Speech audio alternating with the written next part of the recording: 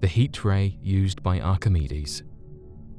On the hit TV show known as Mythbusters, the hosts of the show, known as Adam and Jamie, began the episode with a request on recreating the mythical heat ray that had been used by Archimedes to fight back an entire military during his day.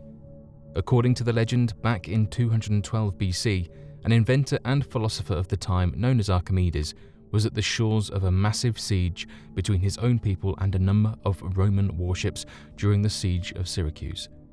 Made entirely aware that his people were both outnumbered and outmatched, Archimedes began constructing what was referred to as a burning glass that would be able to burn the Roman warships and protect his people. A number of the legends and different variations exist that claim he used one large mirror to reflect the direct sunlight, whereas others claim he used the shields of 70 soldiers to redirect the light at the warships to catch them on fire. This legend has often been challenged by a number of researchers from around the world, claiming that such a story is completely fabricated and that the physics of the encounter don't seem to add up. This led to the TV show Mythbusters attempting to recreate the event, only to find that they were completely unable to ignite a model ship at all with the use of reflective shields of the recreation of a death ray using mirrors as outlined by Archimedes. Regardless of these finds, many still believe that the event had occurred at one time, given the fact that the legend had been recorded by both Greek and Roman historians recounting the event. Considering the fact that these historians only wrote down verifiable events, it leads many to believe that perhaps Archimedes constructed a whole different form of technology to assist with his death ray that led to the end of the Roman siege at Syracuse. The fall of the Sumerians. Despite their influence, power, strange myths, and religions, as well as their incredible dominance in the evolution of humanity throughout these ancient times, it appears that the ancient Sumerian civilization came and went in the same mysterious fashion that the civilization has been shrouded in since its discovery. Though some researchers believe that the ancient Sumerians may have been conquered by the Akkadians, not much is truly known about the ancient civilization, and next to nothing can be gathered as to their origin or their disappearance, leaving humanity to be a species with an unending form of amnesia surrounding our history, creation, and evolution.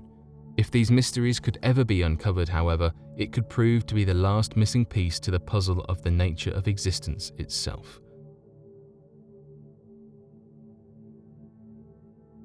Giant stones of Baalbek in Lebanon. The most mysterious ruins of the Roman Empire lie in the city of Baalbek in Lebanon, and among these ruins lie the strange giant stones. During the Roman era, the city of Baalbek was known as Heliopolis, or the City of the Sun. This city featured a huge temple and various other buildings. Modern-day archaeologists have been able to identify most of the buildings and their usage, but the giant stones that lie amongst the ancient ruins are still unexplained. Some of these stones are considered to be from an even earlier era. Weighing more than 1,000 tons each, there are 27 such stones. The largest stone weighs 1,500 tons. It's considered to be the largest cut stone in the world, and the fact that the movement of this stone is still a huge engineering challenge leaves many questions. For example, what technology was used to carve these stones, and how did they move these giant stones? The scale of these stones is absolutely mind-blowing. Another incredible fact that has baffled the archaeologists is the amazingly precise positioning and fitting of these stones. To give you some idea, these stones are fitted with such accuracy that it is almost impossible to insert even a needle between them.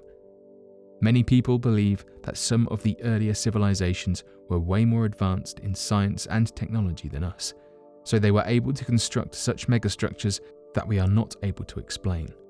Some people are of the opinion that the stones were carved and moved by an early civilization of giants who could lift these stones easily.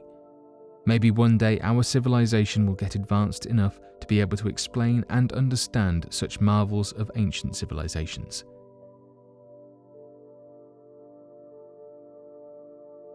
Flexible Roman glass.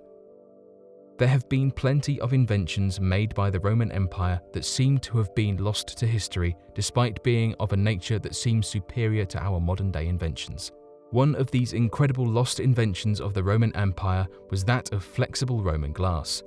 According to the stories written down by the Roman historian Pliny the Elder in his works known as Natural History, there was a renowned glassmaker that was capable of making a flexible Roman glass that was incapable of shattering and was able to bend only to resume back to its normal shape after being bent. The account details that the recipe was discovered during the reign of the Roman Emperor Tiberius Caesar, of whom shut down the workshop of the glassmaker to prevent other glassblowers and prices of precious minerals from collapsing by the introduction of this new material and technique. Because of this, the technology would be lost to time. Today, the only comparable technique to that of unbreakable glass is that of plastic used in the modern day. It could very well be that the glassmaker used plastic to have formed bottles, given the fact that the exact procedure and recipe has been lost to time.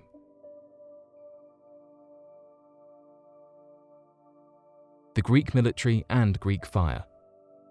Back in 672 AD, there began to be recordings and accounts of the Eastern Roman Empire. The Byzantine Empire, using what was later named the Greek Fire to win a number of naval battles that had previously left their empire completely vulnerable to a number of sieges and naval attacks. This Greek fire had a number of strange characteristics that researchers today are using to try to understand what could have been the formula for the compounds used to create the primitive flamethrower used to burn ships approaching the lands of the Byzantine Empire.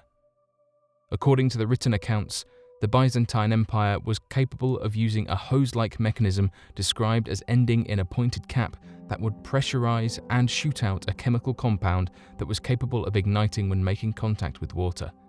This led to the Byzantine Empire winning a number of strategic naval encounters by merely igniting enemy ships on fire whenever they had tried to approach too closely. Additionally, historians on both sides of the fight recounted that the fire was capable of burning even when floating atop the water, a nearly impossible to understand trait of fire at the time of its occurrence. Today, researchers believe that the compound was made out of some form of naphtha or quicklime, but that the exact chemical compound is unknown in the modern day. The exact mechanism for the pressurized hose has also been lost to the written accounts. Despite being one of the most effective naval weapons of its time, even working to end a number of sieges that allowed the Byzantine Empire to survive several more decades, the weapon and chemical compound was such a closely guarded secret that eventually the weapon was lost to time.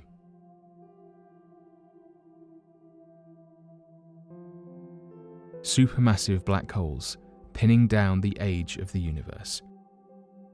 A supermassive black hole contains a mass of the order of thousands up to billion times in mass of that of the Sun. Its pulling force of gravity is so strong that light is not able to escape. The strong gravity occurs because matter has been pressed into a tiny space. From observation, it has been proven that all large galaxies have supermassive black holes at its center. The research on black holes started in the year 1963 by Martin Schmidt. The black hole was originally thought to be a star, but it proved puzzling. Astronomers think supermassive black holes and the galaxies they are in are formed at about the same time, and the size of the supermassive black hole is directly proportional to the size of the galaxy it is in. The location of the supermassive black hole in the Milky Way galaxy corresponds with the location of Sagittarius A in the galactic core, which is 26,000 light-years from the solar system. The observation of distant luminous quasars has been a major constraining factor for theories of supermassive black hole formation. It indicates that supermassive black holes of billions of solar masses had already formed when the galaxy was less than 1 billion years old.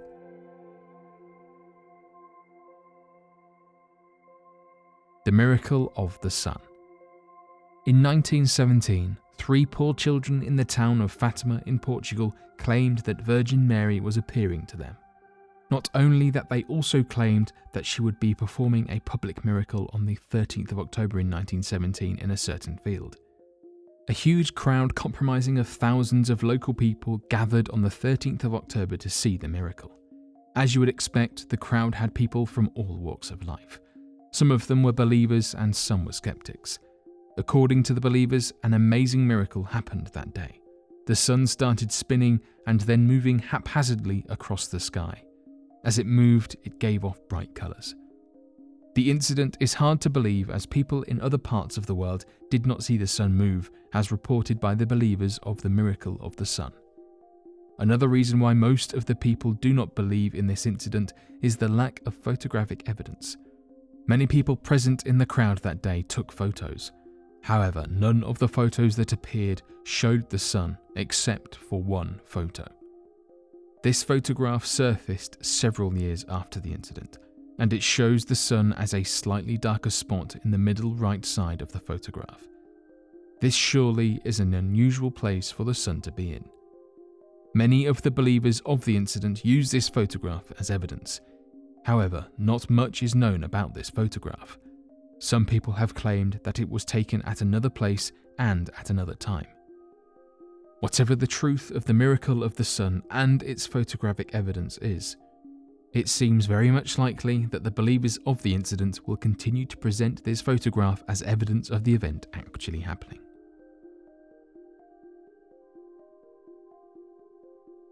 The mysterious radio signals from the M82 galaxy. For 10 years now, astronomers have been picking up mysterious radio signals from the M82 galaxy. Located about 12 million light-years away, the Messier 82 is a starburst galaxy located in the Ursa Major constellation. This galaxy is 5 times more luminous than our Milky Way galaxy, and its center is 100 times more luminous than our galaxy's center. Receiving a radio signal from such a distant galaxy is quite mind-blowing. It opens up all kinds of possibilities. Researchers do not know anything about the object that is making these signals. The first signal from the M82 galaxy was received by the Parkes Radio Telescope in Australia. Up until now, more than 20 signals have been discovered. As you would expect, this is one of the hottest topics in astronomy today. Some scientists have given the theory that these signals are coming from the high-energy pulsars that are being consumed by a black hole in the M82 galaxy. Another theory points towards the possibility of massive cosmic explosions. And then there is always a possibility, as per our own understanding, that an alien race might just be trying to contact us. The discovery of these mysterious radio signals from the M82 galaxy has given scientists a new hope about the possibility of an alien civilization. At the same time, it has also opened up a whole new mystery to be solved by researchers. Will we be able to see this mystery unfold during our lifetime? Only time will tell.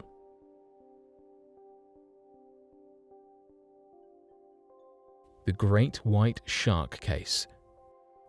One of the most recent underwater mysteries that have left many researchers fearful for what might be lurking under the waters is that of the missing Great White Shark Case.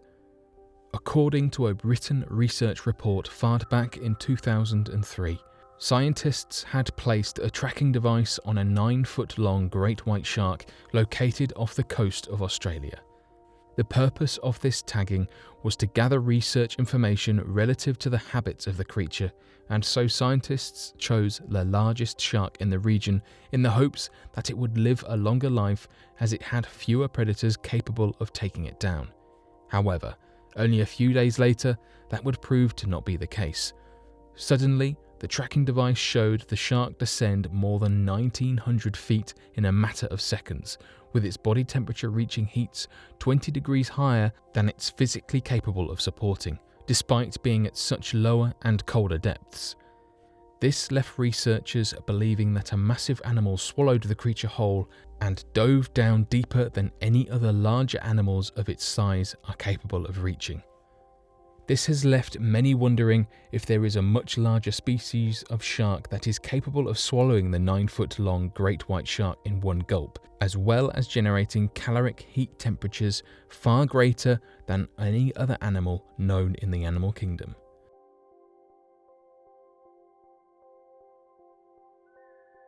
The mystery of Roman concrete.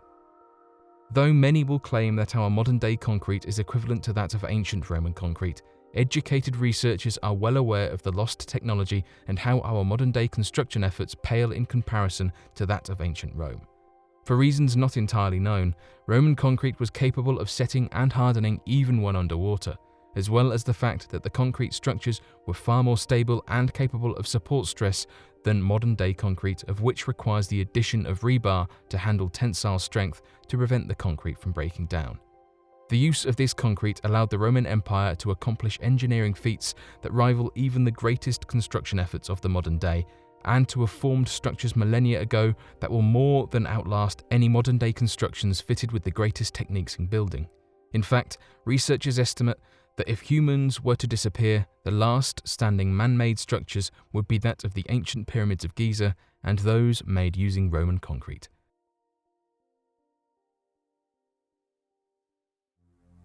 The Close Encounters of Cusack.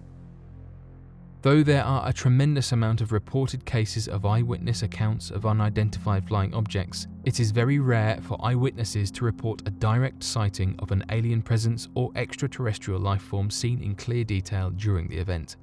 This appears to not be the case when analysing the close encounters of the commune of Cusack located in France.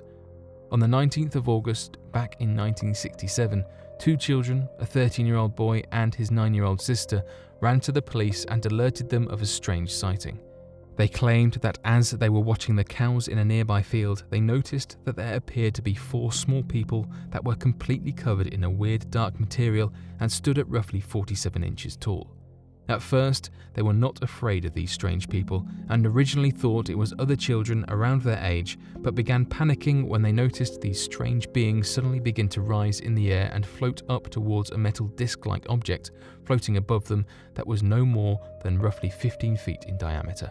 At first, the officers didn't know what to make of the kids' story, but noticed that the children appeared to be truly fearful as they continued to describe the scene in vast detail.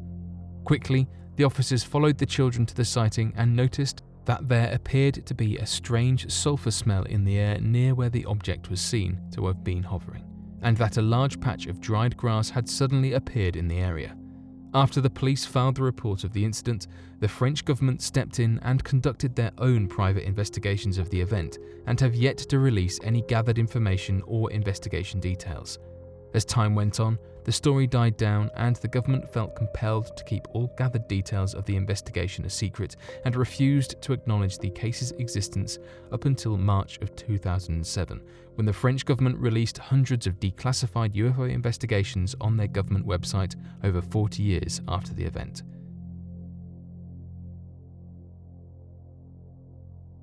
Hundreds of millions of planets and the Andromeda Galaxy. The Andromeda Galaxy, or alternatively known as Messier 31, M31 or NGC 224, was originally known as the Nebula Galaxy. Andromeda Galaxy is the closest major spiral galaxy to our Milky Way, with a diameter of 220,000 light-years, although we have several dozen galaxies closer. The Andromeda Galaxy can actually be seen on a clear night from a place with a dark sky. The distance of the galaxy to the Earth is currently at 2.5 million light-years. The current name given to the galaxy was gotten from the Andromeda constellation, which appears in the Earth's sky. The Andromeda Galaxy has an estimated number of stars at about 1 trillion. That is about twice the number of stars in our Milky Way galaxy. At about 10 billion years ago, the Andromeda Galaxy was formed from the collision and merger of proto-galaxies. Initially, astronomers thought the Andromeda Galaxy was a solar system in the process of formation. However, the Andromeda Galaxy was resolved to individual stars in the 20th century. Even though the Andromeda Galaxy has more stars than our Milky Way galaxy, its mass is not as much because the Milky Way is assumed to contain more dark matter. The Andromeda Galaxy has a concentrated bulge of matter in the middle, surrounded by a disk of gas, dust, and stars with an immense halo. The Andromeda has dwarf galaxies just as the Milky Way, with about 14 known galaxies. The only 2 galaxies that are best known and readily observed are the M32 and M110. In the next 4 billion years, astronomers estimate that the Andromeda Galaxy will collide with the Milky Way, and this merger will end after 6 billion years from now. The Andromeda is approaching the Milky Way at about 68 miles per second. This collision will change the structure of these 2 galaxies permanently. But before that time comes, the sun would have swollen to a red giant, consuming terrestrial planets like the Earth. We definitely have more to be worried about before the collision between the two galaxies.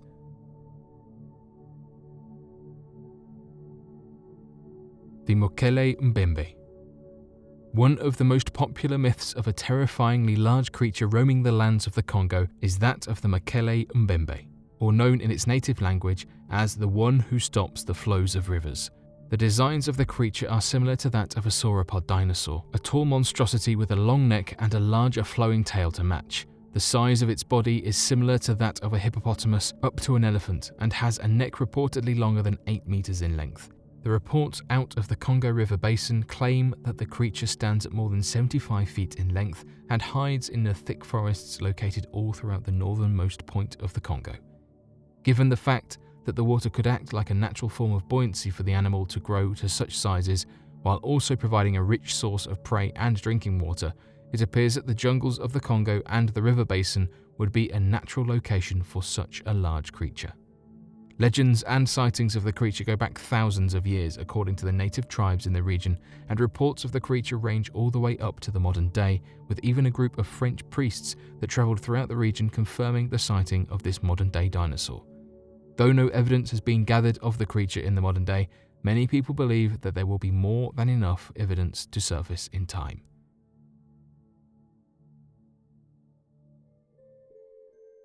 Slayer's Slab. Following mysteries surrounding the legends of the Knuckers and other dragon-like stories across England, the rumours surrounding the Slayer's Slab continues to be one of the centres of stories of folklore surrounding that of a knight slaying the last Knucker found in England. According to the story, the King of Sussex believed that the Knucker living nearby their collection of villages was becoming far too powerful for any one man to defeat. This led him going to a wide variety of knights in the hope that a small army could be formed, but no man was willing to fight for the king to slay such a beast. It was not until the King of Sussex offered his daughter's hand in marriage that a single knight came to the king in the hopes of defeating the dragon and wedding the Princess of Sussex, of which normally would have been an impossible ceremony to perform, as knights were prevented from being romantically connected with royal figures.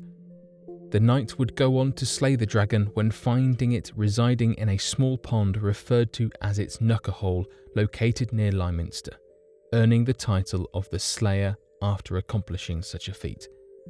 After the beast was defeated, the knight returned to marry the daughter and later settled down in Lyminster for the rest of his natural life. The Slayer would later pass away in the town and would lead to the rumours of the Slayer's Slab, an unmarked gravestone located at a church in Lyminster that has no name or marking on the tombstone except for that of a cross overlaying a herringbone pattern that led many people to believe it's the grave of the slayer that defeated the last dragon of England.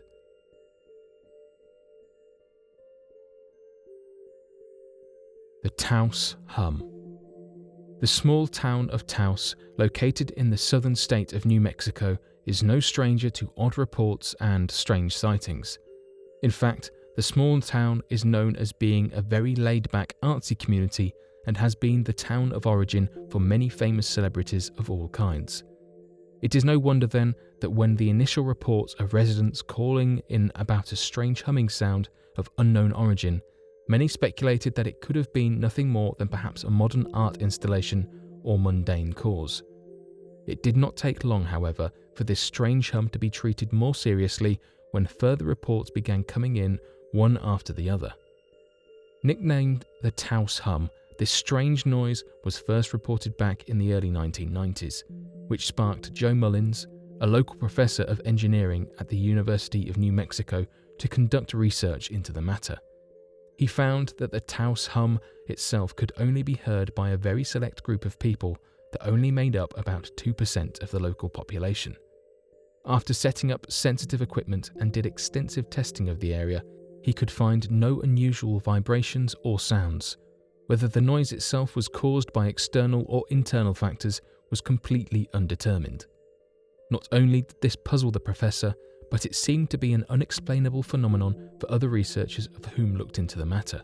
To this day, reports of a strange humming at different times of the day have been heard, and no one finds themselves to be any closer to an answer after all these years. Psychologists have posited that the Taos hum could be nothing more than a sort of mild mass hysteria that many people claim to hear after becoming aware of the strange phenomenon. Interestingly enough, many claim that this could not possibly be the case, as even many tourists visiting the area, unaware of the legends of the Taos hum, claim to hear a strange humming noise upon entering the area of the town.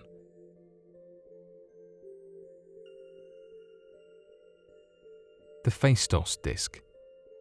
Found on the island of Crete is a disc of fired clay located inside of the Minoan palace of Phaistos that has left many professional and amateur archaeologists struggling to decode the strange symbols found on the disc.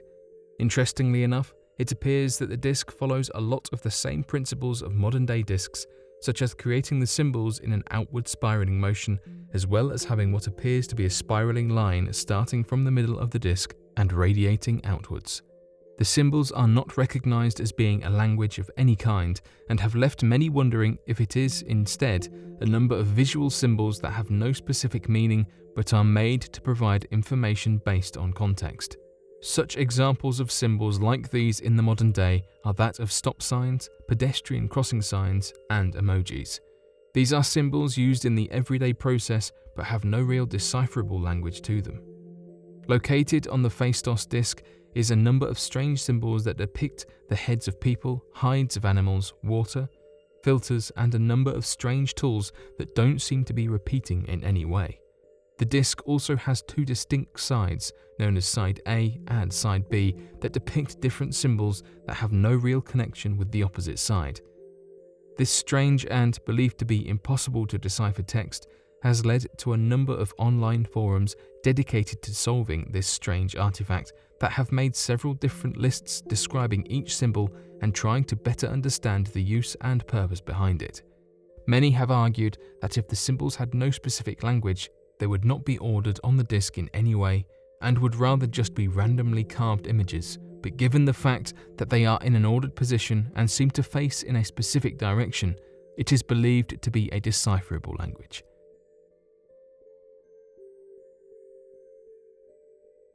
Henry Hudson's mermaid.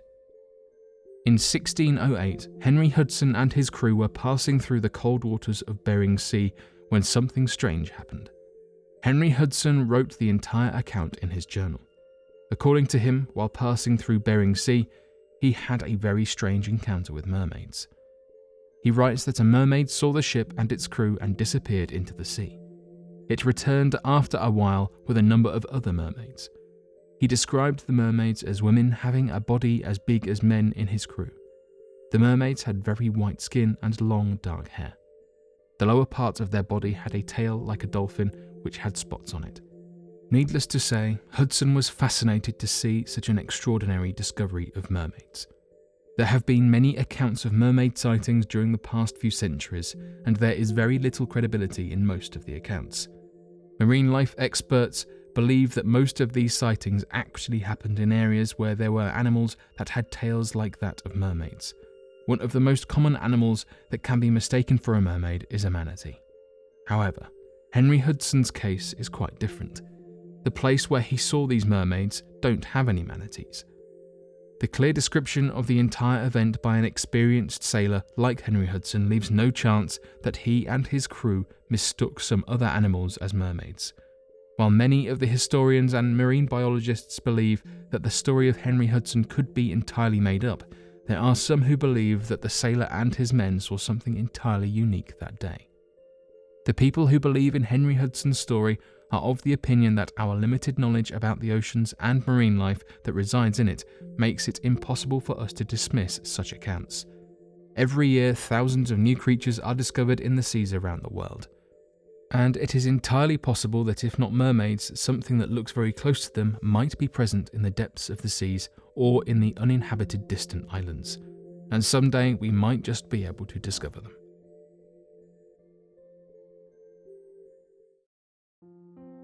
Black dogs of the British Isles. For reasons not entirely understood, there appears to be a string of reported incidents following similar descriptions of a black ghost-like dog that has been seen all around the British Isles. Reports of such a creature, that of Aylesbury, Lyme Regis, Newgate, Northrop, and ring with many other independent sightings coming from all throughout the area. According to witnesses, the black dogs of the British Isles are otherworldly apparitions that many believe to be hellhounds ready to attack anyone nearby. It is described as being larger than a normal dog and featuring a shadow-like body with glowing red eyes.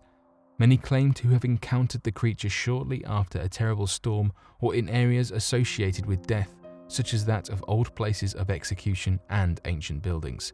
Not much is known surrounding these strange sightings, however. They appear to be growing in number in recent years, as many have claimed to have been attacked by a paranormal creature fighting the description, or even to have been protected and guided by the shadowy beast when they were lost or in danger. Sheep Squatch. Similar to that of its Sasquatch counterpart, the Sheep Squatch of West Virginia stands at over 9 feet tall and seems to be a strange hybrid of a large woolly man with the face of a ram and the large curling horns to match. The creature is believed to be native to the forests of West Virginia, with a number of eyewitness reports of the creature coming out through many different woodlands and mountainous areas. Back in 1995, an incident involving a group of campers out in the forest at night in an area located around a dense forest featured the monster in its entirety. According to the group of campers, they hear what originally was described as the huffing and snorting of a bear in the region, only for the large sheep squatch creature to come running out of the bushes and attempt to attack them. Although they ran away completely unharmed, they claimed they could hear the monster's terrible screams chasing them through the forest. Witness reports of the creature today vary from that of the creature running on 2 legs or crawling around on all 4s with that of a very long tail behind it. Regardless of these variations in witness account, they all compare the monster to that of a ram and give it the name the Sheep Squatch. Today, the creature is known to inhabit mountainous regions all throughout North America, as well as making rare appearances all throughout the denser South American jungles located in Brazil. There has been no explanation of the creature, and it appears that any further evidence surrounding the creature's existence is up for question.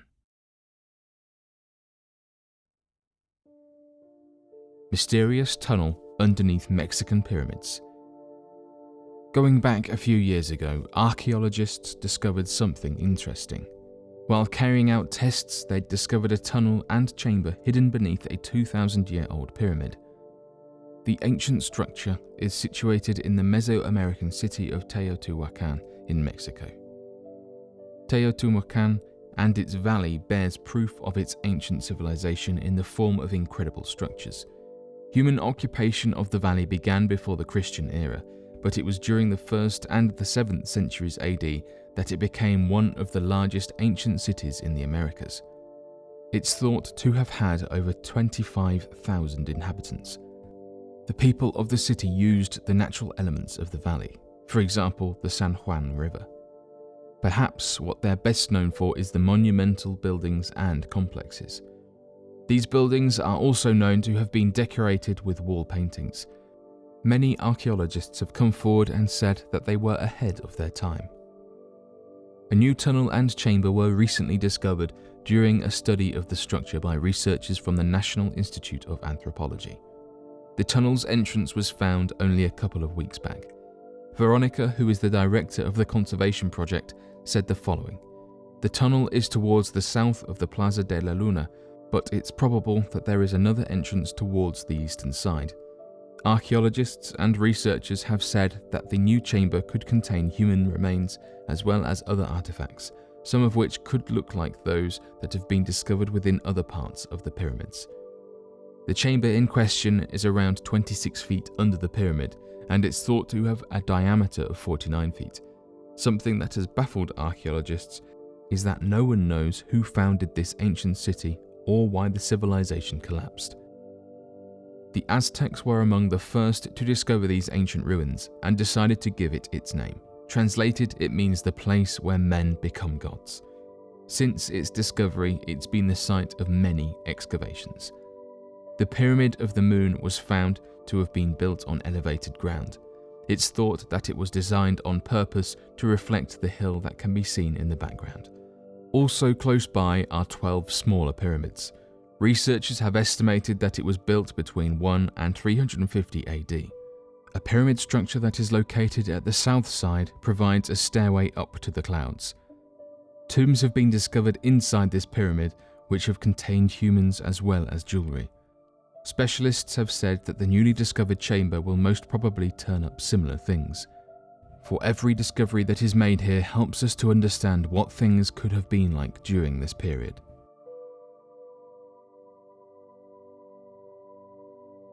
The Kozo artifact.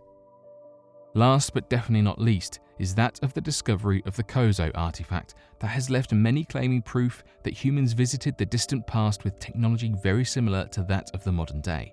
The Kozo artifact is that of an out-of-place artifact discovered near the town of Olancha in the state of California back in 1961, when a group of people were prospecting the area for geodes.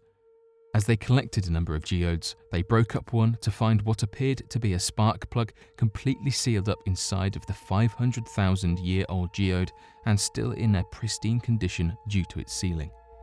Given the fact that such a specific device as a spark plug required for modern-day vehicles would most likely not exist among non-human civilizations and require the coincidental copy of modern-day designs, many use this find as evidence that humans journeyed back as far as 500,000 years into the past and left behind a spark plug that would later find itself encased inside a geode and discovered in the modern day once more.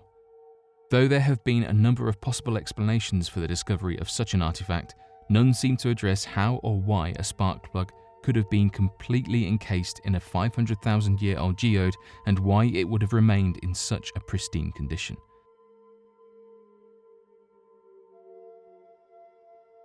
Stonehenge and ley lines. An archaeological site of significant importance that has always been a major fascination amongst the locals of the area and researchers from around the world. Stonehenge has proven to be quite a mystery to anyone who even attempts to try to understand its construction and the techniques behind it. Not only are the large stone blocks that were used in the construction of the monument so massive that even modern means of construction would fail in regards to establishing Stonehenge, but the source of the blocks appears to have been carved from hundreds of miles away, which leads many researchers to question the ability of transporting such large stones to the area. To add to this bizarre strangeness to the formation of the Stonehenge, it has been discovered that the structure appears to have been built with astonishing precision in its placement and carved creation. The structure appears to be able to be used as a complex calendar and can keep track of time to an incredibly mysterious, accurate degree. This does insinuate, however, that not only did the ancients have the technology to cut the stones with laser precision, transport the massive blocks, lift them with tremendous force and place them with perfect alignment, but that our ancestors also had the ability to make megalithic constructions in a very short span of time. This continues to baffle researchers to this day who work to uncover more secrets regarding Stonehenge, such as its weird electromagnetic properties and special materials used in its creation. Others have even argued that the formation of the Great Stonehenge could be direct proof of ancient technologies and extraterrestrial intervention. When researchers attempted to better understand the strange electromagnetic phenomenon experienced at Stonehenge, they began to put forward a theory when plotting on a map a number of other megalithic monuments that point to the idea of one long and massive road that seemed to have connected the monuments in a straight line. This would later lead to the theory that the spiritual placement of Stonehenge was that of a mystical property and that this invisible road could have been a reference to a mystical line of energy.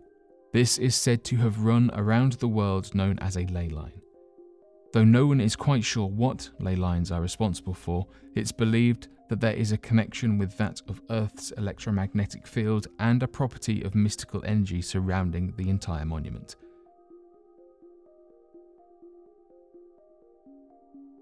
The Ubaid Lizardmen. Aliens, human-lizard hybrids, or an advanced reptilian civilization? This might sound bizarre, but all these are the possibilities associated with one of the most unique archaeological discoveries of all time. Discovered in the famous Al-Ubaid archaeological site of Iraq, the humanoid figures with lizard-like features have baffled the archaeologists for more than a century now. An English historian and Egyptologist, Henry Reginald Hall, first excavated the site in 1919. He and his team found a number of artifacts dating back 7,000 years. Among these artifacts were strange statues of creatures that seemed like humans and had heads like lizards. It's a consensus among scholars that Mesopotamia, which is the region where modern-day Iraq and Iran are located, is the birthplace of human civilization. And this is exactly the place where the Ubaid lizard men, along with hundreds of thousands of other strange artifacts, have been discovered.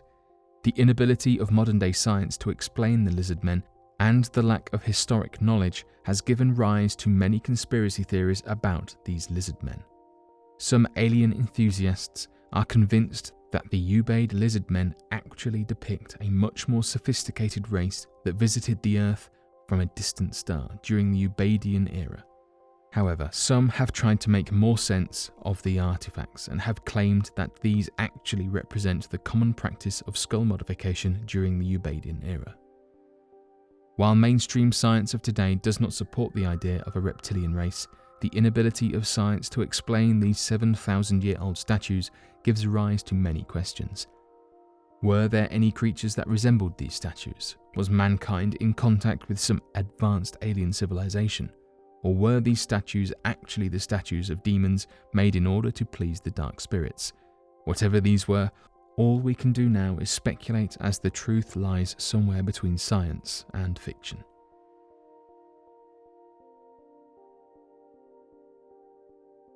Supernova mystery found at the bottom of the sea. Scientists have spent decades researching across the vastness of space in order to learn more about the supernova phenomenon. They could not have imagined that the answers they were looking for would actually be residing at the bottom of the seas.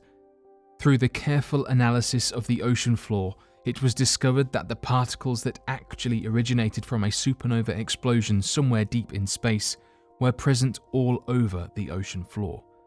Over millions of years, Earth has witnessed many catastrophic events, and it's very much possible that a supernova explosion at a nearby star sent a huge amount of debris towards Earth, that not only caused a lot of destruction, but also became a part of the Earth's geography.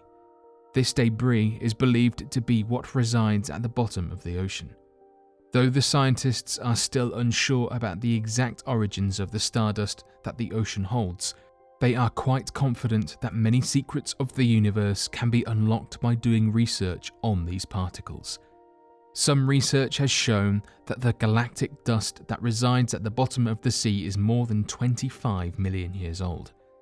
Some historians and researchers have linked the space dust to an extinction event that took place on Earth and wiped off most of the life present on the planet. This discovery of stardust at the bottom of the ocean is quite recent, and it has excited many scientists who are now planning to carry out detailed studies. This has also strengthened the belief that the ocean floor contains many treasures, including some of the rarest and most expensive elements.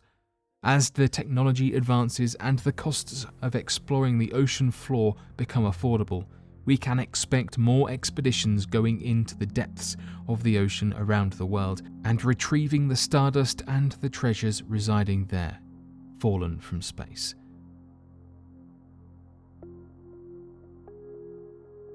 Where is all the life? It might sound like an odd question to ask, given the fact that our little blue planet seems to be teeming with an absurd amount of life and variations of it, but that does not seem to be the case anywhere else in the universe.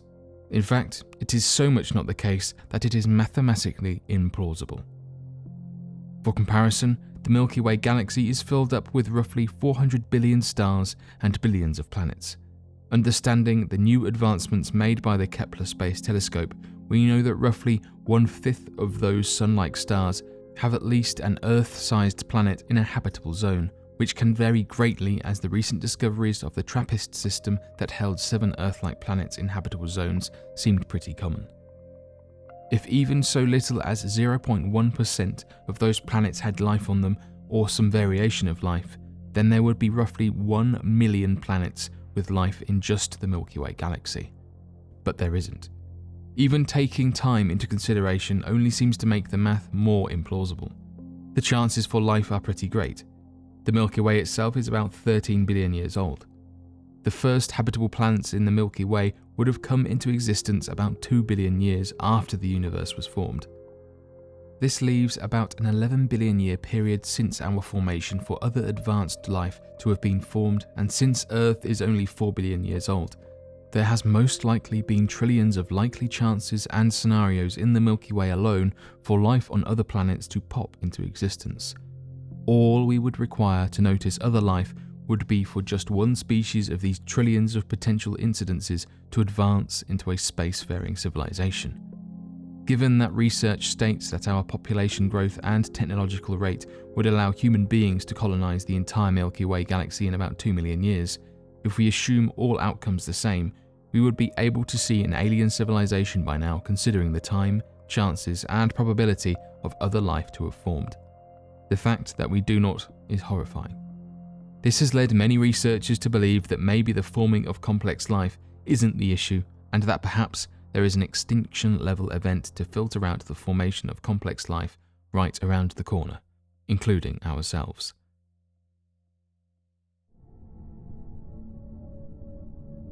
One of the largest predators in the world to have ever existed was that of the megalodon. The giant shark could easily grow up to 60 feet in length, and had a bite more powerful than that of a Tyrannosaurus rex. Strangely enough, although sharing a timeline that would have placed this creature on Earth around the same time as our prehistoric ancestors, suddenly and quite rapidly, the megalodon went extinct. Although the question as to what caused the extinction of this giant shark still to this day remains a mystery. Though many would remark that the size of the megalodon made it an incredible predator that helped to allow the creature to dominate the oceans during its reign, the truth is that the creature's large stature actually proved to be more of a hindrance. In order to support its massive body weight and muscle growth, the body of the megalodon had a tremendous metabolism. This meant the creature needed to consume massive amounts of food in order to not starve. This calorie requirement would have forced the megalodon to eat more than 2,500 pounds of meat a day just to survive. Given the fact that the diet of the massive shark was made up mostly of turtles and seals, the megalodon would have been forced to be in a constant state of predation just to meet its daily calorie requirements, even going so far as possibly eating its own young in times of stress. Given the fact that the megalodon often travelled over vast distances, this led to it winding up in new areas that did not contain an adequate food source and ultimately left the entire species incredibly vulnerable. Although most researchers agree this giant shark went extinct many years ago, there have been whispers of alleged giant sharks being witnessed by those who spend large amounts of time on the water. One such creature has become known as the black demon shark. Over the last 20 years, it's been spotted off the shores of Mexico's Baja California peninsula. These reports and sightings have been made by a number of fishermen across the Mexican coast that claimed to have seen a massive black shark roughly 60 feet in length and resembling the build of a great white shark, but with that of a dark coloration across its body and a massively sized tail. Given the fact that many of these reports fit many of the modern-day recreations using megalodon skeletons, it's led many to believe that it could be a possible hunting ground for the creature. Additionally, many of the fishermen that have reported the sighting have often been veterans in the field, never having once claimed such sightings in the past and having more than enough experience with different species of whales throughout the region.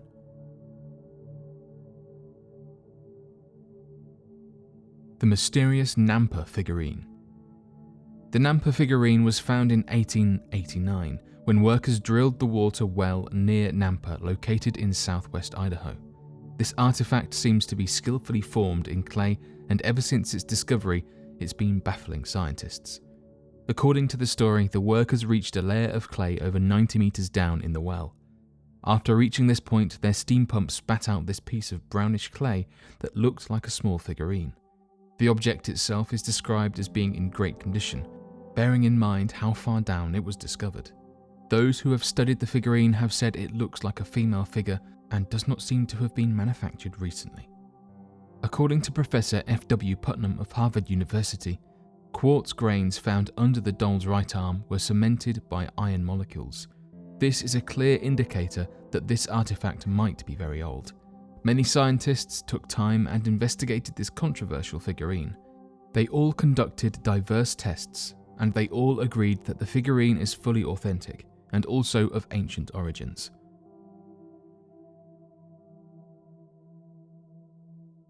The thylacine is still alive. Commonly referred to as the Tasmanian tiger, the thylacine has been a species in recent years that appears to be at the center of a number of monster sightings. These encounters have left many people to believe that perhaps the old species was never fully eradicated back during the hunting eradication of the 1930s. According to documents during the early 1900s, the thylacine was viewed as one of the most threatening animal species to the natural ecosystem, as they multiplied in rapid numbers after feeding on Australian livestock. The abundance of food due to agriculture led to the species growing in large numbers. This was an issue, and the locals began to fear that the thylacine would soon be devouring all of the livestock and moving deeper into towns and villages across the country. This led to the government taking action and promoting residents and farmers to hunt the creature, which led to its entire eradication in 1936 after the last known Tasmanian tiger died alone in an Australian zoo. Fortunately enough, there have been a number of individuals that have claimed to have spotted the creature while going on hikes. Not only did they have their natural striped colours, but were also cited as having the elongated jaws and razor-sharp teeth that many know the Tasmanian tiger to have possessed. As the years go by, more and more sightings of the creature have been made, leaving many to believe that perhaps there are small numbers of the species that survived and are slowly recovering from the losses. Icelandic sea monsters. When travelling to Iceland via cruise line, some tourists have been asked a bizarre question. This comes in the form of the locals asking the tourists if they have seen any of the nearby sea monsters. Although this may sound like a joke, Iceland is said to be full of mysterious sea monsters, some of which have even been captured on camera. Perhaps one of the most well-known sea monsters is that of the mysterious Lagerflucht worm. This creature is often referred to as the Iceland worm, and it's been cited by the locals for hundreds of years. The creature's size ranges depending on who you talk to, but some suggest it's anywhere from 30 to 90 feet in length. The worm is described as looking like a large snake, and every so often it can be seen swimming on the surface. Inhabitants of the area have even come forward and spoke about the creatures of the lake, saying that people and pets have gone missing, and this is shortly after they strayed too close to the lake. Another legend states that if you see the worm, something bad will happen shortly after. After many years of people seeing the creature, a government investigation was carried out, and they declared that the lake creature does in fact exist. In 2012, video footage was taken of the creature, and it immediately went viral. According to Discovery News, the commission ruled that the 2012 video of the Icelandic lake monster is authentic. Some have compared it to the Loch Ness monster, saying that perhaps they are both the same creature. As of right now though, skeptics say that the creature is nothing more than a hoax, and still mentioned to this day to help bring tourism to the area.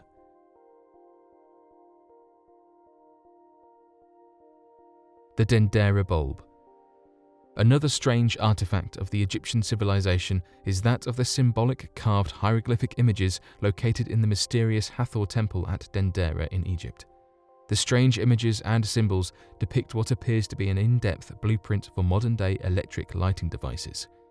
The image included a glass tube with filament inside that appears to connect to a series of connectors commonly seen in modern-day bulbs, an invention supposedly not discovered until 1879.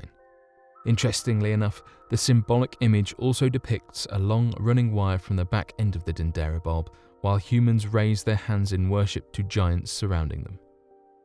Given the vast and extensive amount of evidence we have gathered in the past of a possible race of giants of whom were capable of using advanced technologies to have assisted with the creation of the pyramids at Giza, and have been depicted in many other ancient Egyptian carvings, this could also be overwhelming evidence of the gifts of technologies and advancements provided. Interestingly enough, the temple depicting these devices also seems to have no conventional means of lighting. The hallways are so long and narrow that using mirrors to shed light into the rooms is not possible, and the use of torches were not existent due to the fact that no residue of ash has been found on the ceilings of the old temple, which is a common way to discern lighting practices in every other building in the area. This could be proof that not only were traditional methods of lighting not used, but that perhaps an alternative source of lighting was provided in the region. Many Egyptologists argue that the depiction is nothing more than a collection of symbols drawn in a way to appear nearly identical to modern-day light bulbs. However, given the fact that these symbols have never been seen outside of this one depiction, this theory appears to be quite a stretch for the overwhelming evidence provided in the ancient alien community.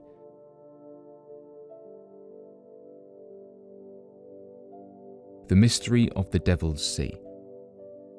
The main cause of the legends of the Devil's Sea was that of the unexplained disappearance of 9 ships. Between 1950 and 1954, 9 modern ships of that era went missing in what was described as perfect weather. This sparked the anomalous properties of the Devil's Sea, although many claim that the Devil's Sea and its dangers go back centuries. It appears that the majority of cases have been fairly recent all throughout the area. What many are not aware of is that before the area was popularly given the name the Devil's Sea, government officials were already well aware of the strange danger of the location. In fact, the Yokohama Coast Guard of the region outlined the area as a danger zone that was to be avoided at all costs, though never elaborated as to why the area was given that classification. Several years later, this danger zone would end up resting right in the middle of the Devil's Sea Triangle. Interestingly enough, despite the area having been given the danger zone title, the government attempted to deny that the Devil's Sea had ever been a dangerous area. This was after the myths and rumours of the Devil's Sea began causing a strain on the economic shipping conditions and port docking. It's not just ships that have gone missing, people have also experienced alleged paranormal entities. For example, one captain reported seeing a large black mass hovering above the ocean.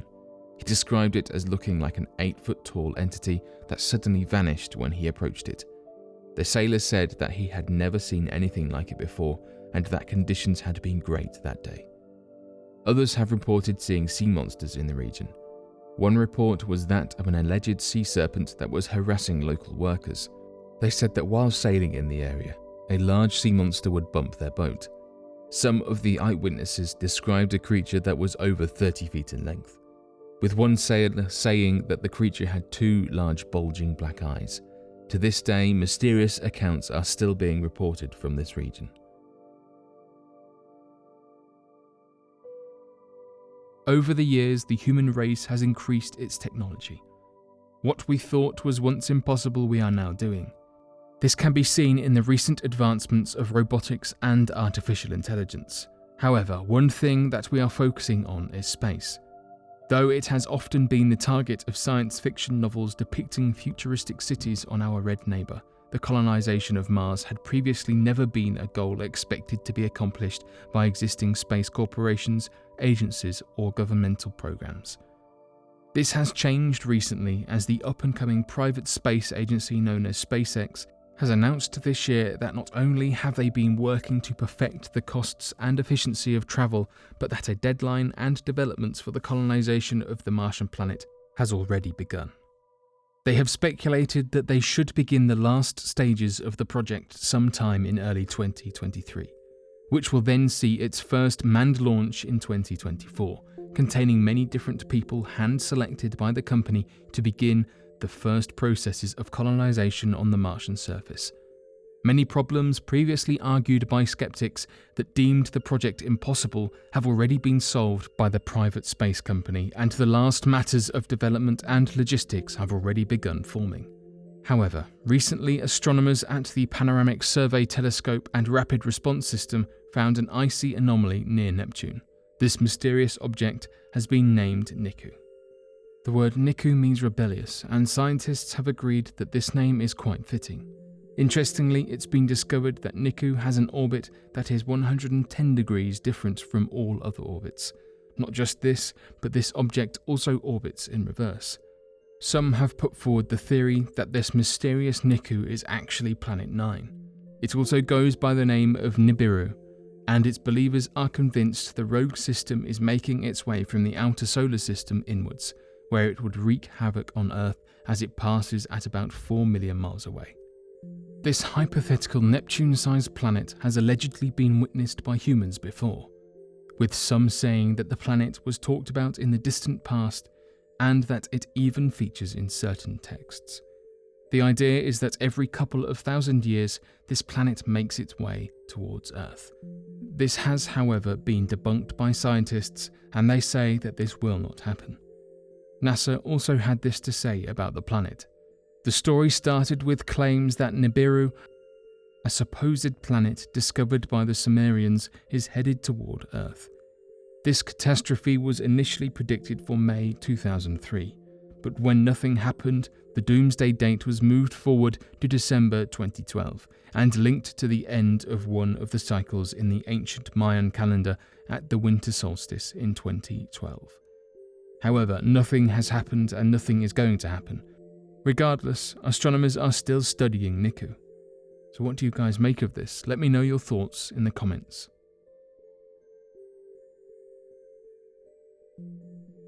The accounts of the Sea People.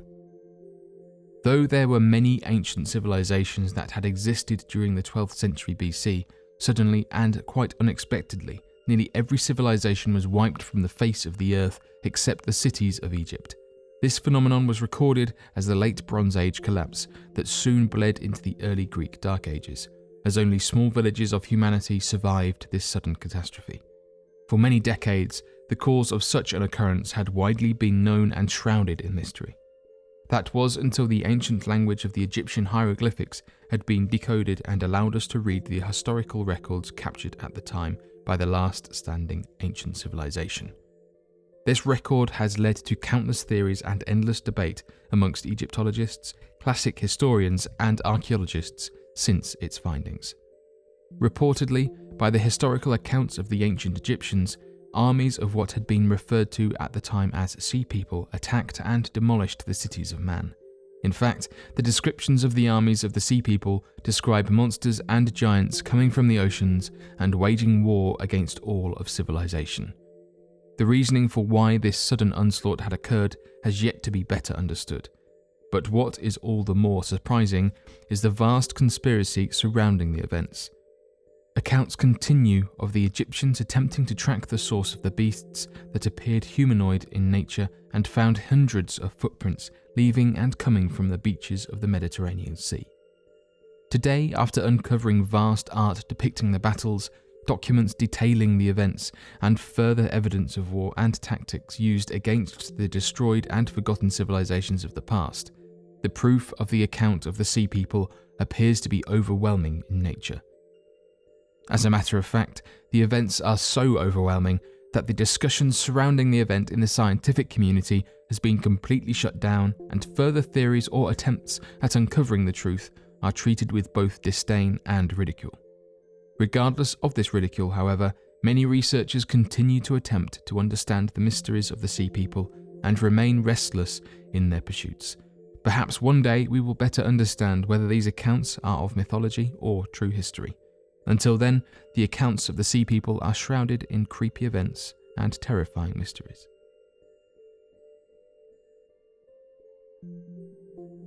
The Amela Ntuka.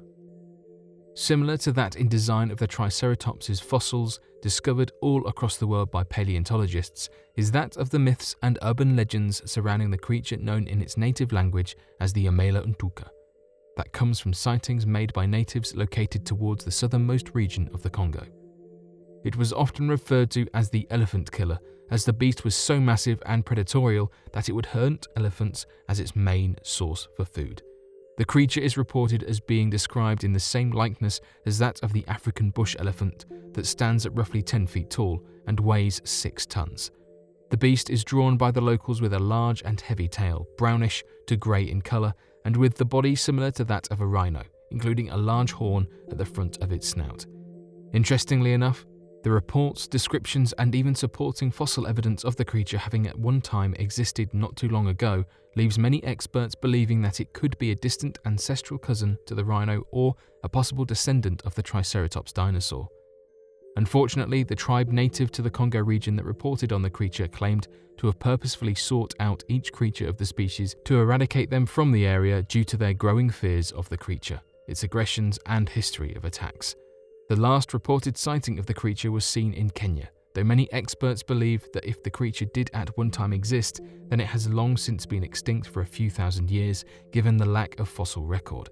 Interestingly enough, however, the tribe reports that the last of the creatures to be killed was back during 1930, with claims about a man that removed the horn from the body of the creature and holds it in his personal possession.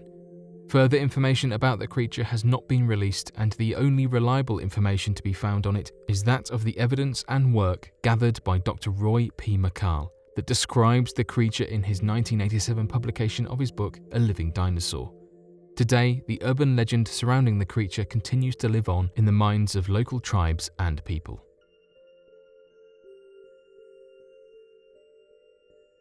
The Hook Islands Monster. Also referred to as the tadpole creature, the Hook Islands monster is described as being a 90-foot-long sea monster that resides in the waters located off of the shores of Hook Island. The first recorded sightings of the sea monster took place back in 1964, when a man by the name of Robert Le Serec encountered the creature and took photographs of the encounter, providing evidence of the existence of the creature that was impossible to fake at the time. This has led to the creature and the gathered evidence as being a major point of debate amongst zoologists that argue that it could have been possible a gigantic oceanic manta ray, of which normally have bodies reaching longer than 27 feet in width, or perhaps that of an undiscovered massive underwater sea creature. Robert Le Serec also wrote that the head of the creature was large, roughly 4 feet from top to bottom, with an extremely long tail roughly 2 feet in width trailing behind it for the majority of its length.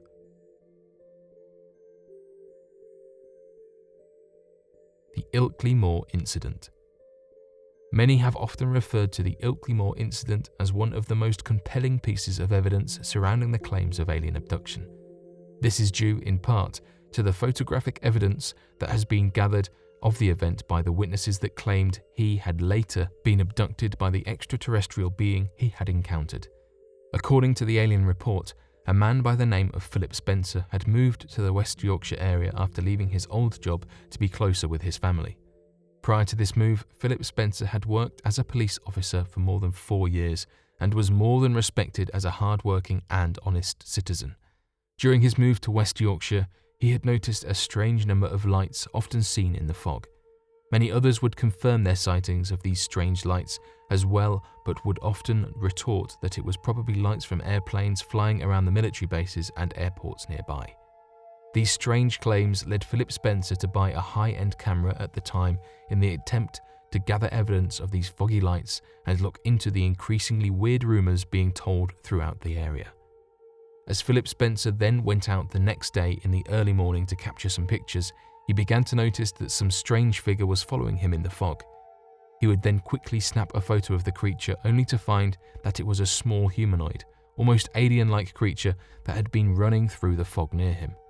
Without thinking, he chased the entity until he noticed a large dome-shaped aerial craft lift from the ground near him and take off into the sky. It wasn't long before Philip Spencer then began running back into town, noticing that more than an hour had went missing between his sighting of the craft and the moments shortly after it disappeared. Today, the picture taken proves to be one of the biggest pieces of evidence of the small grey aliens often reported by alien abductees. Additionally, many have claimed that the lost amount of time experienced by Spencer may have been an abduction event that was later wiped from his memory after the encounter, shrouding that time in complete mystery.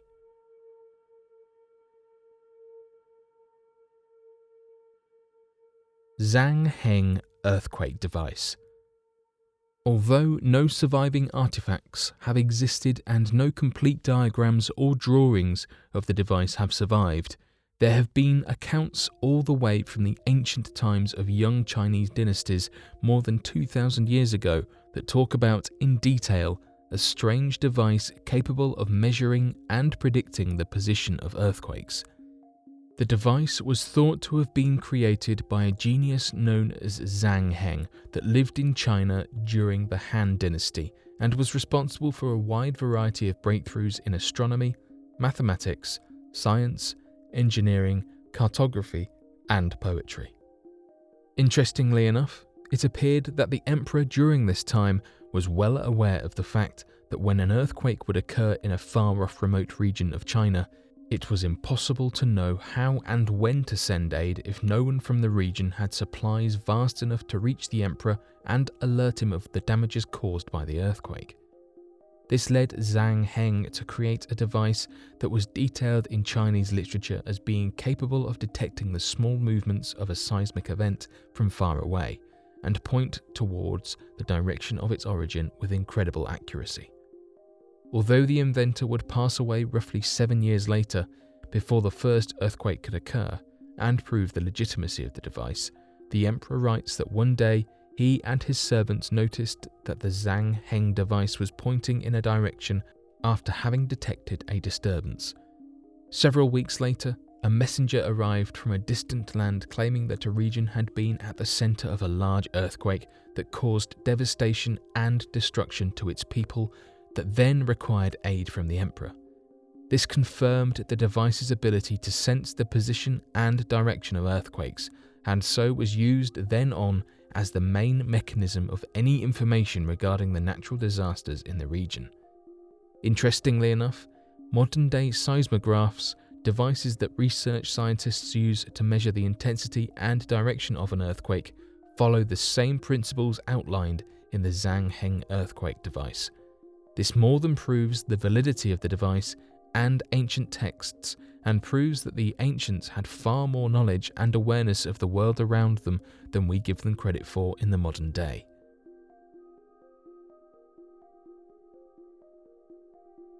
The mystery of the Anunnaki. Many of the oldest recovered documents and tablets in the world come from ancient Sumerian account, which makes it not at all surprising that so many witness accounts exist from this time that go into vast detail of the mythologies and religions and the ancient Sumerians. One of the most notable accounts in the modern day being their self-proclaimed encounter with the god of their time. The ancient Sumerian gods were described as being large, intelligent beings that looked similar to man but with the capabilities of flying through the skies on large metal dragons that would breathe out fire as they ascended.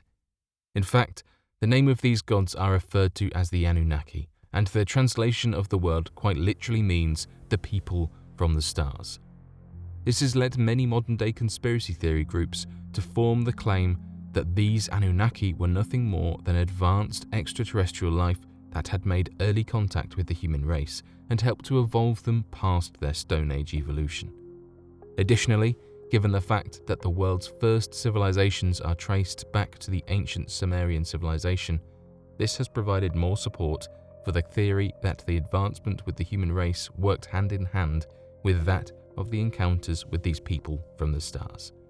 This has led many to wonder who or what the Anunnaki were, and any scriptures surrounding such beings to be studied religiously in the hopes of uncovering more evidence for this ancient alien hypothesis and the development of the human race during this time.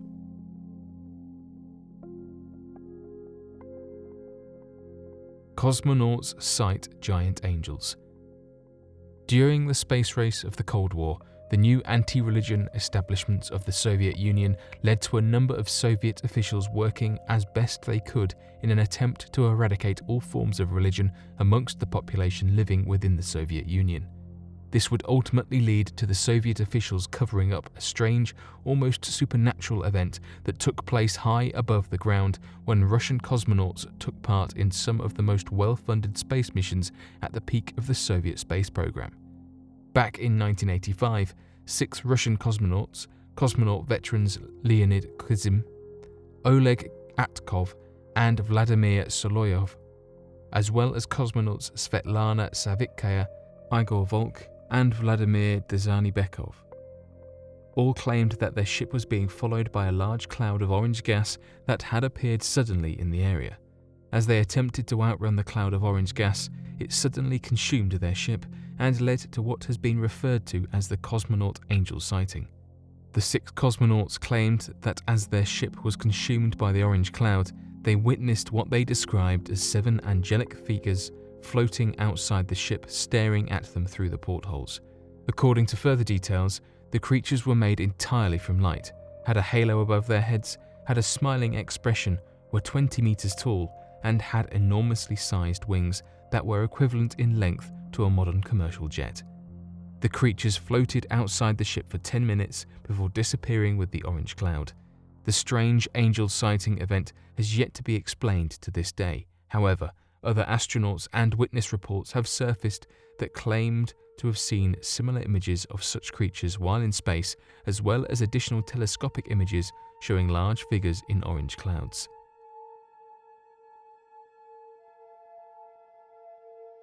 Atacama Raptor.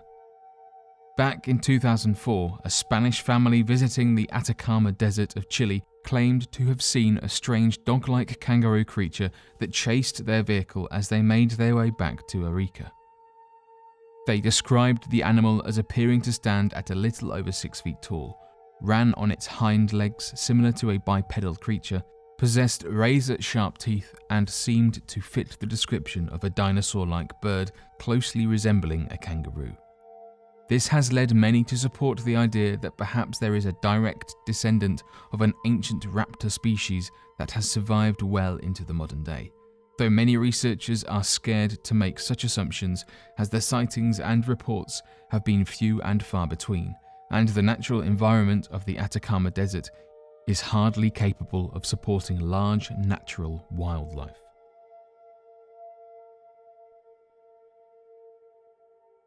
"4,500-year-old Egyptian ramp system."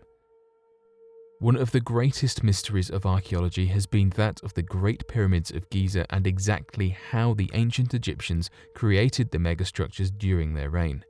It appears that during a recent archaeological survey of the site taken back in 2018, researchers have found an ancient ramp system at the ancient quarry site of Hatnub, located in the East Desert of Egypt. Tests and theories have shown that the contraption could have been used by the ancient Egyptians to transport massive alabaster stone up a steep ramp that would have allowed them to move stones the size used at the pyramids of Giza for construction.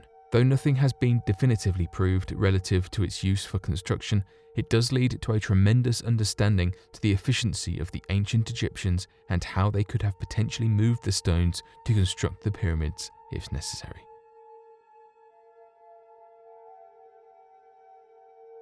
Sightings of the Thunderbird. Although the name might not indicate a single species, the Thunderbird is the appearance of a large single bird seen flying overhead in different parts of the world.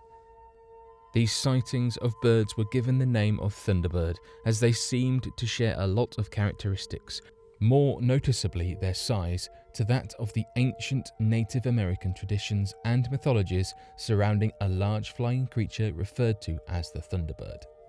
This has left many people wondering, however, if the creature is a modern-day sighting of a pterosaur, as similarly discussed previously, or that it is a single species of the Thunderbird as seen and recorded in ancient Native American legends.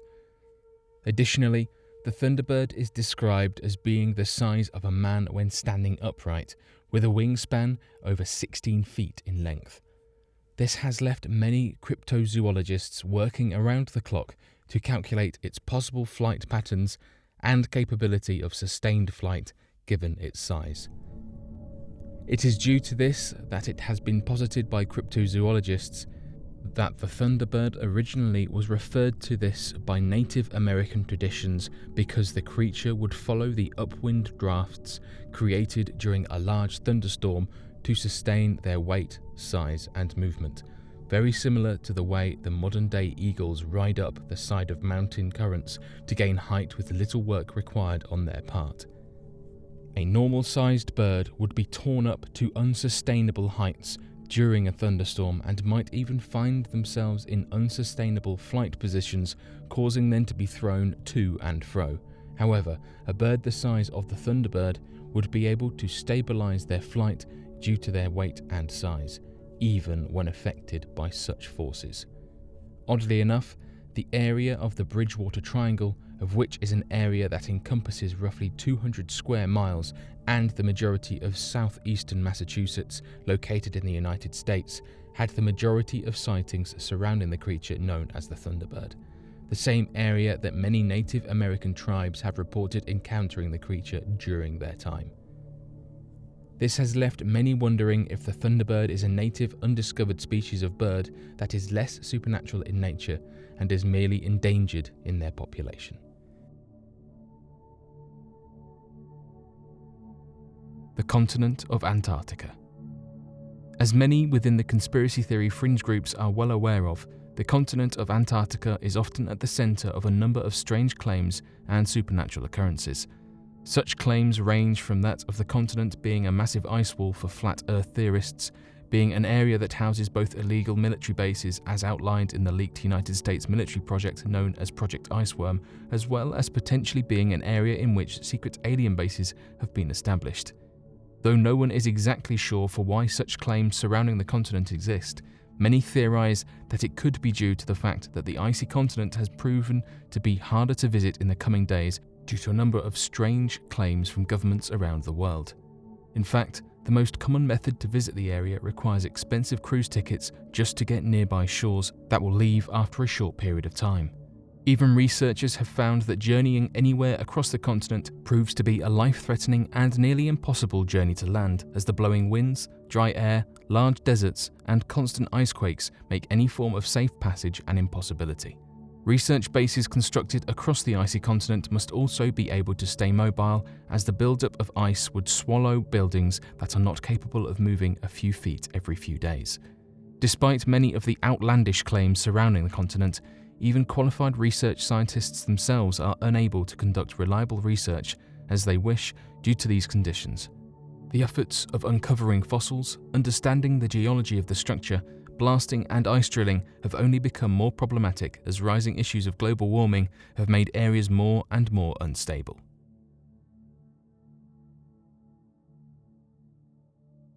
Viking Sunstone Compass. It is no secret that the Scandinavians were seen as the greatest seafarers of their time, responsible for some of the most incredible navigation breakthroughs and land discoveries that many other nations refused to even attempt at the height of their power. The cause for their seafaring skills have often been a mystery, but several researchers now believe that, with the use of crystals, the ancient Viking people were capable of navigating the ocean and snow-filled overcast days, even when the sun and sky were not visible to be used for navigation. Referred to as sunstones, the Vikings described using a number of small crystals to assist with navigation even when the sun was not visible in the sky. The way this was accomplished was by holding the crystal up to the sky and moving the crystal around until it would show the position of the sun. Historians had first believed that the stories explaining the use of the sunstone as navigation were merely allegorical and had no real bearing in navigation of any kind, as no surviving instances of these sunstones are around today. Interestingly enough, however, researchers have begun to realize that by using polarizing crystals, it is possible to find the location of the sun even when the sky is overcast, and even when the sun is behind the horizon. This has led researchers believing that perhaps the sunstones were these special crystalline structures, but that any evidence to how they would work is still being researched and understood in the modern day.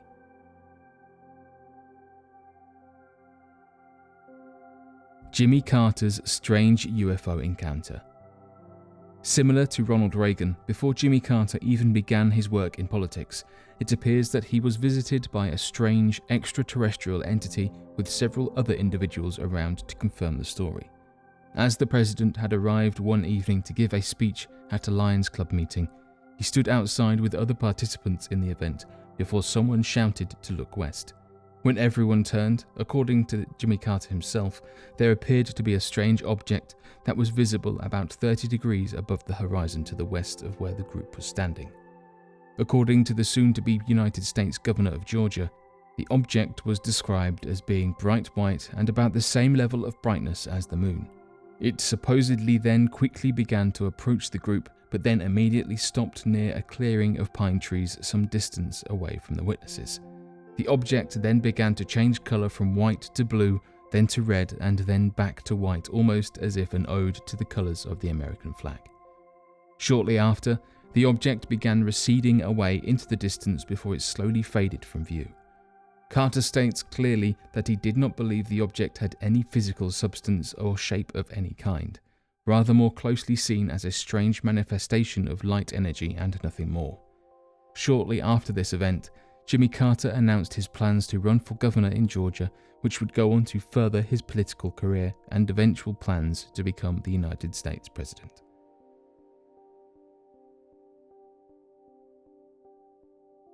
The laptop of ancient Greece. One of the most interesting characters across that of ancient Greek culture is that of the written accounts of the influential oracle of Delphi. The oracle was described as being a high priest position that often carried over to the next priest after the death of the previous oracle and the following selection of the new oracle.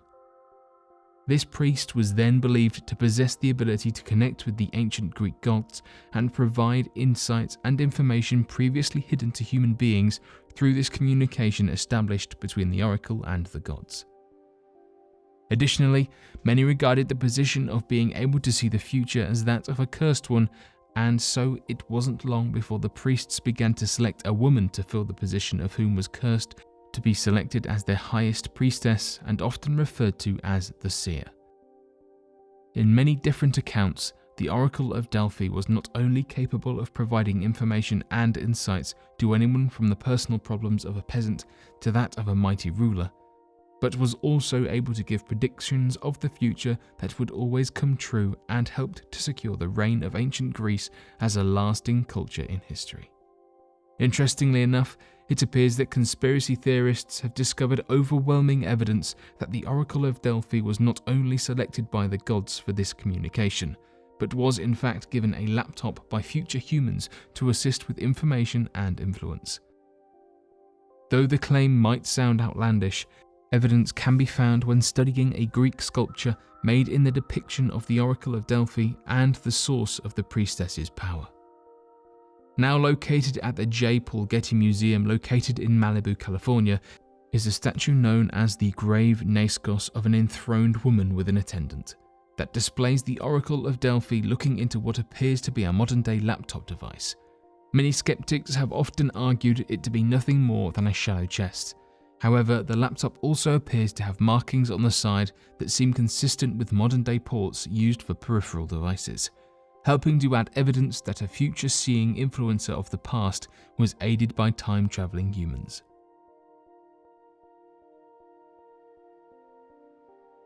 The Lost Tomb of Antony and Cleopatra.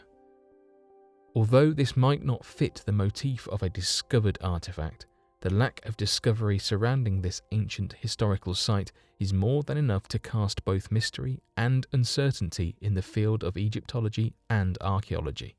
One of the most sought-after discoveries in the field of archaeology is that of the discovery of the lost tomb of Antony and Cleopatra. According to ancient accounts, after the Roman leader Augustus defeated Antony and Cleopatra back in 30 BCE, he permitted them to be buried together in the city of Alexandria located in Egypt. Despite this report and detailed announcement of the Suetonius and Plutarch records that elaborated that Antony had been cremated and placed into a large jar, Egyptologists and archaeologists are more than confident that the body of both rulers will be found mummified in a traditional Egyptian manner. Back in 2008 and 2009, popular Egyptologist Zahi Hawass announced that with the discovery of the Temple of Osiris within the city of Alexandria in Egypt, that he will be able to find the hidden tomb of Cleopatra and Antony. Unfortunately, despite more than 27 tombs being uncovered and 10 different mummies located in the region, not one of the tombs was indicative of that of the long-lost tomb of Antony and Cleopatra. Recently, however, there has been evidence of additional sites below when using ground-penetrating radar back in 2011. Still, the tomb eludes researchers to this day that have long since believed that raiders and other private collectors have probably already found and looted the tombs long ago.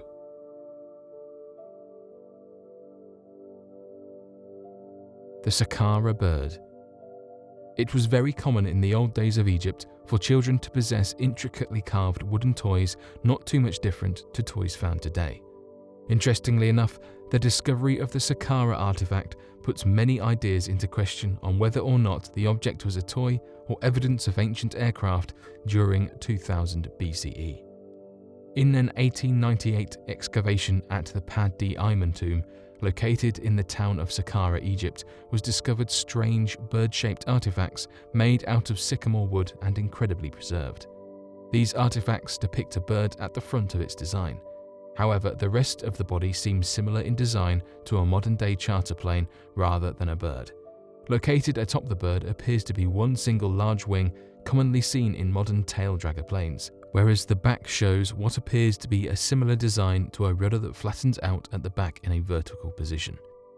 Further evidence of the ancient Egyptian gods wielding advanced technologies is the fact that the bird face used for the Saqqara bird is that of a falcon, an image commonly used to depict many of the Egyptian gods and their power.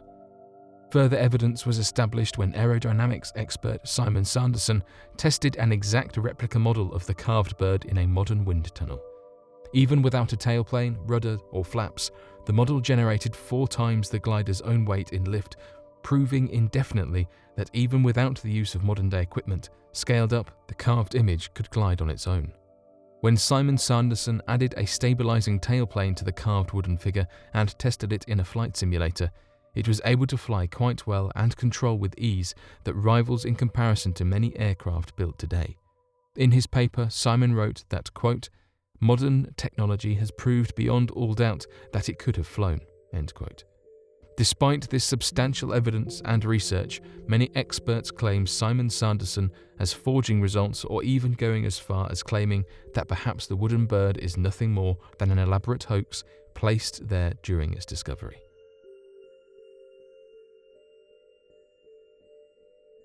The dragon Aurora Borealis.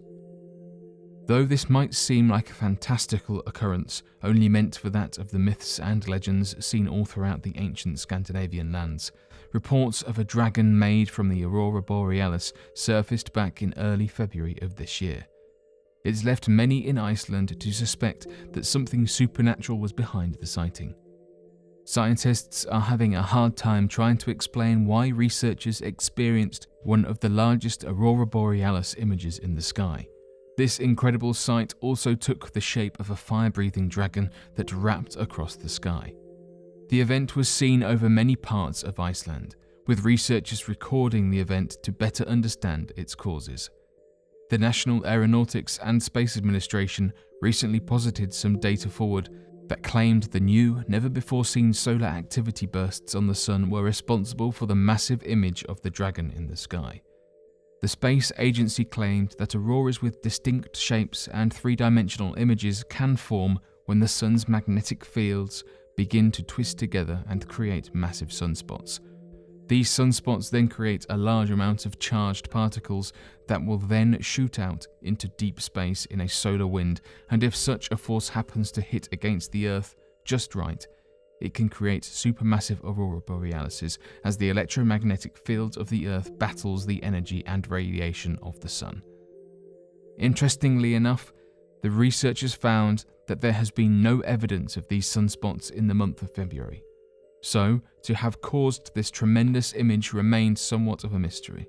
This meant that scientists all across the world did not seem to have any source of reason as to why the image appeared, and the naturally formed aurora borealis was so different to its normal formations. Additionally, researchers of whom took the photographs claim that there were many different images rather than just that of the dragon, such as the image of a large phoenix-like bird and the detailed body of the dragon moving through the sky.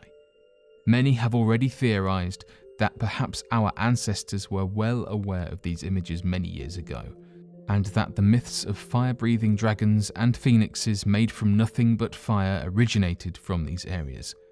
The images are incredible to look at, and going back years ago, when we didn't know about how they were created, it's easy to see how people would think they were real-life dragons.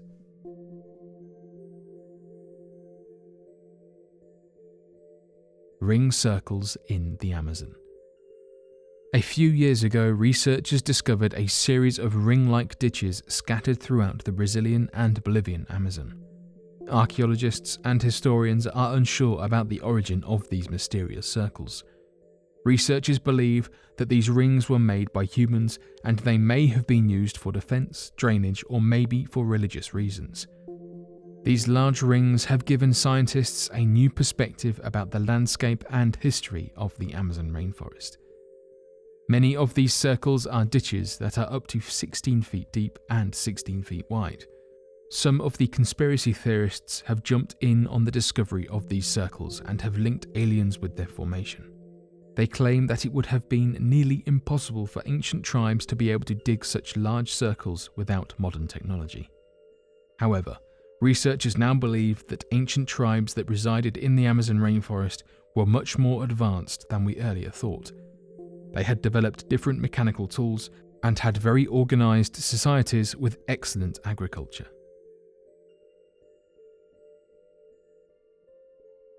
Truck driver uncovers more Nazca lines. It was in 1927 that a Peruvian archaeologist named Toribio Mejia Zespi first discovered the mysterious Nazca lines. Since then, the researchers have studied these geoglyphs and tried to unravel their mystery or understand their purpose. However, they have not been able to know much about them. These lines are formed on the ground by a shallow trench having a depth of 4 to 6 inches. The aerial photographs show these lines to be images of different animals, trees, plants, etc. The archaeologists believe that these lines were made between 500 BC and 500 AD. Considered to be an amazing archaeological wonder, Nazca lines are regularly visited by archaeologists as well as tourists who want to see these mysterious drawings. In 2018, something that no one could have imagined happened. A truck driver ran over the Nazca lines and damaged many of the lines. He ignored the warning signs and continued driving over the heritage-listed site. As a result, 3 different geoglyphs were damaged. However, it could not be proven that the truck driver did this on purpose, and as a result, he was released without any penalty. This unfortunate event on one hand destroyed parts of 3 geoglyphs, but it unexpectedly had a silver lining. The accident led to the discovery of new Nazca lines. While closely observing the damage caused to the Nazca lines, the archaeologists discovered a set of new Nazca lines, much thinner in size. The archaeologists used drones to assess the damage and to fix the historic site. These drones revealed something that the satellites could not reveal. The new thin Nazca lines were so faint that they could not be seen from human eye either. Researchers now think that there could be even more faint Nazca lines, and these could be revealed in the coming years by using even more advanced drone and camera technology. The Zimbabwe aerial school encounter. On the 16th of September back in 1994, there was a sudden influx of strange reports made by citizens all across the country of unidentified flying objects hovering over houses and small towns. These string of reports would only be quickly forgotten shortly after, however, since during this time there had been a much more impossible to explain encounter that took place. Known as the Zimbabwe aerial school encounter, more than 60 kids claimed to have been witnesses to a large unidentified flying object that was described as being metallic and disc-shaped in design, with several small grey aliens emerging from the spaceship and communicating with the children telepathically. This reported event would then lead to an investigation from BBC reporters, as well as countless hours of recorded interviews and footage with the children that all confirmed each other's stories and were described as being filled with genuine fear and honesty. Despite the overwhelming evidence of the encounter and the claims made by the children, the story would be quickly covered up shortly after and is still, to this day, one of the most obscure claims in the extraterrestrial community.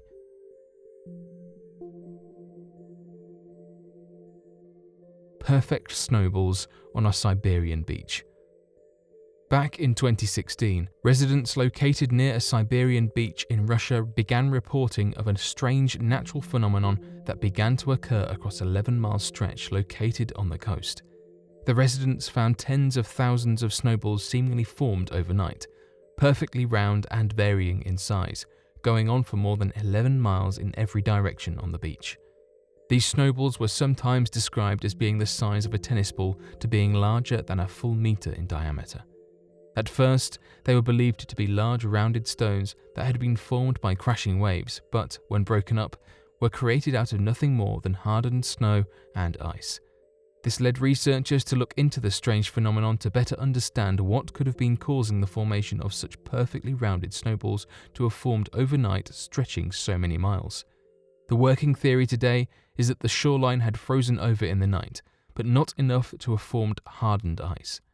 This frozen shoreline, mixed with crashing waves, would have been formed into a slush that could be rolled by the ongoing winds in the area to form large, perfectly rounded snowballs across the beach. Though this would require a number of perfect variables, it would help to explain how so many could have been formed overnight, and none could continue to be formed during the day, as any evidence of the slush would have been completely melted away.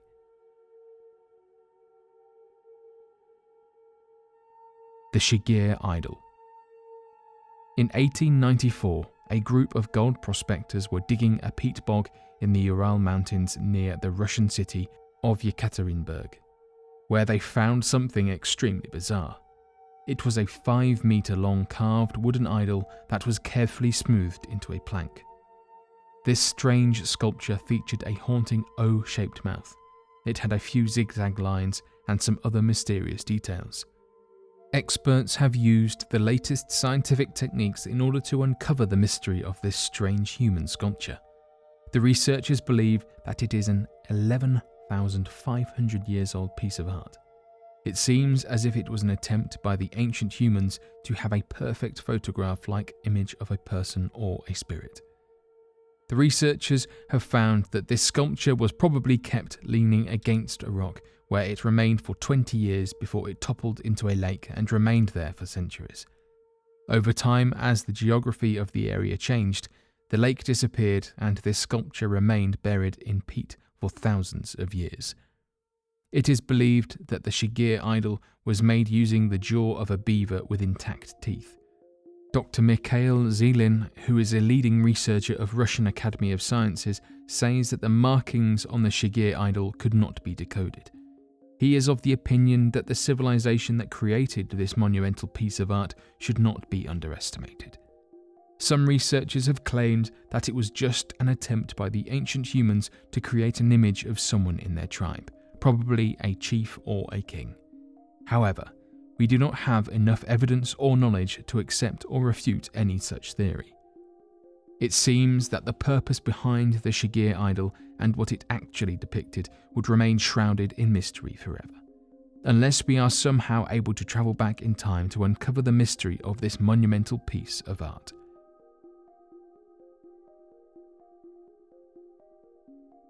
The aluminium wedge of Ayud. Referred to as an out-of-place artifact is that of the aluminium wedge of Ayud. The aluminium wedge was discovered in Ayud, Romania back in 1974, of which it derives its name, and appears to be an aged metallic piece of aluminium that is dated as being roughly 11,000 years old, and was found laying beside several recovered ancient mastodon bones, an ancient species believed to have gone extinct roughly 10,000 to 13,000 years ago during the Ice Age. Considering the fact that metallic aluminium did not exist prior to 1825, the aluminium wedge of Ayud quickly became evidence amongst ancient alien conspiracy theorists that the device was originally used as an ancient alien civilization tool, most likely believed to be a piece of aluminium landing gear that must have broken off in the distant past given its strange shape and bored holes, insinuating it was used as a rotating mechanical piece. The aluminium wedge was even featured on several episodes of the Ancient Aliens television show that went over its possibility of its use and the evidence of it having been artificially manufactured. However, similar to the findings of the ancient astronaut carving, it appears that time travel fringe groups took time to gather the evidence that perhaps the wedge is nothing more than evidence of time travel from modern-day humans and not that of ancient alien civilizations. The wedge, albeit incredibly aged and rusted over, looks strikingly similar to that of modern-day construction equipment, specifically that of large machinery for major construction efforts. Time travel enthusiasts argue that this wedge is proof that future humans went into the distant past and established constructed bases throughout different areas of the world to watch the evolution of the human race. Given the fact that the aluminium also seems to match the modern-day compounds of metallic aluminium used in industry tools, it appears to be a far more reliable and connected theory than that of ancient alien conjecture.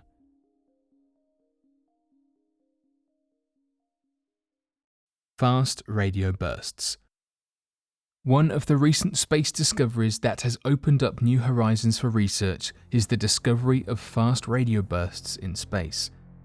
A fast radio burst is described as a transient radio pulse having just a few milliseconds of length.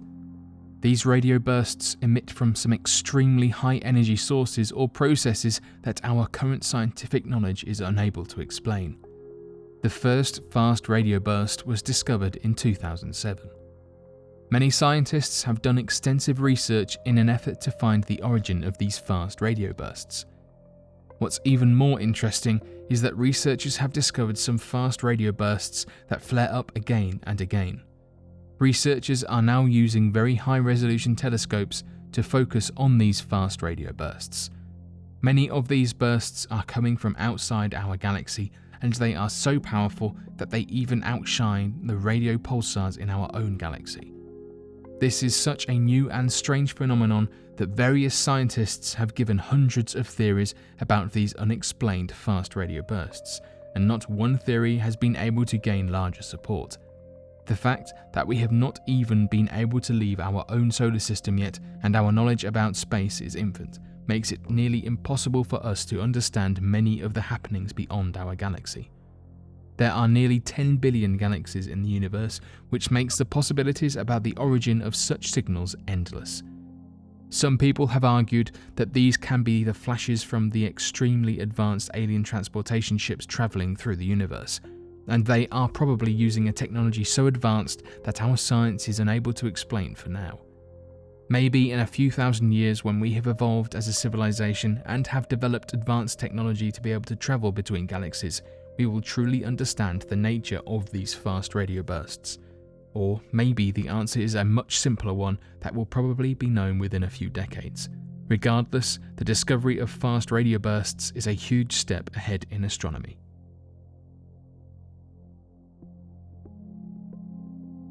The Vault of Padmanabhaswamy. Though many might argue that the Vault of Padmanabhaswamy might not fit the conventional definition of a time capsule, it still proves to be one of the oldest untouched and unopened collections of the ancient past.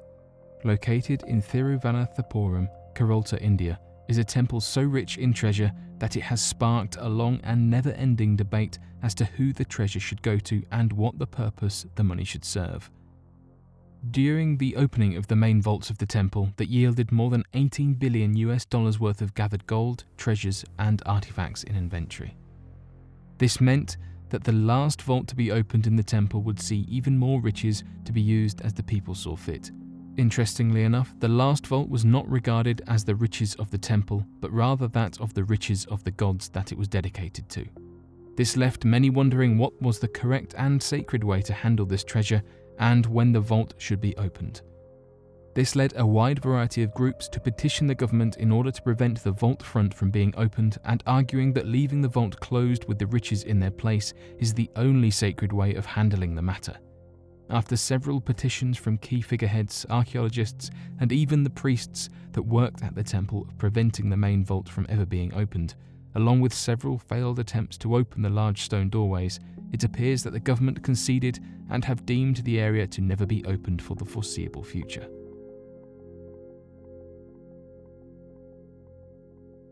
Oak Island treasure hunters. Dubbed by researchers, archaeologists, historians, and treasure hunters alike as the last great unsolved mystery of the modern era, the Oak Island money pit remains a mystery. The claims have spanned centuries, and there's even historical references that led to the overall belief that Oak Island in Nova Scotia may house a collection of the greatest treasures the world has ever seen. Though the existence of treasure in the region is still up for debate, there is a substantial amount of evidence relative to the proof of buried riches and hidden artifacts. Among these supposed artifacts are supposed Shakespearean manuscripts, the jewels of Marie Antoinette, and religious artifacts. Some range from gold hidden by the Catholic Church, and even reports of the fabled Ark of the Covenant hidden by Templar knights in the region. The historical value of these reports is so great that the majority of treasure hunters work alongside archaeologists, historians, and experts in the field to help uncover the true nature of hidden documents. The History Channel had even recently created a television show around the excavation processes and treasure hunting on the island that is titled The Curse of Oak Island, that details proof of treasures hidden underwater chambers, depressions in the ground, and even minor artifacts recovered in the area. Despite these findings, there are still many researchers that are skeptical about the claims. It's quite commonly believed that potentially no treasures of substantial value is located on the island, and that reports that outlined these buried treasures could have been forged to direct misinformation and prevent people from discovering its true locations.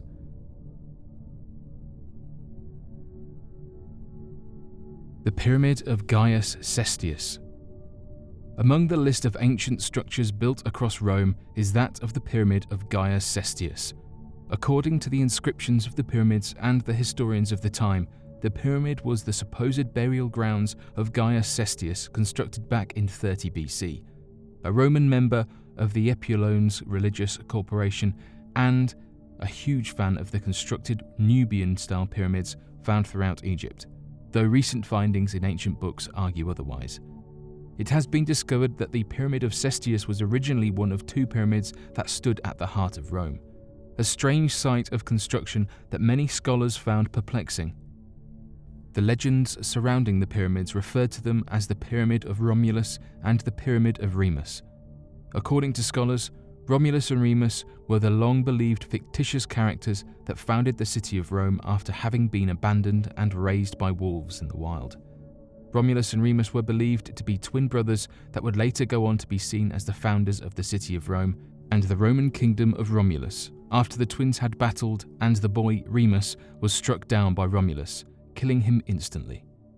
It was then believed that Romulus constructed the pyramid for his brother that, now referred to as the Pyramid of Gaius Cestius, that would become the heart of the new Roman city. Accounts discovered by scholars in the 16th century detail that there were once two pyramids, including a much larger pyramid alongside the Pyramid of Cestius that was deconstructed to be used for other construction projects, referred to as the Pyramid of Romulus. This could very well mean that these pyramids, though now gone or misnamed, could be the evidence of proof of the legend of Rome and its founders from millennia in the past.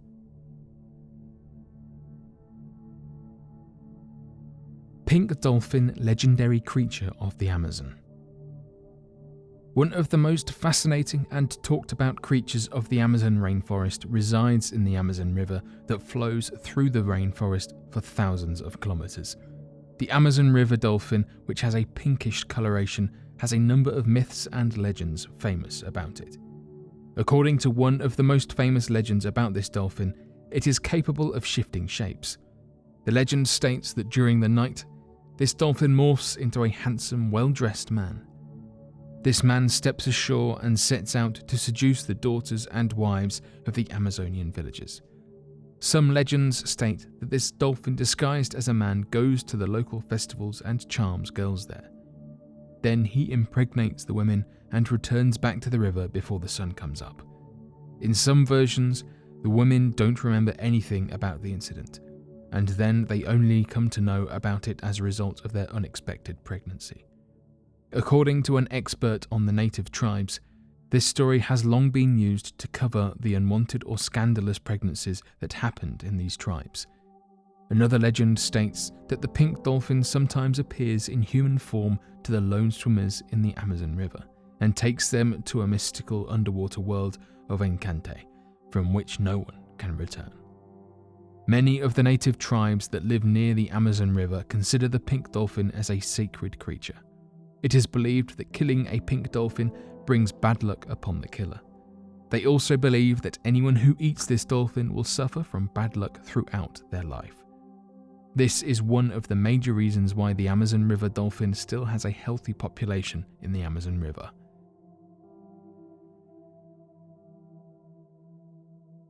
Gamma ray bursts.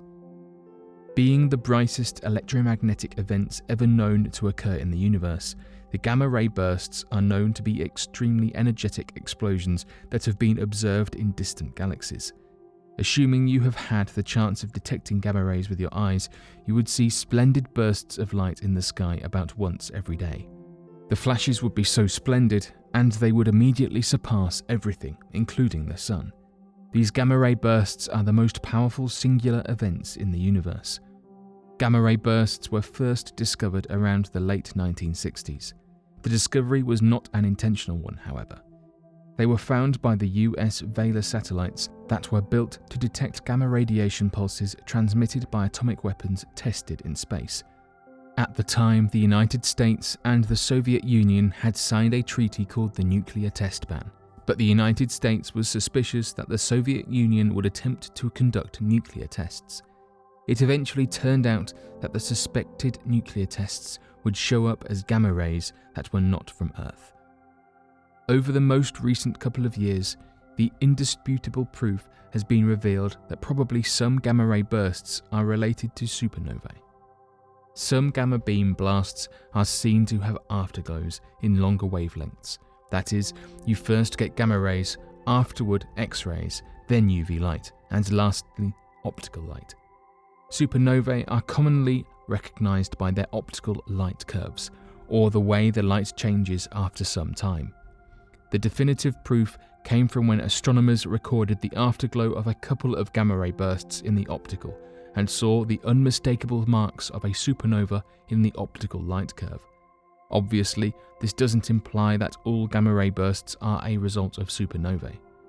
Gamma ray bursts are known for the variability of their own light curves.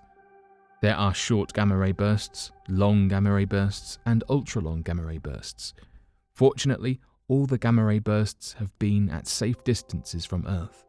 The nearest, recognized in 2003, is still over 1 billion light-years away. Were gamma ray bursts to go off in our very own world, however, it could be dangerous for mankind. A close-by gamma ray burst pointed right at Earth could trigger a mass eradication or even sterilize the planet.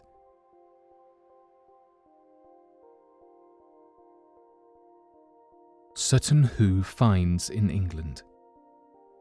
Sutton Hoo is the name of a beautiful area that spreads along the bank of the River Deben. It's located near the town of Woodbridge. Who would have imagined that a small hill in this area would turn out to be the burial site of an Anglo-Saxon man and his treasures? In 1939, one of the landowners invited an archaeologist to explore the unusual mounds on her property. Mrs. Edith Pretty, the landlady, could not have imagined that her property would become one of the most significant archaeological sites in the world. Mr. Basil Brown was the lucky archaeologist invited to explore the area. He started excavating the 4 strange mounds. As he dug 3 of the 4 mounds, he found some Anglo-Saxon objects buried alongside the body of the owner. However, to his disappointment, most of the items were already stolen by grave robbers. In the end, he started digging the fourth and the largest mound, and this is where he found the most astonishing pieces of Anglo-Saxon artifacts ever discovered. The last mound contained an imprint of a huge ship that was 27 meters in length, and at the center there was a burial chamber with a large treasure. The treasure included gold jewelry, Byzantine silverware, a luxurious feasting set, and a mysterious iron helmet. The burial site also had a purse containing 37 gold coins, 2 small gold ingots, and 3 coin-shaped blanks. The archaeologists were not able to date back the coins. However, some estimates suggest that the treasure and other artifacts date back to 600 AD. The lucky lady, Mrs. Edith Pretty, donated all these finds to the British Museum. Researchers have tried their best to figure out who was buried in the site, but they have not been able to get any clue about the identity of the man buried. Some have suggested that it may well be the burial site of some Anglo-Saxon king.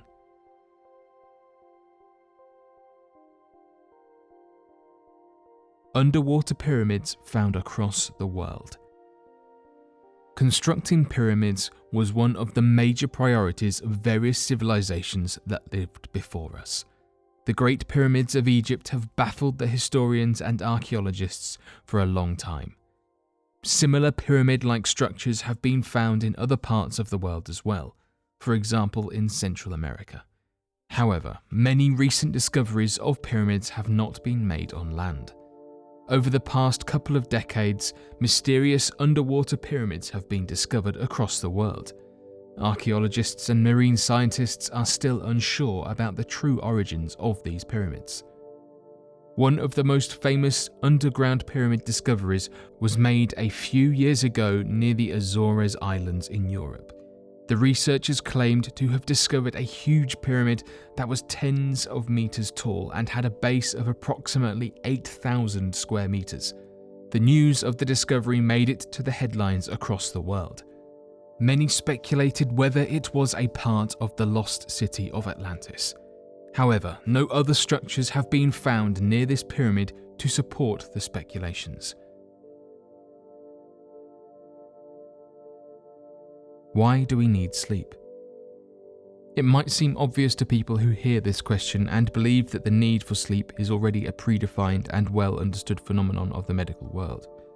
This is hardly the case. In fact, even the evolutionary advantages of sleep are not entirely known to research scientists studying this strange need. A frequent misconception people seem to have is that sleep allows our body ample resetting time and our mind is to relax and shut down to allow us to perform better during the day. The truth is, however, that sleep is not a resting period, and that our mind actually begins going through a higher performance known as an active period, in which a lot of different functions begin happening for no real understood reason. These various functions can range from information processing, restoration, and even memory strengthening. One of the added benefits of sleep, weirdly enough, is that it helps our mind reinforce information retrieved during the day and play a vital role in memory retention. What is all the more odd, however, is that no one really knows how or why this occurs, and even though sleep is the single most activity humans will do throughout their lives, the secret surrounding sleep continues to elude us. A question that further leaves scientists scratching their heads in confusion is the argument of evolutionary advantage. What could possibly be the advantage of forcing a member of the animal kingdom to spend 1/3 of its life unconscious and vulnerable, unable to eat or stay on alert for predators, or even just to perform natural bodily functions? This strangeness is only compounded further when analysing that every single member of the animal kingdom requires sleep, and to deny sleep for a prolonged period of time that could result in seizures and then subsequently your passing. But why is that? No one really knows why sleep is so required and why, without it, you can die. Perhaps there is some supernatural secret to the idea of the abstract world that sleep provides us, and the answer might be far more extraordinary than scientists can understand at this moment in time.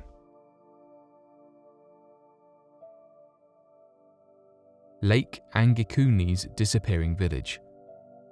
One of the strangest mysteries surrounding an unexplainable disappearance to have ever occurred centers around that of Lake Angekuni and an age-old claim of a disappearing village. According to residents that live nearby the region, many have heard the rumor that back in the early 1930s, there used to exist a small Inuit village with a population somewhere between 25 to 30 that resided at the shores of Lake Angekuni and had been there for many years, though unspecified. For some strange reason, however, the entire village was abandoned in less than a day after a lone trapper by the name of Joe LaBelle visited the village only to find that everyone was missing. According to Mr. LaBelle, the villagers had left everything behind with no sign of a struggle. Among their artifacts were food, clothing, rusted rifles, half-cooked meals, and small kayaks that had been pulled into the village rather than left at the shores of the lake.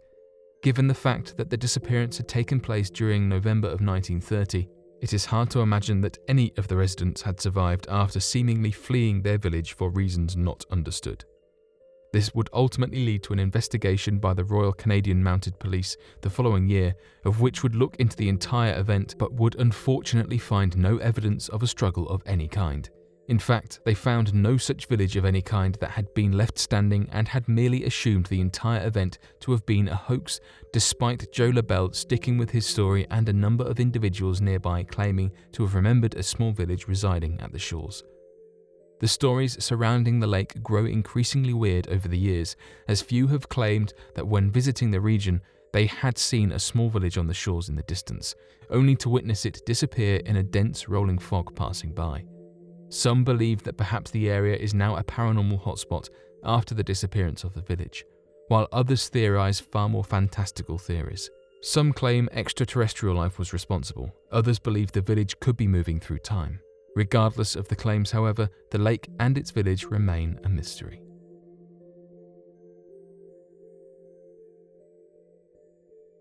Duende encounters of Mexico. All across Latin America, there appears to be a recurring tale surrounding that of a small humanoid creature referred to as a duende. Though tales of such a creature have been found all around the world, it appears that reported sightings of the duende seem to be growing in numbers all across the country of Mexico. According to the legends surrounding the creature, the duende is said to be a small humanoid creature often referred to as a goblin. However, the similarities of the legends between regions quickly end there. In Belize, many claim that the duende is a helpful forest spirit that helps people who become lost in the forest to find their way home and are often described as not having thumbs. In Mexico and the surrounding American Southwest, duendes are believed to live inside the walls of large homes, and if a child is left to be abandoned or uncared for, the duende is known for trying to clip their toenails, resulting in the loss of entire toes. In other places of the world, such as that of the Philippines and the Mariana Islands, legends of the duende become increasingly more terrifying, as the duende are said to live inside rocks, caves, old trees, and abandoned parts of houses. Some witness accounts claim to have seen duende climbing out of anthills and termite mounds and slowly digging up from the ground.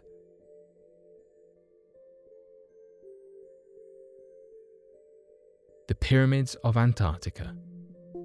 Around the world, we find evidence of pyramid structures that have often challenged our modern notion of the age of humanity and the technological and developmental might of our early civilizations. Given the fact that these great structures are often found in areas that predate archaeological beliefs of early human civilizations, discovering the location of these pyramids in which humans have never actively inhabited could then prove to be a smoking gun evidence of possible extraterrestrial intervention. This is what led to the alien enthusiast community looking toward the icy continent of Antarctica and claiming that, given the continent's recent discovery and completely uninhabitable terrain, to find such a structure amongst its icy lands would be more than enough evidence to prove such a theory. Using complex gathered research data and satellite imaging, the community worked day and night in the hopes of uncovering any evidence of these structures. Oddly enough, they did. Approximately larger than the pyramids at Giza, the alien enthusiasts began noticing strange mountains that did not seem to match with the overall landscape of the region. Not only did these supposed large mountains not exist anywhere close to a mountain range, but the region in which it inhabited did not appear to even have the stresses or strains of the tectonic plates that could cause a potential mountain range in the first place. Not only this, but the size of the mountain in that area ended up displaying the proportions of a perfect pyramid, with 4 even sides, a symmetrical peak, and the same degree in slope gradient compared to that of the large pyramids at Giza.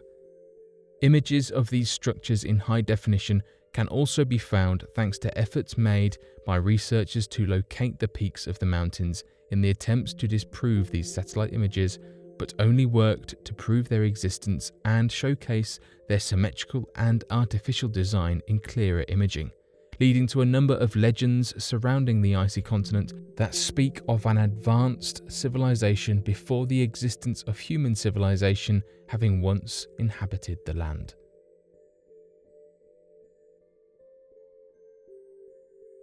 The copper receipt of the Sumerians. Often regarded by researchers as being the oldest surviving written account in human history, others have referred to the copper receipt of the Sumerians as the oldest customer service document to have ever existed. Within this strange tablet, written with cuneiform, details a strange story featuring 2 shopkeepers, a messenger, and a number of references to raiders and tribesmen attacking the region. According to the copper receipt, the writer of the tablet, a business owner, had made a deal with another Sumerian business owner detailing the sale of a large amount of high-quality copper to be used for crafting. According to the writer, he had sent a messenger to the other business owner to retrieve the high-quality copper. However, the business owner took back his word and kept the payment ahead of time and told the messenger to take back a low grade of copper and that he should take it or leave it, but that nothing would change.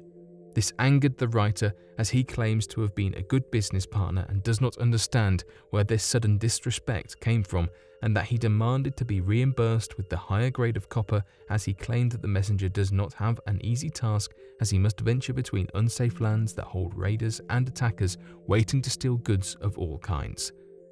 This has led researchers to believe the businesses, markets, trades, and contracts were far more complex than originally imagined, and that the technology used by human beings must have been on par to that of later dynasties given the references to weapons, use of metals and coppers, as well as the intricate use of language involving cuneiform that had previously believed to have been limited.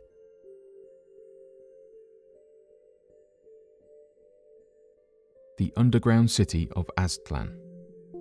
The Aztecs formed the central hub for their city in what is now modern-day Mexico City, and has been the topic of a wide variety of archaeological discussion. It appears that the early tribal civilization had produced a wide variety of technological breakthroughs for their time, including a complex and detailed calendar with an accurate map of the constellations, as well as specialized crafts in ceramics, featherwork, and early developments of a written language and higher education. Interestingly enough, even though a tremendous amount of information regarding the old civilization is recorded deep throughout their mythologies and historical records, not much is known in the modern day about where the tribe originally came from or what changes they had undergone compared to neighboring tribes.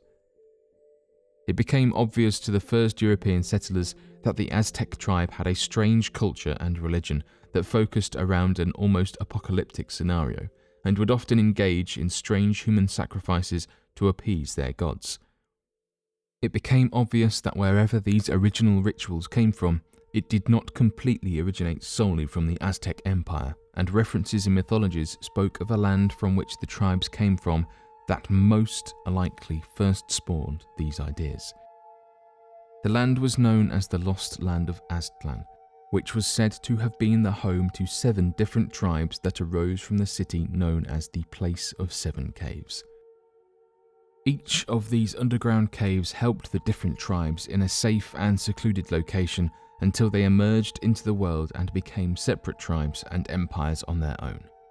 Due to the mythologies ranging from each tribe regarding the origin of the land and where it could possibly be located, no one has been lucky enough to find it and this wild goose chase has led many to believe that perhaps it is nothing more than a religious story with no basis in historical fact.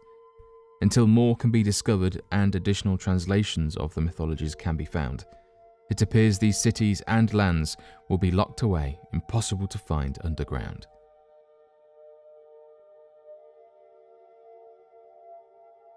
The Loveland Frogman. Definitely seen as one of the most comical cryptids to have ever been reported is that of the Loveland Frogman. The Loveland Frogman is a cryptid that has only been reported around that of the town of Loveland located in the state of Ohio. According to witness reports, the Loveland Frogman is that of a large humanoid frog that stands about 4 feet tall and is capable of running as a biped. The creature was believed to have first been witnessed back in 1955, with 2 other frog-like men described as having leathery skin, webbed hands, and webbed feet. Though the legends of the Frogman would die shortly after this sighting, with scattered reports coming in over the years being completely disregarded, this would change in 1972 when the Loveland Police Department would come face to face with a startling creature. According to the Loveland Police Department, police officers spotted a strange creature running across that road that fit the description of the Loveland Frogman. After following the creature, they began to realize that it was not a hoax and soon opened fire on the creature, instantly killing it. Upon closer examination of the body, the officers found that the monster was a large iguana-like animal that was missing its tail, standing 4 feet tall and running on its hind legs. After this encounter, renewed interest in the creature would begin to surge back into popularity, with many others coming forward with their story of encounters with the strange creature over the years. This would even lead to a musical being titled Hot Damn Is the Loveland Frog back in 2014, making fun of the sightings and reaction to the Loveland Frogman. In August of 2016, this hilarity would quickly turn into horror after a group of teenagers journeyed all over Loveland while playing the popular mobile game known as Pokemon Go. During their time journeying near Lake Isabella, they claimed to have seen a creature that was similar to a giant frog that began to stand on its hind legs and stare at them. This would lead to the teens to run in fear as they believed the creature would soon begin to attack as it came closer.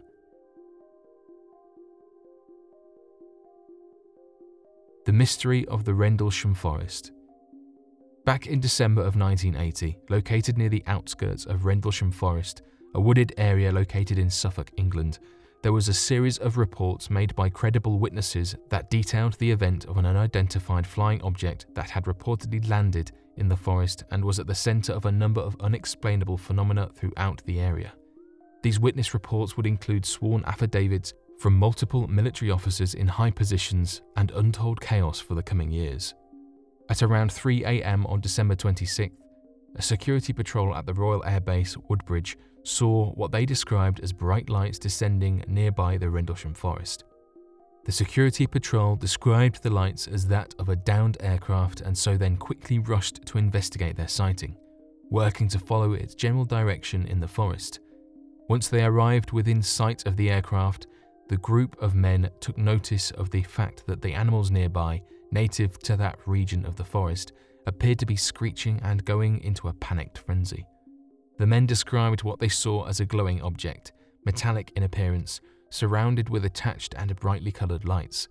One of the members of the security patrol, Sergeant Jim Peniston, later wrote in his memo that the team had encountered a craft of unknown origin, which only helped to confirm the sighting of an unidentified flying craft. Additional evidence was gathered the next day by a high military official known as Lieutenant Colonel Charles Holt, of whom found spiked radiation readings at the supposed site of the landed craft within Rendlesham Forest, as well as a triangle of depression that sank within the grounds as if a large object with a massive pressing force had recently been resting on that region. Lieutenant Colonel Charles Holt would later be punished and reprimanded for creating witness reports, sworn affidavits, and going on record to say that he had believed the event to be extraterrestrial in nature and that the incident had been covered up by both the governments of the United Kingdom and the United States.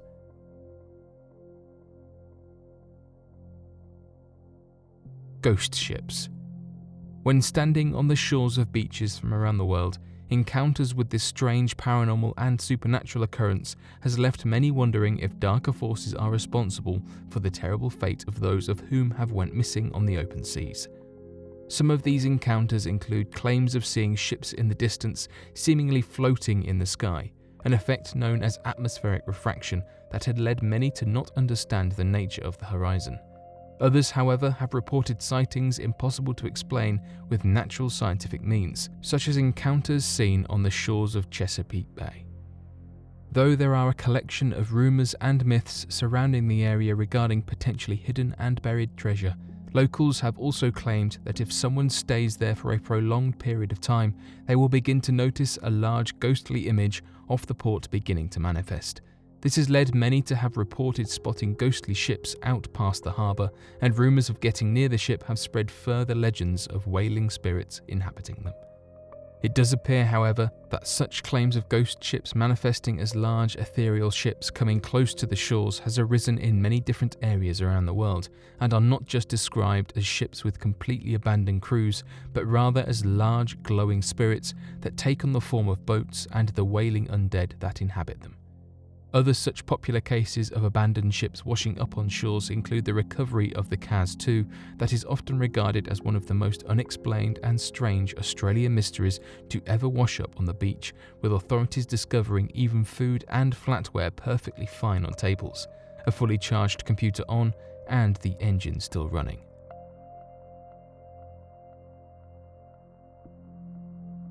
The Leatherman from New York. During the 1800s, a man wearing a head-to-toe leather suit walked a 365-mile circuit between Hudson and Connecticut rivers. During these long, arduous walks, he took shelter and slept in caves. He completed the journey in exactly 34 days every time, and he kept doing this for many years. No one knows who this man was or what he did. However, the legend of Leatherman became popular over time. All that people knew about this strange man was that he slept in caves, stored food there, and he was on a continuous non-stop walking journey. This man walked through 40 different towns that were on his route. This strange man did not know much English and did not speak much. This man had already become a legend during his lifetime. People started offering him food. They considered it to be an honor if the Leatherman stopped at their home. Thankfully, some people photographed this mysterious man, and today the photos of the Leatherman continue to intrigue historians. Some researchers have spent decades trying to solve the mystery of New York's Leatherman. However, not much evidence has been found. One of the most famous photos of the mysterious Leatherman shows him sitting and staring directly at the camera. According to one historian, this legendary man walked more than 100,000 miles in 30 years.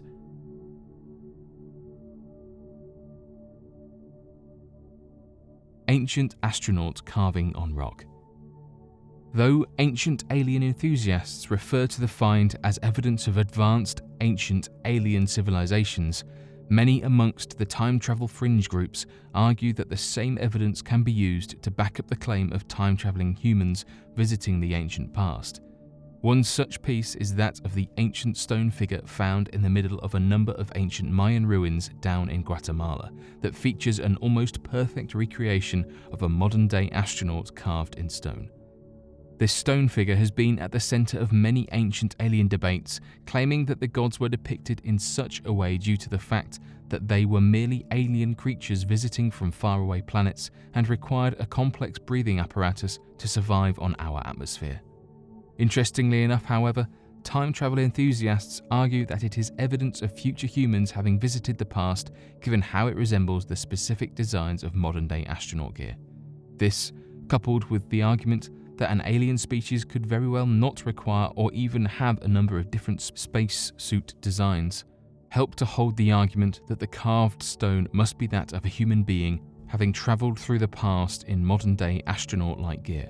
Additionally, many time travel fringe groups argue that for one to travel through time, it must also require the participant to travel through space, as a single day in the future is several million miles away as the Earth, the Sun, and our collective solar system moves through space.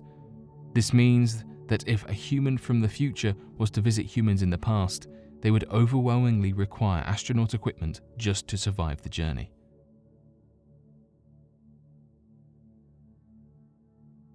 The genetic disk and its mysterious existence. The genetic disk is one of the most mysterious artifacts ever found on our planet. Originally, this disk was discovered in the territory of Colombia. It weighs about 2 kilograms and is 27 centimeters in diameter. Both sides of the disk are covered in various illustrations of the fetal development. However, some have argued, how would an ancient civilization have known what a fetus would look like while in the womb? As many have pointed out, it's hard to believe this knowledge was around 6,000 years ago. If anyone had this kind of knowledge back then, what else did they know? It's important to note that the drawings found on the disc are impossible to repeat. Gutierrez Lega is a Colombian professor who has been gathering unexplained artifacts for a long time. His artifacts are mainly stones with illustrations of people, animals, symbols, and inscriptions in a completely unknown language and writing. The main exhibit of the professor's collection is the genetic disc, made from lyddite. It's a stone mined in Lydia. This stone, lyddite, has a similar hardness to granite, and it also possesses a layered structure together with it. It's extremely hard to work with this stone. Since ancient times, this stone was used to manufacture jewels and mosaics. 6,000 years ago, tools were nowhere near as good as they are now. Cutting something from this stone back then should have been impossible. The genetic disc is made from this same mineral, yet there are very detailed drawings all over it. Many believe that the drawings closely resemble a print rather than a carving. The illustrations found on this disc are rather unusual as well. The drawings are a source of many questions we still cannot answer. Many believe the drawings represent the entire process of the beginning of human life. It's showing both sides with incredible accuracy and resembles the purpose of female and male reproductive organs. The disc teaches us about the moment of conception, development of the baby inside the womb, and finally the birth of the baby. According to the researchers, this disc is at least 6,000 years old, and it does not belong to any of the Colombian cultures in South America. No one can explain what the technology is behind this object.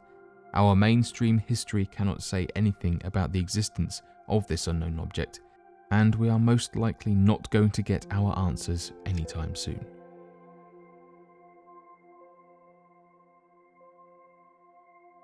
The Great Attractor. Although many might be well aware of the large supermassive black hole at the centre of the Milky Way galaxy responsible for the movement of the entire spiral-shaped galaxy of ours, many are completely unaware of what is known as the Great Attractor. The Great Attractor refers to an unknown space anomaly discovered to be at the centre of the local Laniakea supercluster. Unfortunately, scientists can't explain or get better information regarding the Great Attractor, as it appears to be in the zone of avoidance, of which means that the majority of the space there is completely obscured by energy created by the Milky Way galaxy. Gravitational measurements, however, show that the Great Attractor is not only pulling our own galaxy towards it, but all of the nearby galactic superclusters in our area. Although many scientific reports believed the majority of surrounding space to be moving away from us at increasing speeds, many believe that this might be tied to the gravitational force of the Great Attractor pulling the majority of the galaxies around us into its gravitational well. Estimates believe that the Great Attractor is a supermassive black hole that dwarfs the singularity at the centre of our galaxy by thousands of light years in distance. Information surrounding this theory is incredibly limited by the zone of avoidance, and it looks like scientists won't be able to truly give scientific insight as to the cause until the human race learns the ability to travel outside of the Milky Way galaxy to gather information. This ultimately means that despite this natural phenomenon being the most influential event on our galactic supercluster, humans may never learn the true nature as to its cause for the foreseeable future.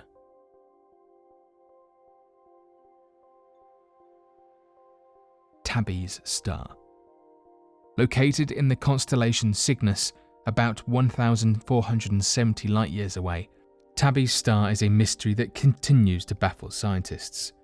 Although physicists have known of the existence of this star for many decades now, for the past few years it has shown weird behaviour. In May 2017, scientists started observing strange light fluctuations at Tabby's star. These fluctuations continued throughout 2018. These massive light fluctuations were pointed out by a researcher named Tabitha S. Boyajian. Her nickname was Tabby, and so the star was named after her. The question is, what is going on at Tabby's star? Is it home to some alien civilization that possesses technology that we cannot comprehend yet, or is it just another star with random natural processes? Whatever it is, it's something that the researchers cannot explain for now. Some researchers believe that these unusual and irregular fluctuations can very well be a result of huge alien megastructures or travel vehicles that block the light of the star as they come between our view and the star. Another explanation is that an advanced civilization that resides somewhere else has been building giant solar panels around this star in order to fulfill their energy requirements.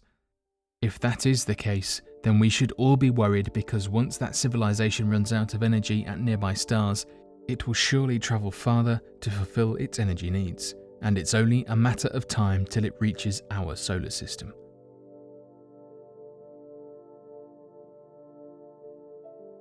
The disappearing island of Friesland. There's nothing stranger than stories involving an unexplainable disappearance. However, the strangest story surrounding a disappearance goes to that of an entire island seemingly vanishing from existence off of the coast of Iceland. Referred to as the island of Friesland, when explorers were sailing all around Iceland back in 1558, cartographers took accurate maps of the entire landmass and supposedly discovered a small island that seemed to have been completely uninhabited. The island itself was described as being off of the coast of the southernmost part of Iceland and being of almost the approximate size of Iceland, mirroring its neighbouring landmass. The island would then appear on maps from the 1560s and even up to the 1700s, with a number of other sightings confirming the existence of the island. Other updated maps would still have the exact same landmass over the centuries. It was not until French and English explorers began reporting that there was no such landmass in the region. They began to realise that the entire island of Friesland no longer existed and no trace of the massive landmass could be found. Many researchers claim that perhaps there never was such an island to begin with, or that past explorers had accidentally ventured as far as North America and had mistaken Friesland with Fur Island, an island that existed between Shetland and the Orkney Islands.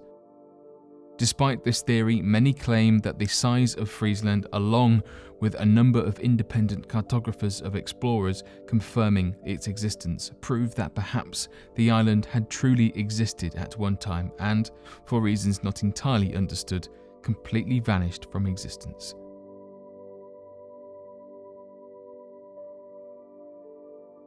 A new queen of the 5th dynasty. One of the most puzzling questions for Egyptologists has been trying to get an accurate timeline of the reign of the pharaohs and dynasties of ancient Egypt to better understand the developments and policy changes at what specific times in history they played out. Though there are many missing pieces to the puzzle of Egypt all throughout history, there was none more so puzzling than the ruler of Egypt following the demise of Pharaoh Neferefre. The Pharaoh Neferefre was the 4th pharaoh of the 5th dynasty, taking leadership shortly after the passing of his father, and spent his first few years finishing his father's pyramid, laying the foundations for his own, as well as working on a project known as Hotep Re, of which was a sun temple that would have been the location of offerings to the god Ra. Unfortunately for the pharaoh, he would pass away under mysterious circumstances after only a few years of ruling and would die in his early 20s. This meant that, for quite a long period of time, there was no male successor to Egypt, and Egyptologists were uncertain as to who exactly remained in power during this time. Recently, however, new evidence has surfaced that leads many researchers to believe that a secret queen of Egypt had ruled during this time in place of a male successor. Back in 2015, Egyptologists unearthed an unfinished pyramid that was located nearby the tomb of Pharaoh Neferefre. leading researchers to believe that the tomb was that of his queen. Additionally, the walls of the tomb are inscribed with hieroglyphics that claim the woman who inhabits the tomb was both the wife and mother of the pharaoh. Given the fact that ancient Egyptians were obsessed with covering up any female rulers of history, as was seen with Hatshepsut, another female queen, this has led many to connect the puzzle that this new tomb might be that of a missing queen and fifth ruler of the 5th dynasty.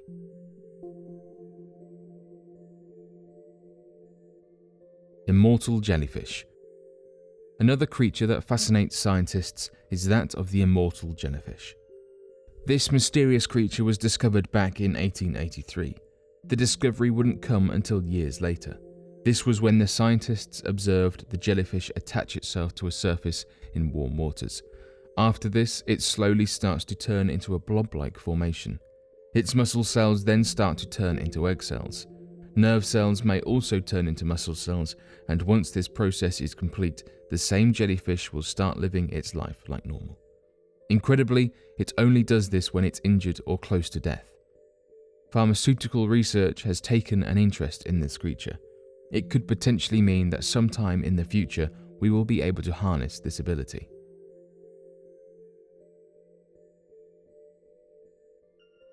The Megalania. Believed by mainstream research resources as an extinct megafauna, many people have claimed to have come into direct contact and encountered the Megalania in the modern day. The Megalania was that of a giant lizard that was believed to have inhabited the region of Australia during the Pleistocene era, of which ended roughly 11,700 years ago. Despite this supposed extinction time, references and drawings of the creature have existed all throughout Aboriginal myth that have referred to the creature as the baby snatcher. Additionally, encounters of this creature have been made in the modern day. Back in 1979, a farmer in Moroya reported to author and cryptozoologist Rex Gilroy a sighting of a 20-foot-long lizard that left behind tracks all throughout the region. These tracks were later made into plaster molds that seemed to match that of ancient Megalania discoveries. Since this original sighting, many other tracks have been discovered near a forest trail roughly 185 miles from Moroya. Though many scientists believe that for the species of Megalania to survive, it would require a large breeding population, recent scientific discoveries show that this might not be the case.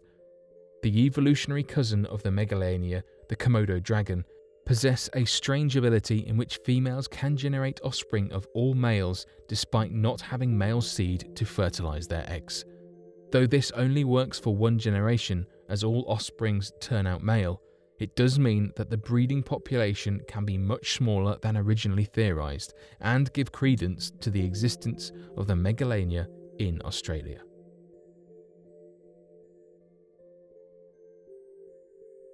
The encounters with the Monkey Man. Another strange case of investigation surrounding urban legends told throughout India is that of the odd encounters of the Monkey Man. According to witness accounts, the Monkey Man was originally spotted around the city of New Delhi during 2001 and left a trail of injured witnesses behind. The urban legend tells in detail that this strange creature was seen climbing walls, posts, and the sides of buildings while leaping to and from tall structures at an almost supernatural speed. The creature was described as being 4 foot tall, covered in thick black hair, wearing a metal helmet, possessing metal claws, looking around with glowing red eyes, and had 3 large protruding buttons located on its chest. The most peculiar thing surrounding the sights of the Monkey Man was the creature's strange ability to change form, as some claimed that the creature could suddenly grow up to 8 feet in size, could develop the snout of a dog, or even shrink back down to the size of a small monkey to get in through the windows of buildings. Once inside the buildings, the Monkey Man would begin clawing and attacking its victims before fleeing out through the window again, leaving behind a trail of injured individuals, filing reports with police that had gashes and claw marks almost impossible to explain. Though police would later claim that the incident was nothing more than mass hysteria, others claimed that the creature had killed more than 3 people during its attacks and had even thrown a man off of the roof of a building that it was leaping from. Given the vast amount of witnesses surrounding the incident that spanned districts and large portions of the city, many still believe that the creature was a genuine encounter that the police have failed to explain and could be the product of illegal testing with animals in nearby government facilities.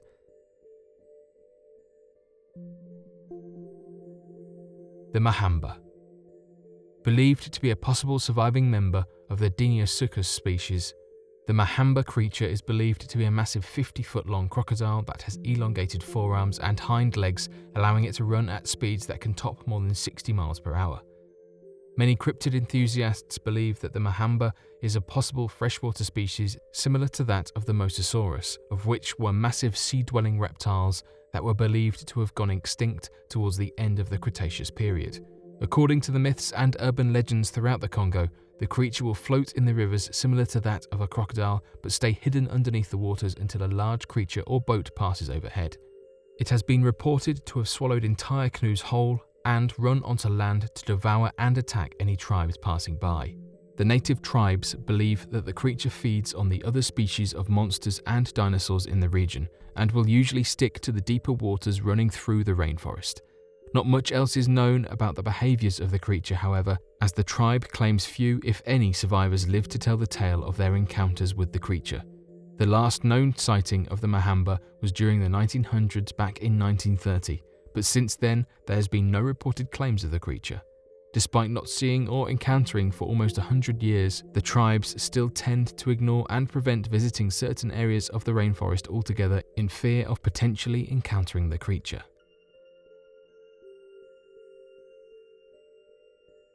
The legend of the Codex Gigas. One of the most well-known stories concerning that of a person making a deal with the devil is the existence of the fabled Codex Gigas. The Codex Gigas, also referred to as the Devil's Bible, was supposedly written by the devil himself after a desperate monk summoned him in exchange for his life. According to the legend, back in 2013 AD, a monastery in Bohemia that made up the monks of the Black Cloth, a radical Christian group of whom devoted their belief to God by performing gruesome acts of starvation, isolation, and self-mutilation, accepted the terms outlined by one monk who promised to write the greatest book in a single night. The reason for this promise was due to the fact that the monk of the monastery had broken such a sacred rule of their monastery that the sin itself was covered up. After the other monks had convened, they decided that the punishment for the monk would be to go to wall him up alive, essentially trapping him into a mausoleum. This led the monk to quickly promise the monastery that he could earn redemption by crafting the largest book that held all of human knowledge, including magic, medicine, information on herbs, as well as the entire Bible, in only one night. The monastery agreed to this outlandish promise on the basis of making a deal with the monk. They would allow him a chance at redemption if he could create the book in one night, but that if he failed, they would continue with their punishment regardless. This led to the monk working throughout the night in a moment of panic, gathering all of the supplies necessary and binding the massive book before realizing that it would be humanly impossible to complete the task. At the stroke of midnight, in his desperation, he performed a dark ritual and summoned the devil himself. He quickly promised the devil his soul if the devil himself would use his supernatural powers to create the book and save him from death. In an instant, the devil accepted the deal and wrote the entire book in a single night, fulfilling the promise and saving the life of the monk. Interestingly enough, in the modern day, when experts took the time to look over the book, they found overwhelming evidence that the entire book was written by a single author in an incredibly short amount of time. The expected amount of time to work on such a massive book was expected to be more than a single author's lifetime. However, the entire piece has a consistent style of writing, of which is only possible to accomplish by having a lone author, using the same type of ink made in the same way as is common with books with a single author, and has an entire page of a drawing of the devil as a reference to the credit of the author.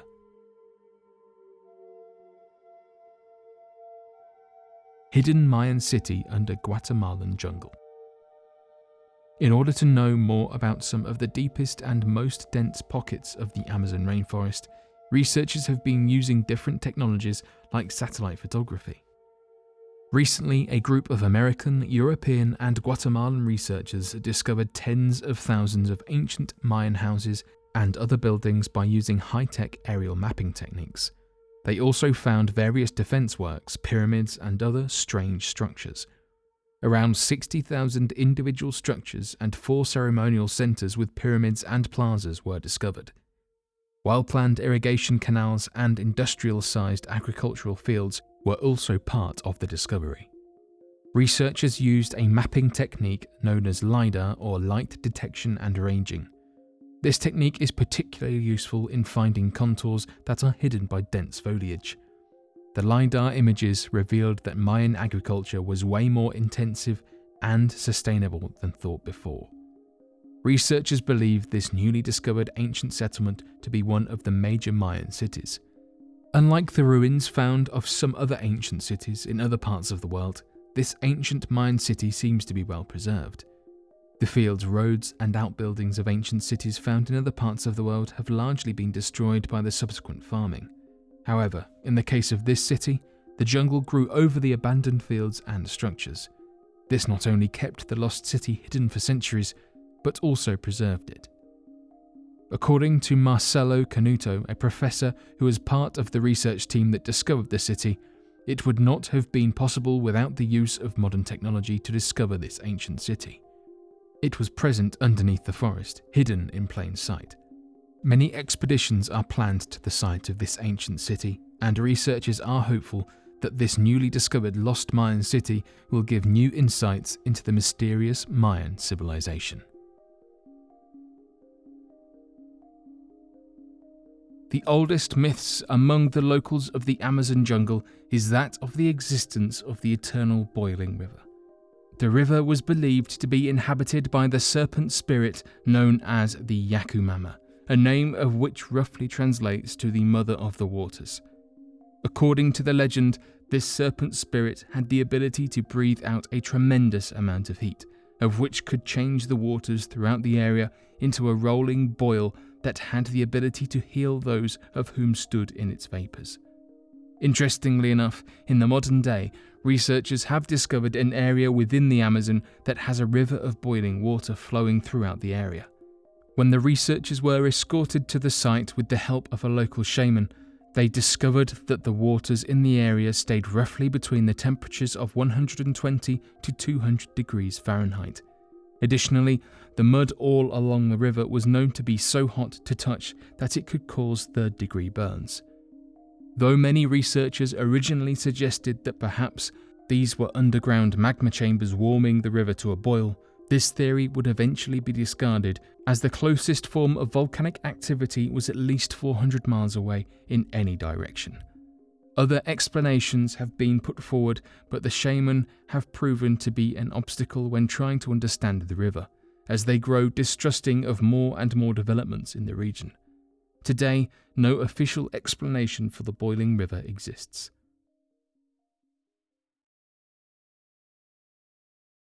Shrugborough inscription.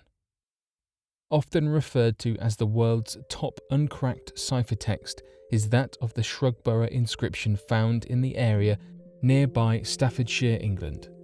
This inscription is known to be carved onto the side of the 18th century artefact known as the Shepherd's Monument, located in the grounds of the Shrugborough Hall.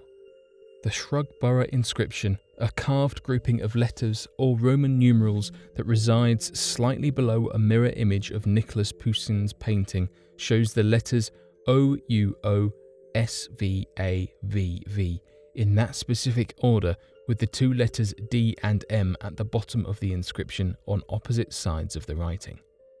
Though there have been many theories surrounding the reason for the existence of the Shrugborough inscription, it has been widely accepted that no such theory satisfactorily explained the inscription at the base of the image, and continues to be a mystery for historians attempting to understand why it was inscribed. Some of these theories range from the letters being a coded dedication by George Anson to his deceased wife, George Anson being the owner of the Shrugborough estate during the writing of the inscription, to even the belief that perhaps the inscription was added on as a mistake by the original mason responsible, unaware of where the appropriate inscription should have been placed.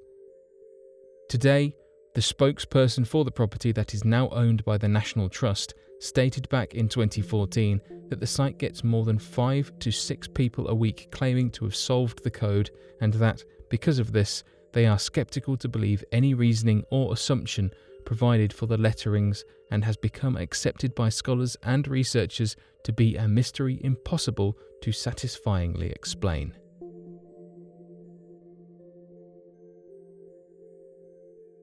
The mosaic photo. The Hubble Space Telescope has been taking the absolute most amazing pictures of the profound universe since it was placed into space numerous years back. Recently, space experts built up a mosaic of the distant universe that uses countless pictures Hubble has taken. The mosaic of pictures archives 16 years of perceptions for the NASA ESA Hubble Space Telescope. The number of images taken is approximate to about 7,500, making it the largest and most comprehensive history book of galaxies ever put together. The mosaic is also called the Hubble Legacy Field. The picture contains 265,000 galaxies, covering more than 13.3 billion years of our universe's history. A portion of the galaxies captured in the mosaic stretch out right back to only 500 million years after the Big Bang, when the universe was as yet youthful and planets were simply starting to shape. Along these lines, the new mosaic can be utilized to more readily comprehend the development of the universe, astronomers have said. Hubble's first profound sky picture was made in 1995, only 5 years after it propelled into space around Earth. Hubble pointed to a small area of sky more than 10 days in December of that year, delivering 100 hours of total exposure time, which is similar to leaving the shade open on your camera. Astronomers were surprised to see over 3,000 galaxies. A subsequent deep field picture, called the Hubble Ultra Deep Field, was taken in 2003 to 2004. This was after another camera, the Advanced camera, was installed. Within a period of 11.3 days, over 800 exposures were taken by the telescope. However, within the next few years, the depth of field of the detailed image would have been surpassed. NASA hopes to launch a new eye in the sky called the Wide Field Infrared Survey Telescope around the mid-2020s. Each photo snapped by W first will capture 100 times the view of a typical Hubble image as speculated. Anticipate another family photograph of the universe, demonstrating tens of millions of distant galaxies next to each other.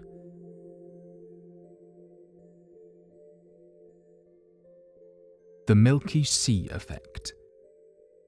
In 1995, a British merchant vessel named SS Lima was passing through the Indian Ocean when it encountered a unique phenomenon. As the captain and the crew of the ship stood on the deck, they saw the entire surface of water glowing. They looked in disbelief as if they were dreaming. The phenomenon covered the entire surface of the water from one horizon to another. This was not the first time someone had seen the entire ocean glow uniformly. This phenomenon had been seen and reported by naval vessels since centuries ago. A detailed scientific study was carried out about the phenomenon in 2005, and it partly attributed the phenomenon to bioluminescent bacteria. However, modern science is still unable to prove that the bacteria are capable of illuminating such vast areas of ocean. This phenomenon was termed as the Milky Sea Effect. This glowing sea effect has been seen in various parts of the ocean. However, the largest area where this effect was observed is located in the Indian Ocean. The Milky Sea Effect was photographed in the Indian Ocean via satellite.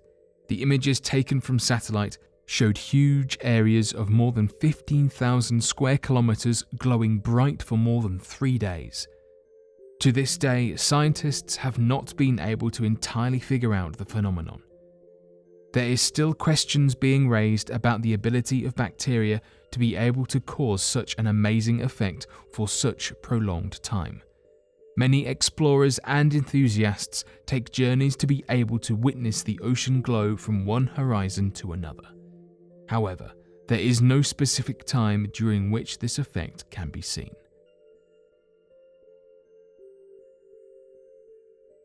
The DNA of the Sumerians.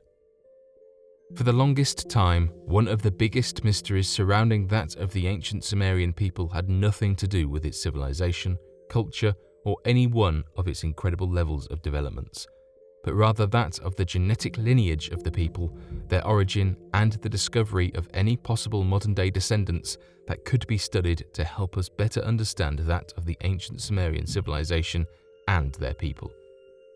Due to a number of conspiracy theory writings, however, there also appeared to be numerous claims from ancient alien researchers that believed that the modern-day descendants of the ancient Sumerian civilization could help to shed proof into that of the ancient alien theory of genetic manipulation with the help of the Anunnaki, their supposed gods that had come from the stars. Researchers believed that if the modern-day descendants could be found and their DNA could be tested, there would be irrefutable proof that their DNA had been manipulated by their gods in the event to promote the human evolution and possibly provide answers for the ancestral missing link, leading many to spearhead this campaign in the hopes of gathering evidence of extraterrestrial intervention. The problem with this campaign, however, is that the ancient Sumerian civilization was reportedly wiped out thousands of years ago before the dawn of the ancient Babylonian society, leading many to believe that perhaps the people of the ancient Sumerian civilization had all perished millennia ago. Luckily for humanity and researchers alike, a number of researchers finally tracked down a group of people in the modern day that are believed to hold the genetic code of the ancient Sumerian people. After archaeologists located the preserved body of an ancient Sumerian prophet that was believed to have survived a massive flood, referred to as Noah, researchers were able to gather DNA from the teeth of the individual and use it to trace any modern-day descendants. This led to researchers uncovering that the last known descendants of the ancient Sumerians in the modern day are that of the marsh Arabs that live secluded from the rest of the world in the marshlands of Arabia. When further testing was done, they proved to be a conclusive match to the ancient Sumerians, leading many to make strange connections with their modern-day society and that of the ancient Sumerian civilization. The most peculiar comparison was that the ancient Sumerians held the tradition that the world had been destroyed by a massive flood, and that their people came from a family that had survived the catastrophe and had mastered the ability to live on the seas. Interestingly enough, the marsh Arabs appeared to be master boatmen, as well as forming several houses and villages floating on the waters of the marshlands. No further anomalous information was found in their DNA.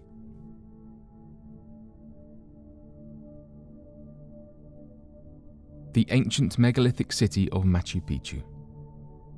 Referred to as the lost city of the Incas, the ancient megalithic city of Machu Picchu had evaded the discovery of many Spanish explorers during the Spanish conquest in the 16th century. Although many were aware of the existence of the large city, since it had been abandoned by the Incas centuries in the past, the truth and the location regarding the site was completely shrouded in mystery. In 1911, the city was rediscovered by an American historian known as Hiram Bingham, who brought the site to international attention. The undisturbed location not only gave the clearest view into the lives of the indigenous tribes, but also led to many other theories and revelations regarding the technological progress of the people. The city appeared to be a large megalithic structure using stones cut to such precise measurements and in massive sizes that it led many to question the construction capabilities previously imagined by the local populations. In 2007, the site was voted to be one of the new 7 wonders of the world in a worldwide internet poll and has been featured on several episodes of the Ancient Aliens television show on the History Channel.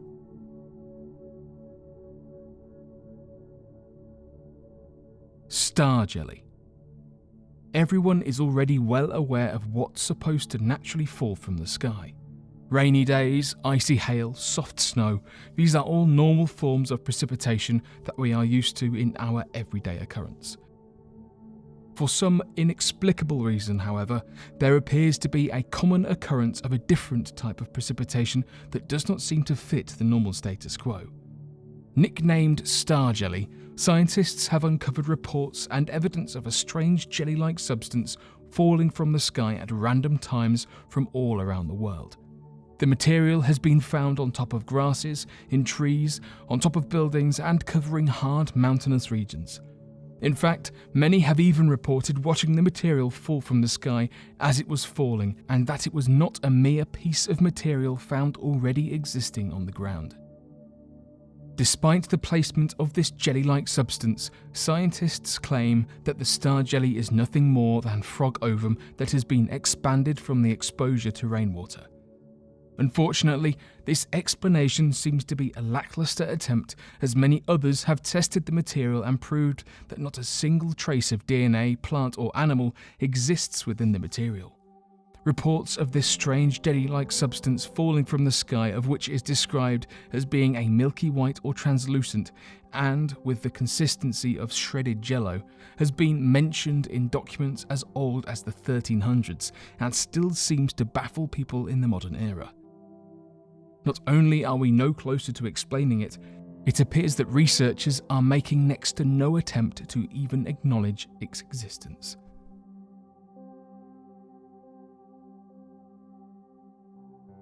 Evidence of the Yeti.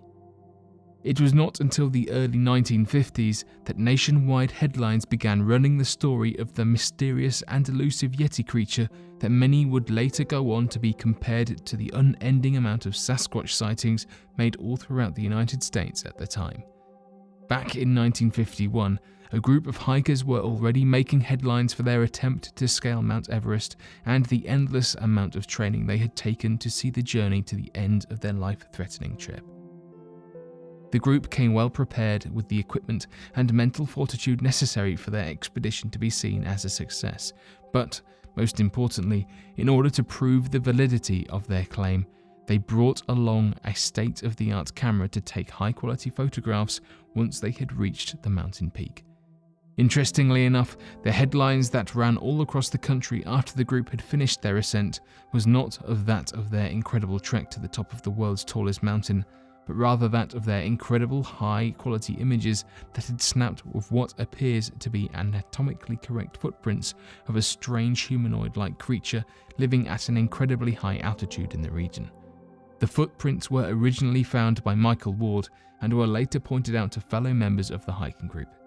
Eric Shipton quickly took a high-quality photograph of the prints while placing down his ice pick next to it to help show the length and width of the incredible find.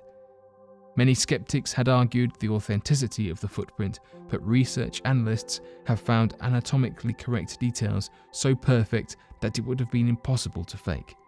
The footprints showed that the big toe of the creature appeared to be at the perfect size and volume one would see in a creature of a massive size needed for adequate balance, and the depth of certain areas of the footprints showed a correct distribution of weight that the hikers would never have been able to accurately reproduce.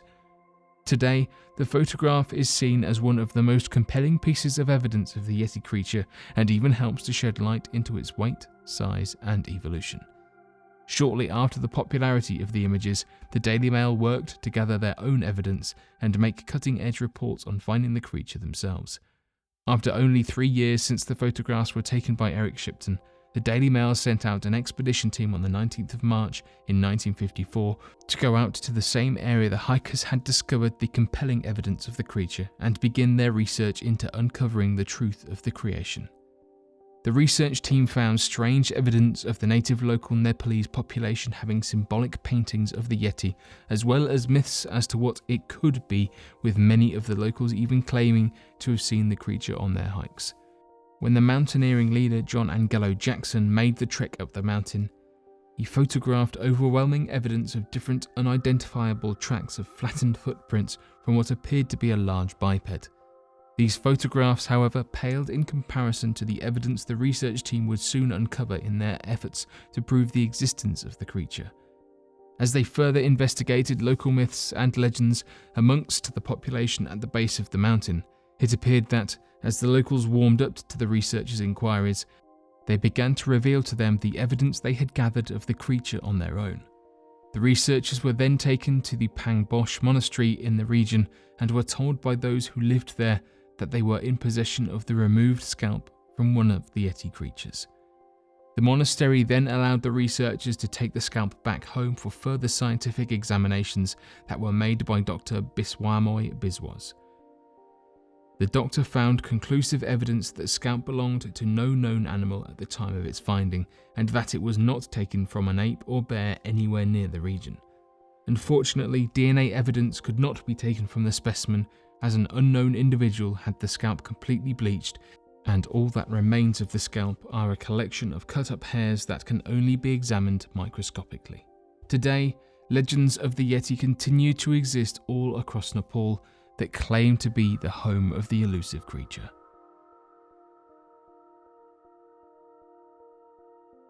The 50-foot Congo snake. Back in 1959, when the Belgian Air Force occupied the Democratic Republic of Congo, a colonel by the name of René van Lierde made a startling discovery as he was flying overhead the rainforests of the Congo. There were 3 people on the flight overhead: himself, a pilot, and a photographer, as they were attempting to get surveillance information of the forest below them on their journey to another military base. Suddenly, the colonel noticed what appeared to be a large snake over 50 feet in length and lifting its body more than 10 feet high. The colonel reportedly told the pilot to turn around so they could get better photographs of the creature, to which the pilot quickly agreed after spotting the creature himself. The men hovered for a while in the helicopter before they realized they were low enough to be within striking distance of the snake.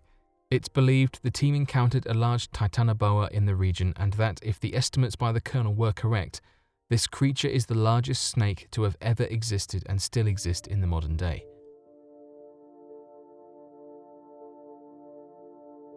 The Beast of Bodmin Moor.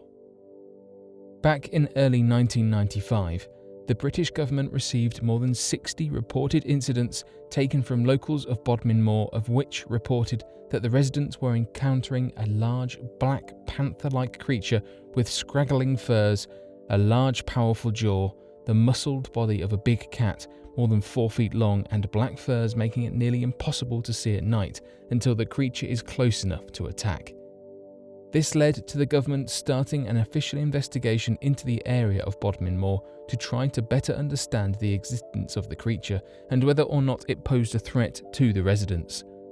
Shortly after the investigation began, a skull of a leopard was found on the banks of the nearby river, and many began to speculate that perhaps there was a never-before-seen local species of large cat in the region. These creatures were then quickly given the name of the Beast of Bodmin Moor, which led many experts quickly trying to assess the situation and better understand how a leopard could have arrived in the region. Many theories and myths have started that a rich private collector could have been illegally importing the creatures that soon found themselves freed all throughout the region. A theory that would explain quite reasonably how the beast came to be and why it would be in the open areas of Bodmin Moor. Others believe that the Beast of Bodmin Moor is a direct descendant of the native wildcat species that was believed to have gone completely extinct in Britain more than 100 years ago, but is now making a comeback. Outside of the 60 direct reports of the creature, there have been other reports of leopard calls, hissing, growling, mutilations of livestock, and even missing pets that have been found half-eaten no more than a few days later.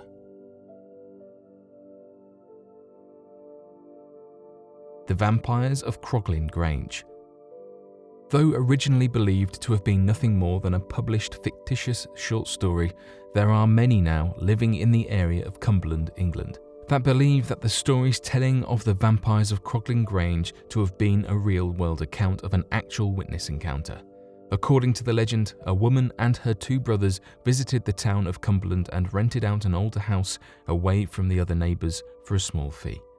Though the house was not ideal in its design, with many claiming it to have been abandoned for quite some time beforehand, the 3 family members stayed there for quite a while and became accustomed to the location. It was not until the summer months that the family began to realise that something far more sinister was lurking in the area around the house. According to the legend, as the woman was sleeping, a strange creature entered the house through the window and bit onto the neck of the woman. The creature was described as having a brown face and eyes that glowed like tiny flames. Shortly after biting the woman on the neck, she awoke and began to scream for help as she jerked away from the creature attacking her. This led to her brothers quickly entering the room with a gun, believing that an intruder had entered. Unfortunately, the monster had already jumped out of the window when the sister began to scream, and so the brothers quickly followed it as it ran through the nearby forest and towards a local cemetery. As the creature ran in the distance, one of the brothers shot towards the creature and believed to have hit it in the leg before it scurried into the cemetery. As the brothers stood outside the cemetery, they had believed that perhaps the creature had been a vampire and so decided to wait until the morning before entering the cemetery and battling the creature. That morning, they entered the crypts and discovered a body with a fresh wound in its leg that appeared similar to the gunshot wound inflicted by one of the brothers, and so burned the body. Though many still regard the legend as being proof of a vampiric entity, many others believe that perhaps the creature had been that of a ghoul. A ghoul is known to reside around cemeteries as they can take the form of any person that they devour. Additionally, ghouls are described as having burning eyes of fire similar to that of the jinn. It could very well be that the creature was in the process of turning into the woman, but was stopped in time by the brothers taking action.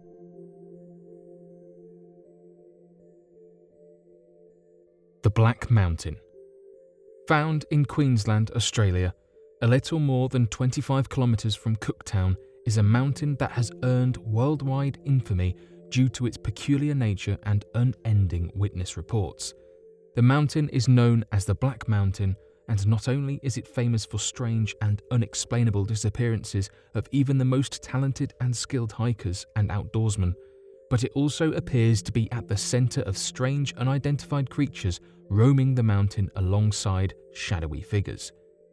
Many locals have often reported seeing the ghost of a medicine man standing on the many different boulders that litter the mountainside, as if his spirit plays a hand in the strange occurrences. Alongside this, reports have been made that farmers and ranch hands travelling through the area alongside their herds of cattle have completely vanished, with the herdsmen and the entire herds of animals never to be seen or heard from again. Commonly, it has been noted by pilots that instruments of the aircraft will begin to act strangely and that compasses will no longer point in the direction required to get a proper bearing when flying over the location. The locals have often told stories of travellers of whom were hiking the location and would trip or fall because they would feel as if hands had come out from the ground and tried to pull them underneath. Stories pertaining to the mountain are seemingly unending, and when asking any number of locals, stories will be told from many different perspectives and witness accounts that seem impossible to understand. Some have claimed that the mountain is completely abandoned by wildlife, and that animals will attempt to flee the area if they find themselves near. Others have claimed that the mountain has living caves that will swallow and digest anyone who enters.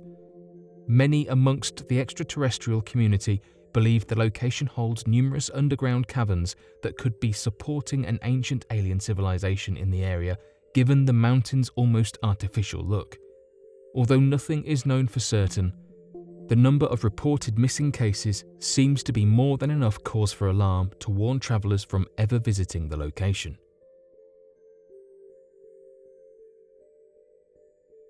Ball lightning. Lightning has always been at the centre of mystery and wonder for our ancestors over the millennia. Even today, there are still unexplainable mysteries surrounding the phenomenon that we just cannot seem to understand. One such case is that of ball lightning. Ball lightning is the strange occurrence of when the conditions appear to be just right and the static discharge of a normal thunderstorm creates what appears to be floating balls of pure lightning and energy. Not only do these strange, unexplained instances of ball lightning create an unexplainable perfect spherical shape out of what should normally be a line connected the negative and positive charges of the sky and ground, but they also appear to move erratically through the sky and have often been mistaken as alien encounters. Interestingly enough, scientists are no closer to understanding what causes ball lightning and believe that the circumstances surrounding the appearance might be completely unexplainable. This is given the numerous amounts of variables surrounding their creation. Additional information has been gathered by the National Aeronautics and Space Administration. This shows that these groupings of ball lightning appear to create strange instances of pure radiation, such as that of gamma and cosmic radiation. It's due to this that many people have theorized that the electromagnetic properties of the ball lightning are converting the massive amount of electrical energy caused by lightning into a purer form of radiation that seems unexplainable in its transformation. Other reports have claimed that instances of ball lightning seem to be similar to that of a 60-watt bulb glowing and have even come through windows in houses without shattering them. Despite this overwhelming evidence given of their existence and their strange nature, it appears that scientists are no closer to understanding the cause and strange properties of ball lightning in the slightest.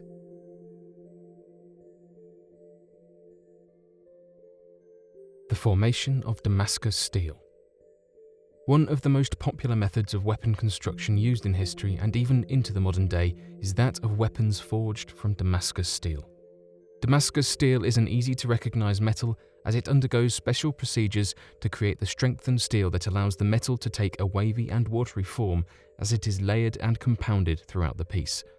What many people are not aware of, however, is that the modern-day procedures of forming Damascus steel are not nearly equivalent to that of the procedures used in the ancient past. According to the written accounts of ancient blacksmiths, it would take more than 3 years to build a sword using Damascus steel, as it would be folded more than 300 times and hammered with a number of different force amounts to allow the steel to be as strong as it could possibly be during its time. Despite a number of weapons surviving this period, it is impossible for scientists to know what the exact heat treatments were that were applied throughout its creation. Though many might believe that knowledge of such a procedure is relevant to the formation of Damascus steel, researchers have discovered that it was these heating and cooling techniques that caused the formation of carbon nanotubes to form throughout the weapon that would allow it to feel lighter and be made stronger throughout. Today, the procedures that are known are only applicable to the metals and steels we use in the modern day, and many of the techniques to create the wavy patterns in the metal is merely that of decoration and not the same as used in the Damascus steel of the ancient times.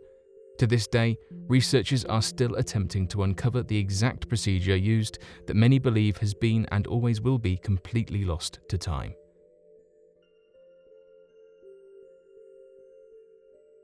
The giant troll Gryla.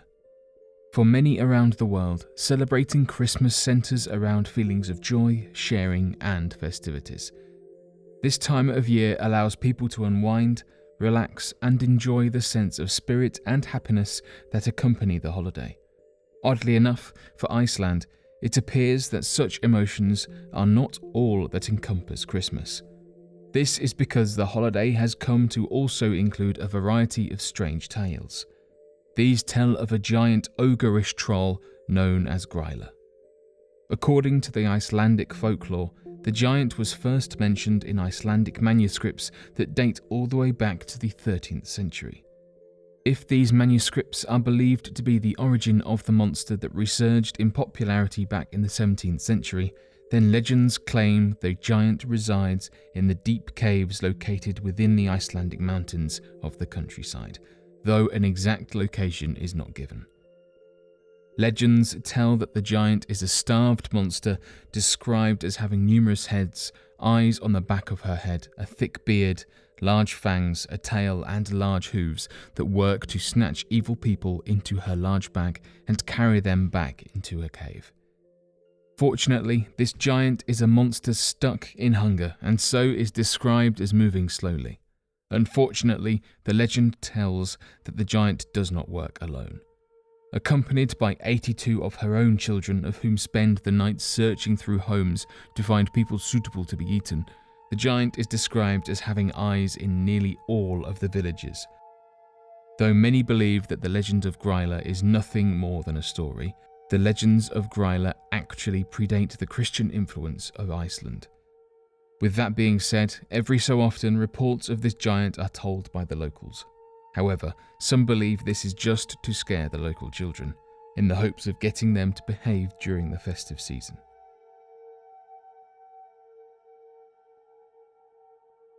Encounters with the Mapinguari. One of the most interesting accounts of a strange discovery made within the dense Amazonian jungle is that of modern-day accounts of encountering a large ground sloth. Though many locals refer to the creature as the Mapinguari, an ancient Brazilian monster of native folklore and legends, it's described as having the skin of a reptile, one large eye, a second mouth on its stomach, long claws and backwards feet. Many modern-day sightings, however, have instead described the creature as being that of a massive sloth-like creature that moves slowly, has long arms capable of tearing apart trees, a sloped back, and can stand up to 7 feet tall while being covered from head to toe in a thick and borderline impenetrable matted fur. Interestingly enough, what many people are not aware of is the fact that when Charles Darwin first visited areas all throughout South America, he came across the bones of a now extinct megafauna known as the giant ground sloth, a large cousin of the modern-day sloths throughout South America, but estimated to have stood at the size of a bear. When he first discovered the bones, Darwin remarked at how young they looked, believing the bones to have been freshly made by an animal that had just recently died. Further studies would confirm that the giant ground sloth would be around as recent as 10,000 years ago, before the Great Ice Age had formed, and could have survived for a short period after. This has left many believing that perhaps the modern-day accounts of the Mapinguari are merely encounters with surviving members of the giant ground sloth believed to be extinct.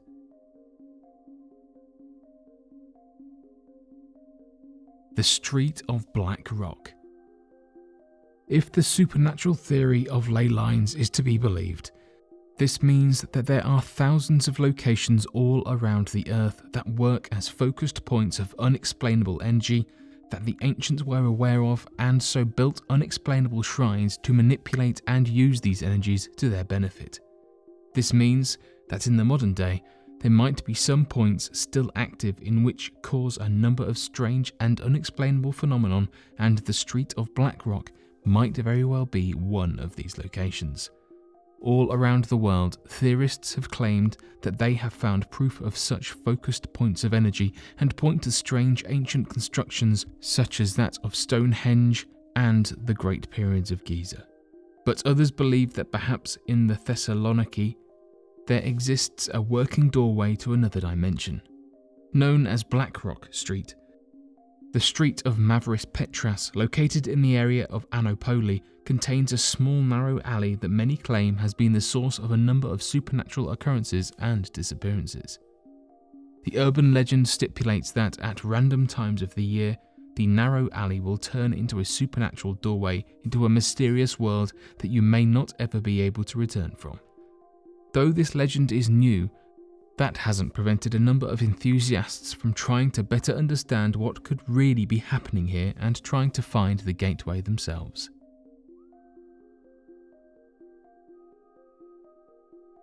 The Superhuman Sherpas of Nepal. Located around the Himalayan mountains, the Sherpas are a tribe of people that originated from the native Nepalese and developed special adaptations for their living conditions on the tallest and coldest mountains of the world. The Sherpas are regarded by even the most experienced mountain climbers as the elite experts in the world of hiking and mountain climbing, and, due to this, are often hired on as guides or climbing supporters for mountaineering expeditions in the Himalayan region. Interestingly enough, the Sherpas have developed unique advantages in the world of mountain climbing and high altitude conditions. Not only do their ancient traditions allow them to learn advanced climbing techniques early on, but the Sherpas have special genetic adaptations to living at high altitudes that include richer oxygen levels in their blood and the ability to produce nitric oxide at double the normal rate of the average individual. Additionally, given their long durations of being exposed to blistering weather and extremely cold conditions, the Sherpas have developed special brown fats that have a higher ability to generate natural heat in the body and prevent the cold from doing any lasting damaging effects to their body, and to even prevent shivering in otherwise intolerable conditions. This has led many native to Nepal to believe that the Sherpas possess superhuman traits in the world of mountain climbing that separates them from the average person, leading to their natural ability to survive in conditions no normal man ever could.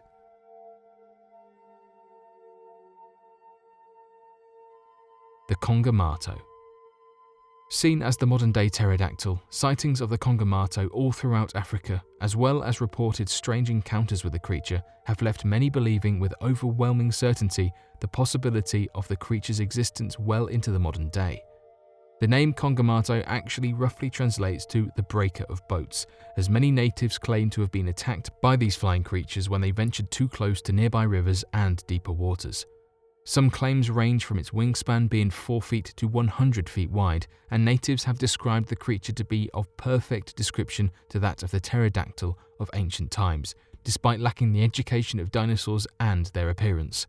Although many of the sightings of these creatures are limited to the Congo, there are several reported cases that stretch as far as Papua New Guinea and all across Africa. Additionally, when European travellers were visiting these regions in the hopes of colonization or trade, they wrote extensively about encountering winged creatures, of which often attacked their crew and carried away any fresh corpses on their travels. Given the wide expanse of the jungles of the Congo being widely unexplored, as well as housing a large number of different bird species as well as larger flying species, it could very well be the case that the Congamato is a direct descendant of a surviving species of pterodactyl and could have survived in the rich, fertile areas of the Congo.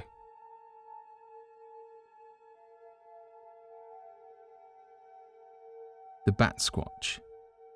Shortly after the eruption of Mount St. Helens, a team of researchers surveyed the area to better understand the explosive devastation caused by the eruption.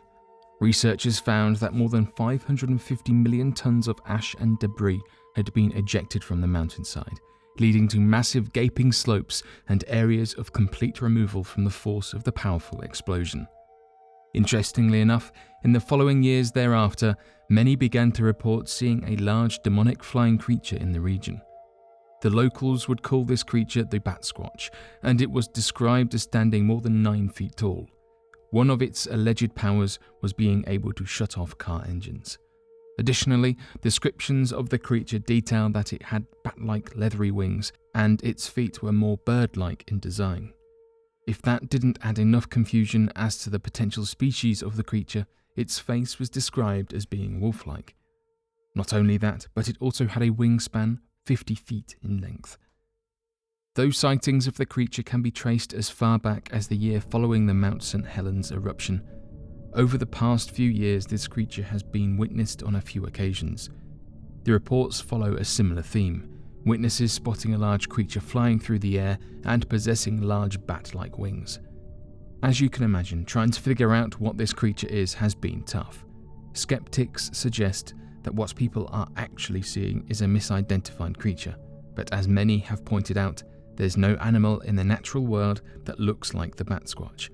Others have suggested that what people were seeing was the elusive Mothman. To this day, though, the Bat Squatch remains a mystery.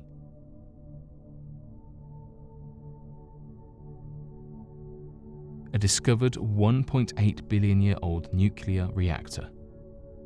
Back in 1972, when a large amount of uranium ore was mined from the Oklo mine located out in the country of Gabon, a small nation found in Central Africa, scientists began to test the uranium deposits to catalogue the amount of recovered uranium-235 that was gathered from the site and could be used for ongoing efforts of nuclear fission and nuclear reactors. Unfortunately, they quickly realised that a substantial amount of uranium-235 was missing from the ore deposits, as uranium-235 naturally forms a solid concentration of 0.72%, but found a significant amount lacking from the mined minerals.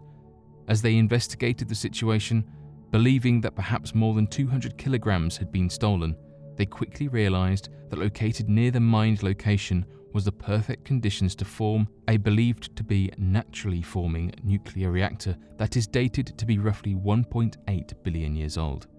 Scientists claim that the uranium ore was used when a naturally formed cavern using groundwater to help stabilizing the nuclear reaction was discovered underground. Conspiracy theorists, however, have an alternative explanation. Given the fact that the specifications required to form a naturally made nuclear reactor require specific storage of the uranium-235, the continued influx of water and a number of steps to prevent the compounds from becoming superheated, it is believed that the location is not naturally formed and rather the use of a primitive nuclear reactor by time-traveling humans needed to create a substantial amount of energy. Today, the claim is widely debated as one of the key pieces of evidence of time-traveling humans and their influence on the past.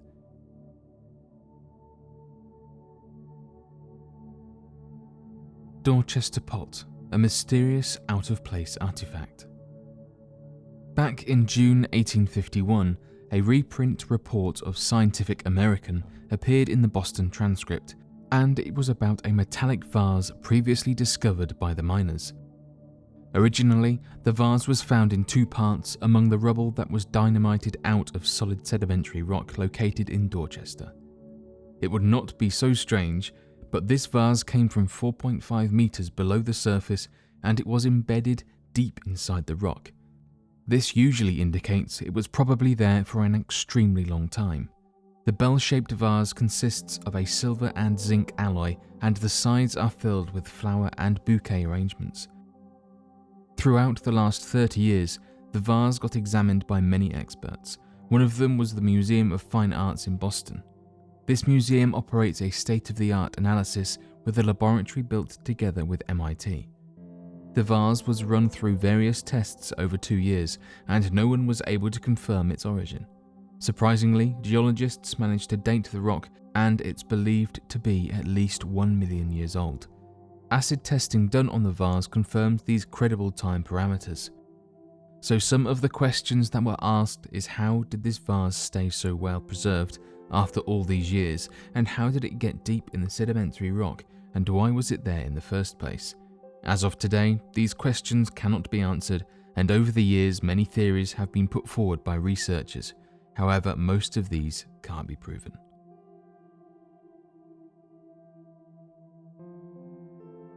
Oldest galaxy cluster, 13 billion years old.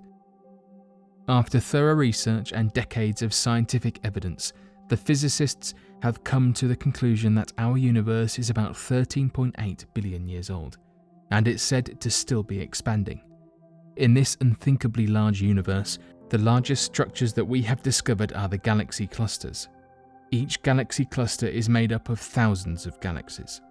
These galaxy clusters are connected to each other, and these form most of the universe that we have observed. Recently, in September 2019, a groundbreaking discovery was made by the researchers working at the Imperial College of London and the National Astronomical Observatory of Japan.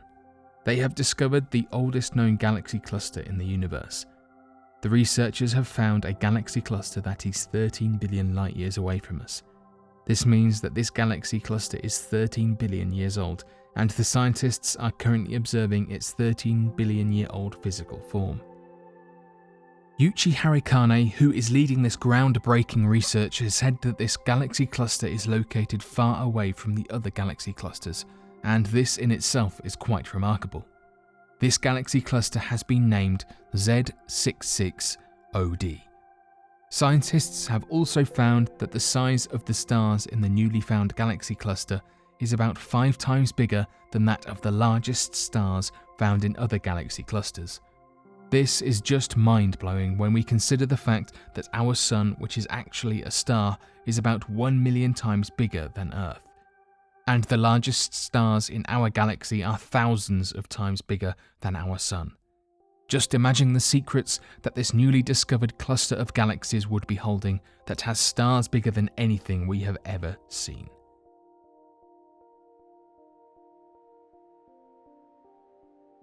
The disappearance of Bermeja Island.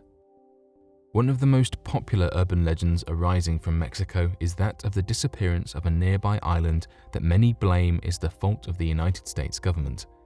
Made popular by the BBC's World Service documentary Mexico's Missing Island, Bermeja Island is a phantom islet that, according to maps as recent as the middle of the 19th century, should currently be lying off of the north coast of the Yucatan Peninsula.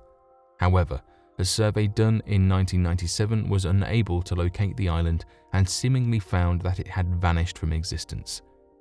Conspiracy theorists would later be the ones to find definitive proof of the existence of the island that spanned reference cartographer maps among 400 years of documents, despite many officials denying the existence of the island and blaming erroneous reports.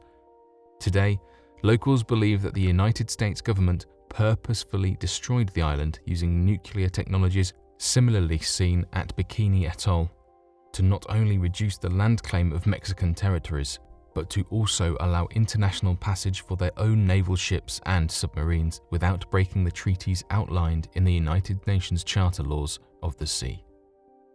On March 20th of 2009, the National Autonomous University of Mexico, as instructed by the Mexican government, was at the center of investigations all throughout the region of where the island was said to rest in an attempt to naturally explain the island's disappearance. The team used an oceanographic vessel known as Justo Sierra, of which was equipped with state-of-the-art devices to help uncover any low-lying lands or completely demolished areas. Though it was originally believed the United States had used nuclear weapons to destroy the islands, at the end of June of that year, the investigation was ended with overwhelming evidence that not only was there no evidence of such a conspiracy, but that there had been no vestiges of an island ever having existed in the area, sunken or otherwise. Today, there appears to be no real answer as to the cause of the disappearance of this island, and locals still regard it as one of the most popular Mexican mysteries and urban legends. Why are whale calls getting deeper? Some of the most incredible animals are the whales that inhabit our oceans. These giants can grow up to 30 meters in length, and this is incredible when you think they eat some of the smallest creatures in the ocean. The blue whale is the largest animal to have lived on our planet. When it comes to their diet, the blue whale is known to primarily consume krill, but these giants will also consume other small crustaceans.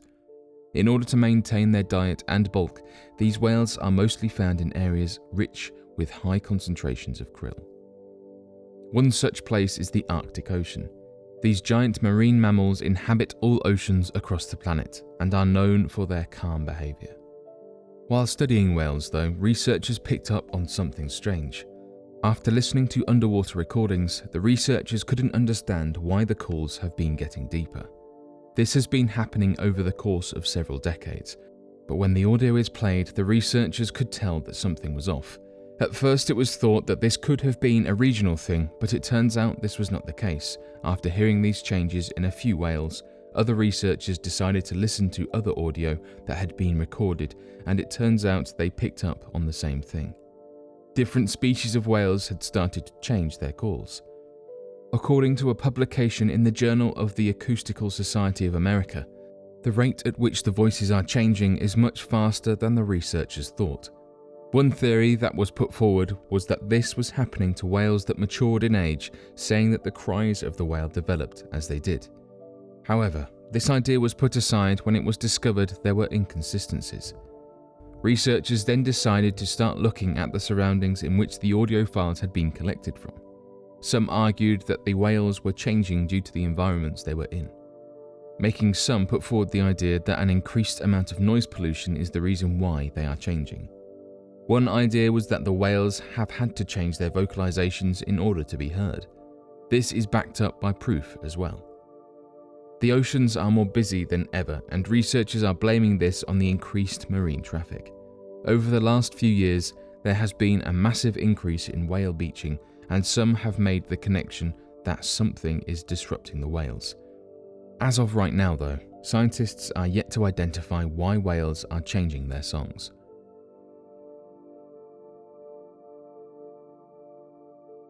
Hangzhou UFO sighting.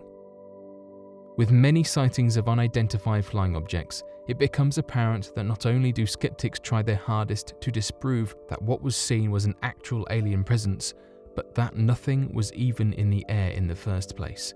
This appears to be an impossible task when discussing the Hangzhou UFO sighting. Back in 2010, on the 7th of July, the Zhoushan airport located in Hangzhou in China ceased all operations and was temporarily shut down as a strange anomaly hovered over the airport. The first witnesses of the unidentified flying object was a flight crew preparing to land at the airport at approximately 8:40 p.m. They quickly notified the air traffic control department as the object was not only a safety risk for all incoming flights preparing to descend, but appeared to be strange in nature and could have possibly been an extraterrestrial craft. Within minutes, the Chinese aviation authorities responded by grounding all outbound flights and diverting any inbound flights away from the airport in fear of the craft's abilities. After an hour, the craft disappeared and the flight traffic control quickly resumed functions. As an investigation continued into the incident, it turned out that roughly an hour prior to the event, others had spotted and taken pictures of a strange UFO that appeared to have been surrounded in golden light and exhibiting a comet-like tail in the sky. Other witnesses reported that the object changed and then began emitting red and white rays of light in all directions. For years now, the Great Pyramid at Giza has been shrouded in mystery. So many theories have been put forward, but as of today, many of these lead to a dead end. It's been said that even with the technology we have today, it would be tough to construct the Great Pyramid of Giza. Its construction over 4,000 years ago is so astounding in some people's eyes that they invoke mystical or even otherworldly involvement. Over the years, evidence has been presented which could suggest the pyramids predate the Egyptians and that a more advanced civilization lived before them. The Great Pyramid is located at the center of the landmass of the Earth. When looking at the pyramids, most will agree that it has 4 sides. However, photographs taken years ago go against this. The centers of the 4 sides are indented with an extraordinary degree of precision. This means that it actually forms an 8-sided pyramid. What's strange though is that this can only be observed from the sky. So many people have questioned why you are only able to see this when you are above the pyramid. What use would this be when they were made thousands of years before flight? Another strange thing is that it's only detectable at dawn and sunset on the spring and autumn.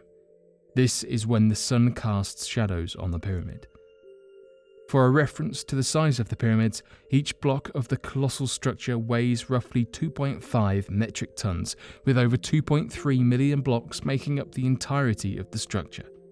Not only did this require 315 blocks to be moved in place each day for the next 20 years, but to accomplish such a building scale even today would be an impossible feat, unable to be matched. As new discoveries and 3D mapping of the pyramids continued, even more mysterious natures of their structure were found.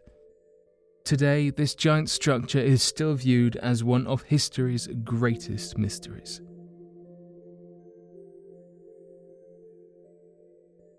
Dark matter. Dark matter is a type of matter which is thought to represent roughly 85% of the matter in the universe and around 25% of its total energy density, while it lends much of the gravitational force holding galaxies together. In spite of the fact that astronomers cannot see dark matter, a way has been found to detect it. The influence of dark matter is detected by observations in gravitational lensing.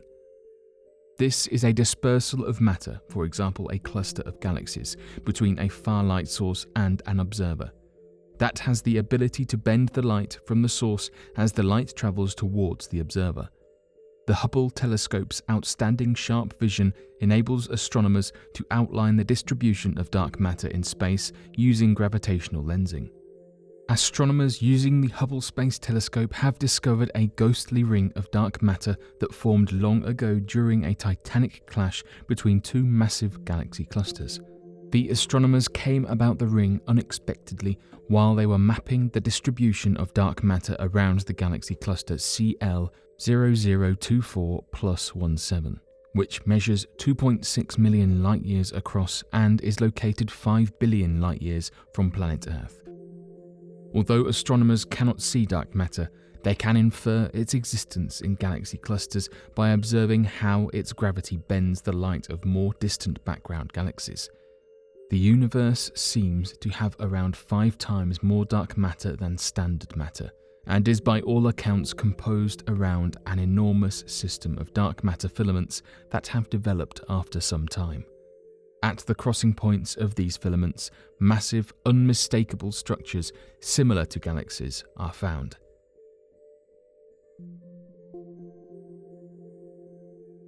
Earth has a second moon.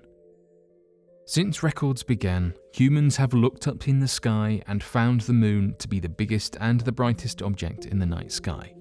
It fascinated ancient civilizations, and it continues to fascinate us today. In fact, the moon is the first and only place outside of Earth that humans have visited. Scientists thought that unlike some other planets in the solar system, Earth had only one moon. However, in 1986, it was discovered that there is another celestial body that moves around the Earth, in a strange horseshoe-like orbit. This quasi-orbital satellite of Earth is named 3753 Cruithne. Unlike the moon that we know, this smaller second moon does not loop around the Earth in a nice ellipse. Instead, it makes a horseshoe-like shape as it orbits the Earth. The horseshoe-like orbit of this moon is such that it moves towards the Earth for some time, then moves away, then moves back toward the Earth, and then again moves away. According to scientists, such horseshoe orbits are quite common for moons in our solar system. Other planets also have such moons, and 2 such moons have been discovered orbiting Saturn. Research has shown that it takes 3753 Cruithne 800 years to orbit around Earth. This is because of the vast distance that it travels while going away from Earth and then moving back towards it. As Cruithne wobbles and sways along its horseshoe orbit, it makes a messy ring around Earth. This celestial body moves so far from Earth that it reaches close to Venus and Mars.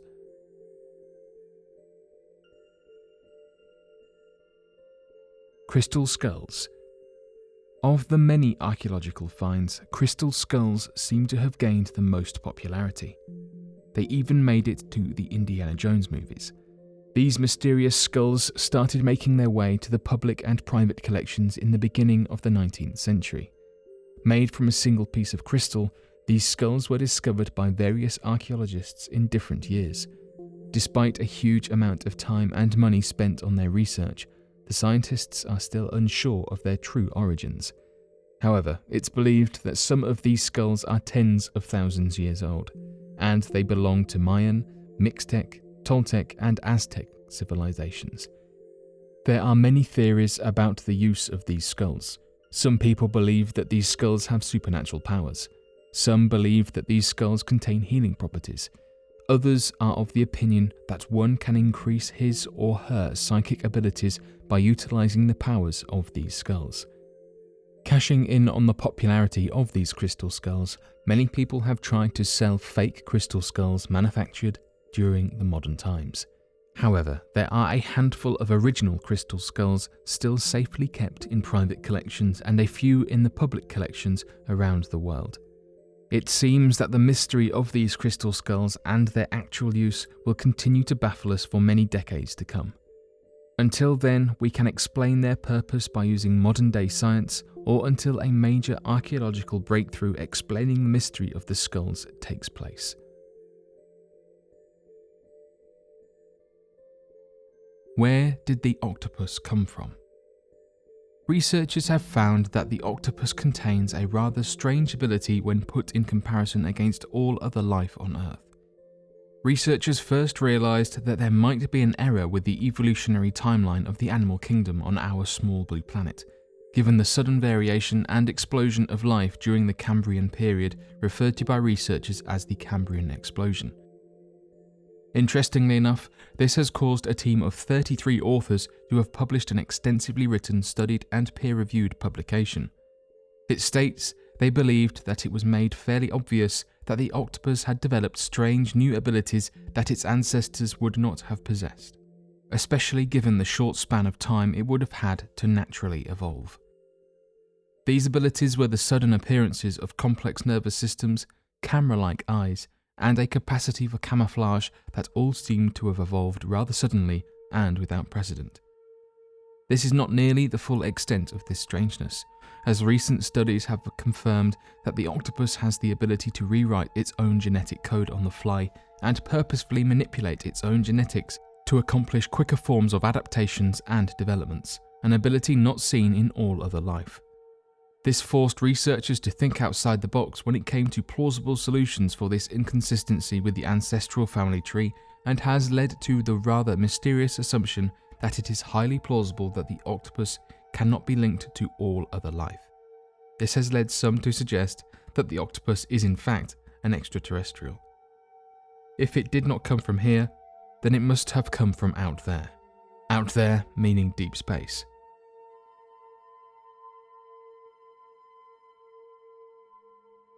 Ollantaytambo. Ollantaytambo is an archaeological site that can be found in southern Peru. It's located at over 2,700 meters or 9,100 feet above sea level. This location has served as both a temple and a fortress. Archaeologists have put forward the theory that the ancient site was actually built on top of an older city, of which they know nothing about. One thing that stands out about this place is the incredible large stone bricks. Many photos have been circulating the web that suggest these giant steps were built by giants. When you see the images, it's easy to see why people would think they were built by giants. However, these giant blocks are known as terraces. They start at the bottom of the valleys and make their way up to the surrounding hills. A towering wall, has become known as the Wall of the Six Monoliths, stands in front of the terraces at the Temple Hill. However, it's not known why its construction was never completed. It's well known because the Inca would have had to move the huge stones. It's believed they used special techniques to move the stones. They would have collected them from a quarry high on the mountainside, the distance being over 3.7 miles away. Many people visit the region with the belief that it was built for non-humans. These people suggest that the site was built for giant humans and that the massive staircases is proof of that. They point to the fact that all over the world there are stories of giants and that this site could have been one of the locations where they lived. To this day, the region remains a hotspot for giant theorists.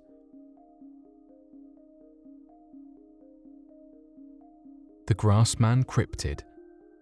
Often encountered in the woods of Ohio is that of a cryptid that has commonly been referred to by the locals as the Grassman Monster. The Grassman Monster, also known as the Ohio Grassman or Orange Eyes, is a massively large and hairy man-like creature that many have compared to that of Sasquatch sightings.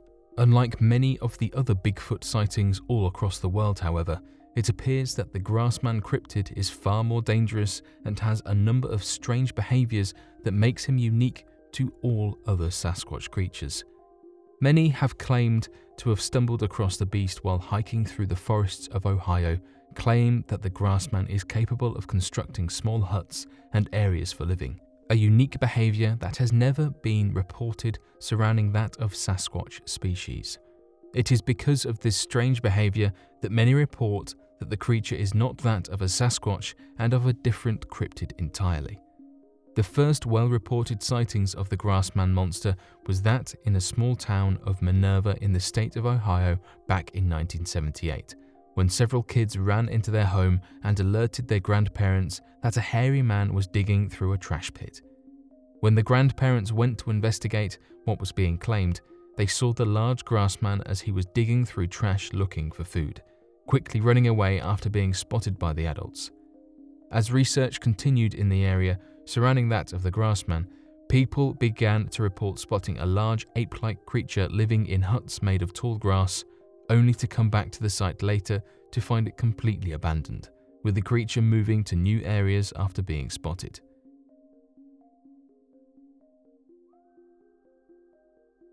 The Lights over Phoenix. Commonly referred to as the Lights over Phoenix event, it appears that there is overwhelming evidence of a mass sighting event of a large number of unidentified flying objects seen throughout the skies of the combined states of Arizona, Nevada, and the Mexican state of Sonora during the late 90s. According to a number of individual reports, the event seemed to have occurred on the 13th of March back in 1997 between the hours of 7:30 and 10:30 Mountain Time Zone, and detailed a wide number of witness reports claiming that several thousand people witnessed a triangular formation of lights that flew more than 300 miles before disappearing. Ufologists have gathered the combined reports of the sighting to form the 3-hour timeline. Beginning at roughly 1955, a man reportedly spotted a large V-shaped aerial craft over Henderson, Nevada that was described as being the size of a Boeing 747 and has 6 different lights on its leading edge. The next sighting then occurred at 2015, when an unnamed police officer filed a report stating that they witnessed an aerial craft that fit the same description as the one seen in Henderson, Nevada, passing over the town of Paulden, Arizona. These sightings would continue for the next few hours, with even the governor of Arizona, Fee Symington, claiming to have seen the lights pass over as well. Though some claim that the event could have been a large experimental aircraft by the United States military, others aren't so sure, as many other sightings of unidentified flying objects were made during this time that were described as being otherworldly.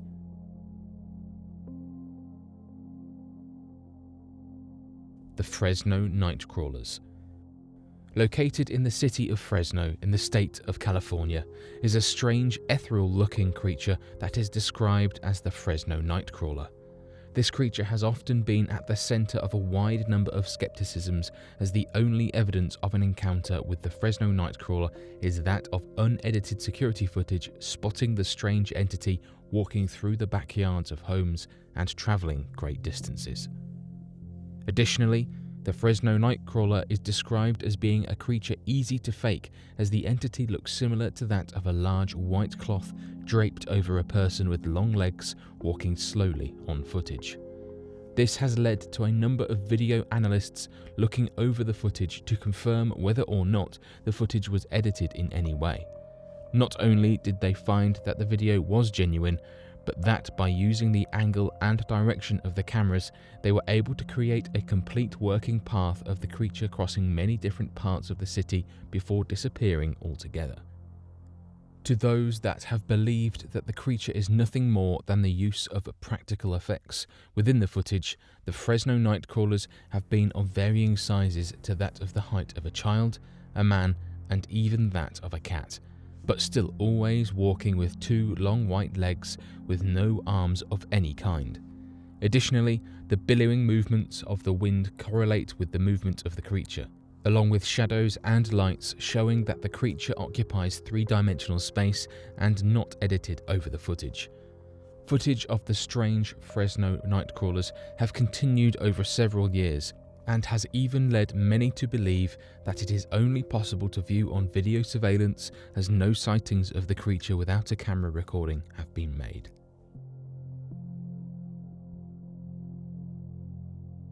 The Giant Bird of Washington. There have been whispers of a bird existing that's come to be known as Washington's eagle, the great eagle, or the giant bird of Washington. This strange bird is said to be far superior to that of the size of the bald eagle. This giant predator was spotted by ornithologist John James Audubon and referenced in his published book known as The Birds of America. In it, he describes seeing this one-of-a-kind species on 4 separate occasions and said it appeared to be massively larger than that of the bald eagle of North America. This surprised many ornithologists, as it appeared that this was a previously undiscovered species and that it must be so rare as to have never been seen by any other specialists in the region.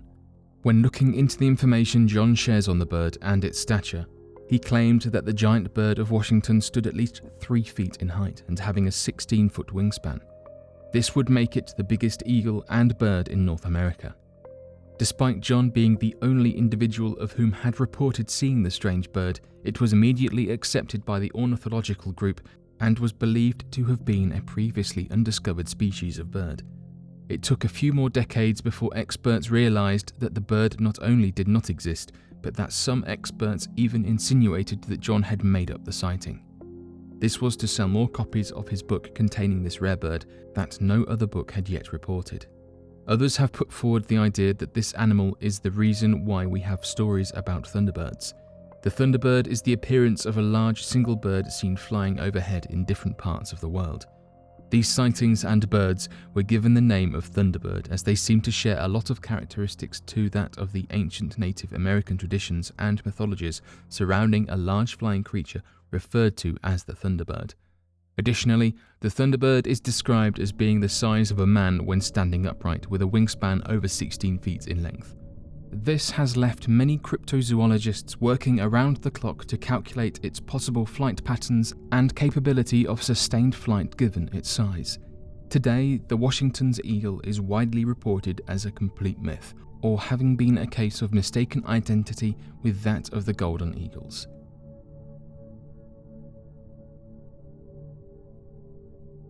Devil's Footprints, Devon.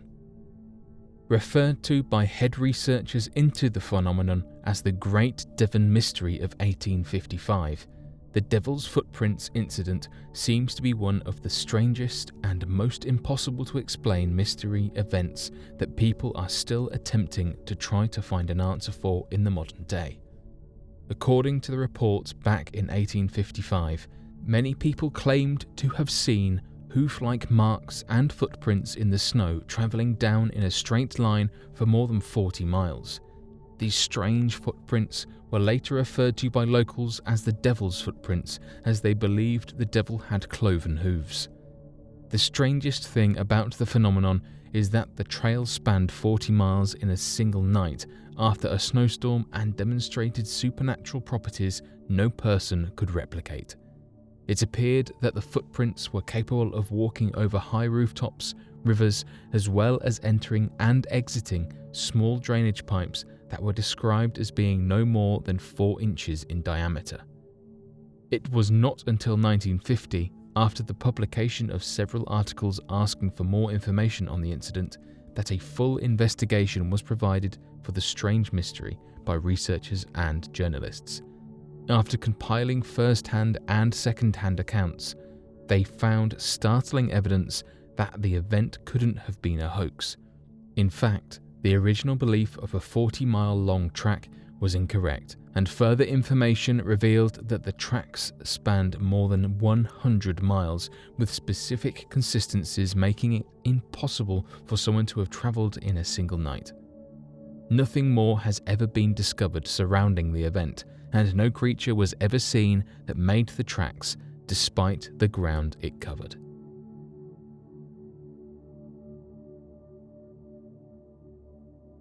Apollo 17, Pyramid on the Moon. In December 1972, when Apollo 17 made its final flight, among the many photographs that it took, there was a photo that continues to baffle the researchers to this day. This photo was taken near the area known as Geophone Rock on the Moon. The photo was catalogued by NASA as blank. However, as the experts examined this photo closely and adjusted its contrast, they saw an outline of a structure that looked like a pyramid. The photograph has since been examined by many researchers, and it seems that no one can say for sure what the structure is. When the photo first gained popularity in the 1970s, a number of theories emerged about the photo. Some people claimed that humans had already gone to the moon during the time of some earlier advanced civilization, and most probably these pyramids were made by the Egyptians during the same time that they made the pyramids in Egypt. Another theory claimed that the pyramid was actually an alien spaceship carrying aliens to the moon who were probably on the moon for the same reason as we were there. There were some people who simply rejected the claims by explaining the pyramid as a camera malfunction. Many people are of the opinion that there are no pyramids on the moon. If there were any, we would have been able to see them through powerful telescopes. But then again, the question remains: what was the structure in the photo? It seems that we will have to wait for a few more decades to finally find out if there are any pyramids or pyramid-like structures on the moon, or if it was just a random camera malfunction that cannot be explained.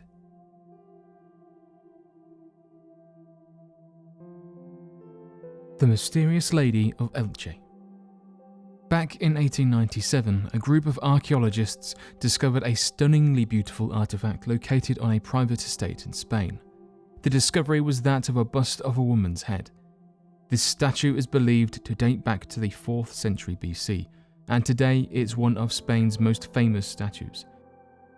The origin of the statue remains a mystery, and many researchers can't agree on a number of things. Many scholars believe this sculpture is Iberian, and it may also be associated with Tanit. Tanit was the goddess of Carthage.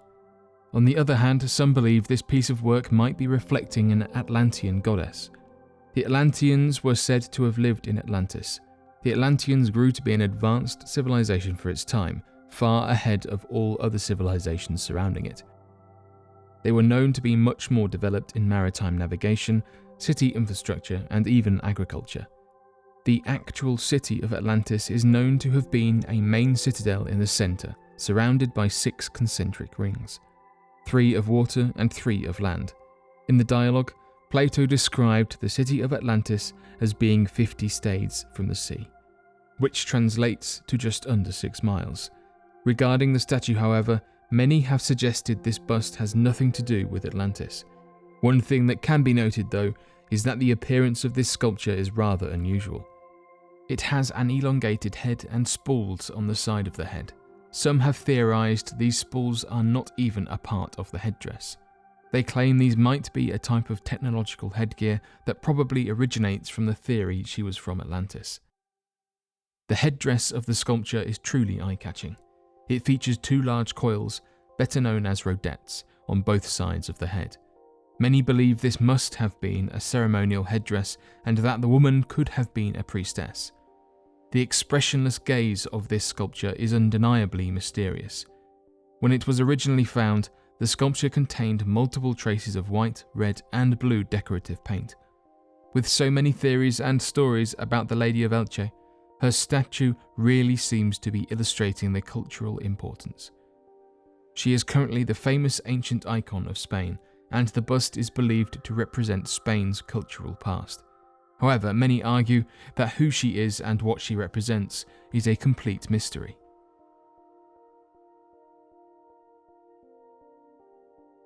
With reports of this sea monster going as far back as to be included in ancient Hindu myth, it appears that the Makara sea monster has many witness claims to back up its existence.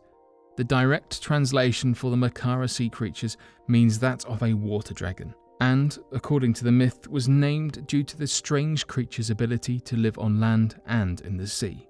Interestingly enough, there exists a detailed carved image of the Makara sea creature on ancient Hindu temples. These temples are more than 1,500 years old, and many have noticed its striking resemblance to that of modern-day artistic interpretations of the Stegosaurus. This has left many theorizing that perhaps it was possible that the creature was that of a Stegosaurus, and that this provides evidence that dinosaur-like megafauna existed well past original estimates of extinction. Many zoologists have even theorized that the humid jungles located in Southeast Asia could have proven to be similar to the climate that such a species would require to survive, also suggesting that this could very well be proof that such creatures existed well into the modern day.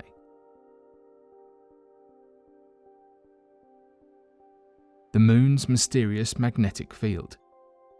Recently, scientists discovered that our Moon had a very intense magnetic field about 3.5 billion years ago.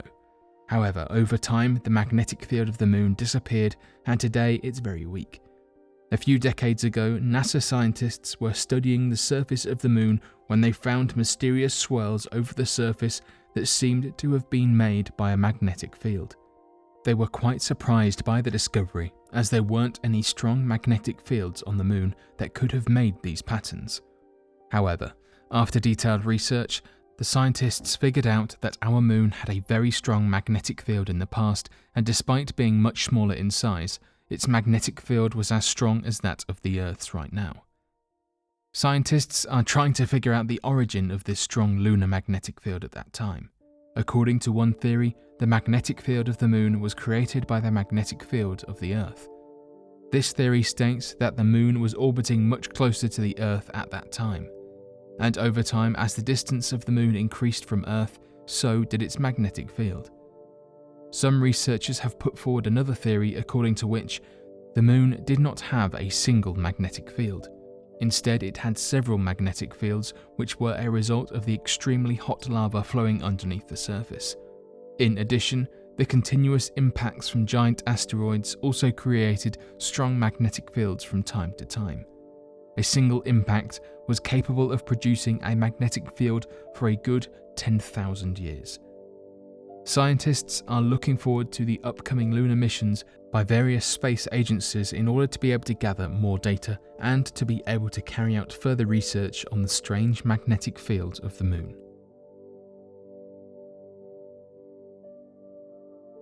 St. Brendan's Island. This island is described in old reports and is said to have been a place of luxury. It was reported to have been hidden by a thick mist and covered in mountains.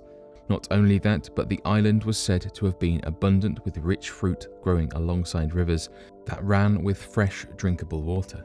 It wouldn't be too hard to assume that the existence of such an island would be nothing more than a mythical tale. Even in the modern era, that may well very prove to be the case, as the existence of such an island and its exact location had always been shrouded in mystery. This doesn't mean that there has been a lack of witness reports regarding the existence of the island. Witnesses have said that people have been visiting the island for thousands of years. One of these accounts from 1723 reported a priest seeing the island in the distance alongside apparitions behind the low clouds covering the island. After performing rites of exorcisms towards the apparitions, it was reported that the island vanished. To this day, though, the island has not been found and the claims of people visiting it remain a mystery.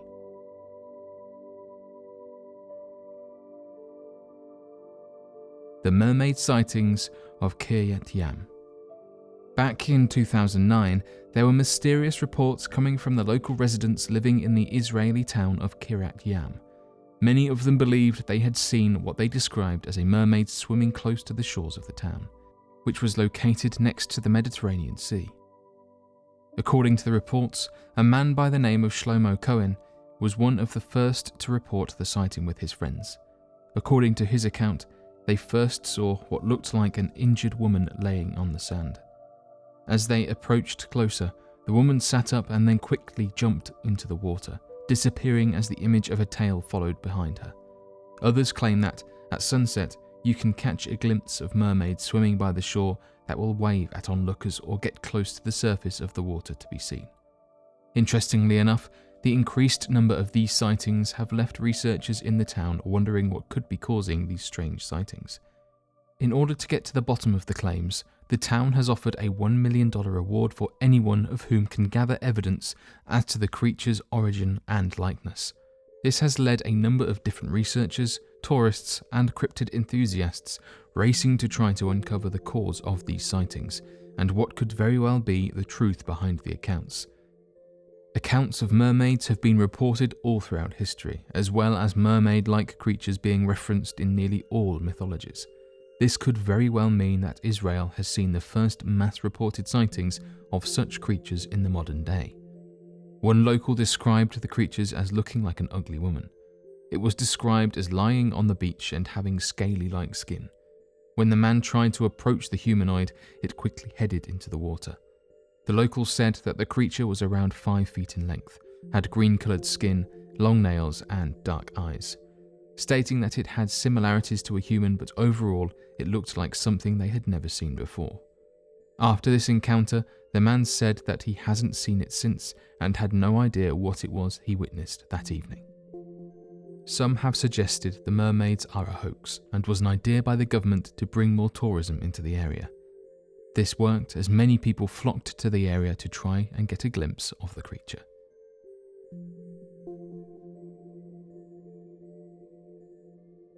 The sightings of the changelings. The legend of the changeling goes back to the old German mythologies of the area that tell of a strange creature swapping out sleeping babies with its own.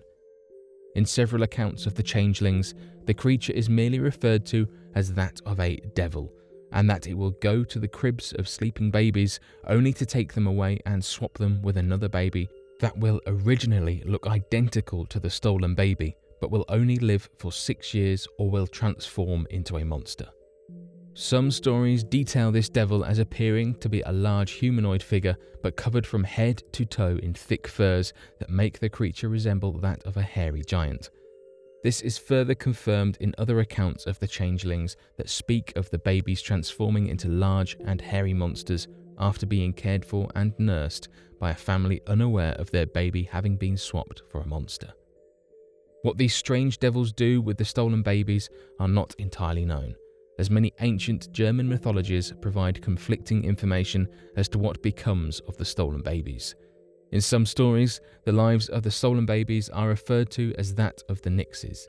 The Nixies were believed to be strange monsters that lived at the bottom of the Saal River, and that, from time to time, these creatures would emerge from the waters and go to buy fish from the Saalfeld city market. They were described as having large eyes and hemmed skirts that were always dripping wet. The Nixies were rumoured to be the children that had been taken away and replaced by changelings, but nothing was known for certain surrounding these strange creatures or the fate of the stolen babies. The Van Lake Monster. After erecting a large 4-metre-tall statue located near the Van Lake, it became apparent to critics and skeptics that this urban legend, despite any number of claims against its legitimacy, was here to stay. This was, of course, that of the Lake Van monster. Back in 1889, on the 29th of April, the Ottoman newspaper Saadet published an article that claimed an older man had been dragged down into the lake by a large sea creature described similar to that as a serpent with wings. These reports seemed to align perfectly with that of ancient Armenian mythologies that told of large sea creatures described as serpents with wings inhabiting the lake. Since this was originally reported back in 1889, there's been a large number of sightings of sea creatures in the lake that have contributed to the modern-day myths of the Van Lake monster. Back in the 1990s, there appeared to be a series of sightings of the creature made by the local Kurdish population during small fishing trips or leisurely trips out onto the body of water. This eventually led to the recovered footage made by a local man known as Unal Kozak that claimed to have captured footage of the creature back in 1997. His footage was sent to video analysis experts that claimed that the footage was not edited in any way, though they have not been able to rule out the use of practical effects. Today, the urban legend seems to be responsible for the prime source of income to the region, as people from all over the world have journeyed to the lake in the hopes of spotting the strange winged serpents for themselves.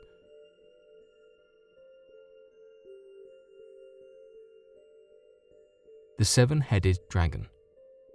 According to accounts of old Italian folklore, there appears to be a number of strange reports that tell of a creature that has the ability to live forever, untouched by age, and proves to be a menace to the province of Bergamo. This creature is known only as the Seven-Headed Dragon and seems to bear startling resemblance to that of the creature of the Hydra. Interestingly enough, according to legend, the dragon was known to wander the countryside in search of livestock to devour, completely ravaging towns and draining a well of its entire supply of water during one sitting. This led to a number of farmers and hunters gathering together to fight the beast, only to fail miserably, leading to a number of the population perishing in the fight. Due to this immediate danger, a collection of small states of Italy, fearing that the creature might eventually find its way to their own provinces, gathered together a small army that was comprised of the reported best soldiers of all of Italy. These soldiers tracked down and hunted the creature, battling it for days as it could, eventually pushing the monster back into a nearby wellspring. Upon entering the water, the creature thrashed and fought, unable to take any damage of any kind, leading to the creature accidentally burying itself underneath the mud of the wellspring as its movements caused it to slowly sink in.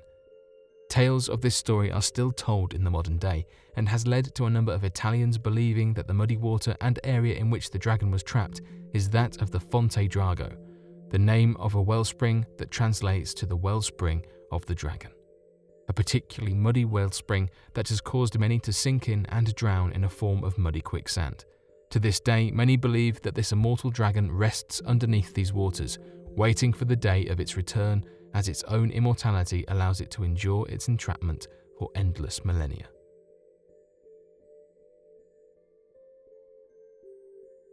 Bimini Road. On the 2nd of September in 1968, as a group of friends were diving 18 feet underwater off the northwest coast of North Bimini Island, amateur divers discovered an incredible underwater megalithic structure. It has rounded stones of varying size and thickness which are believed to have been evidence of a wall or pavement. Further examination of the area found that the stones formed a nearly perfect linear formation, proving its artificial nature and strange discovery. In 1978, a radiocarbon laboratory at the University of Miami dated samples retrieved from a Bimini Road core and believed the area to be somewhere around 2,700 to 3,500 years old.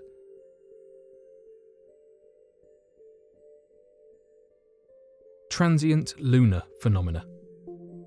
All throughout human history, many have claimed that not only have they observed the surface of the moon to be changing or undergoing what seems to be massive earthquakes and tectonic activity, but that bright lights and colours can be seen moving around the lunar surface or growing in size. These are not just claims made by amateur astronomers either.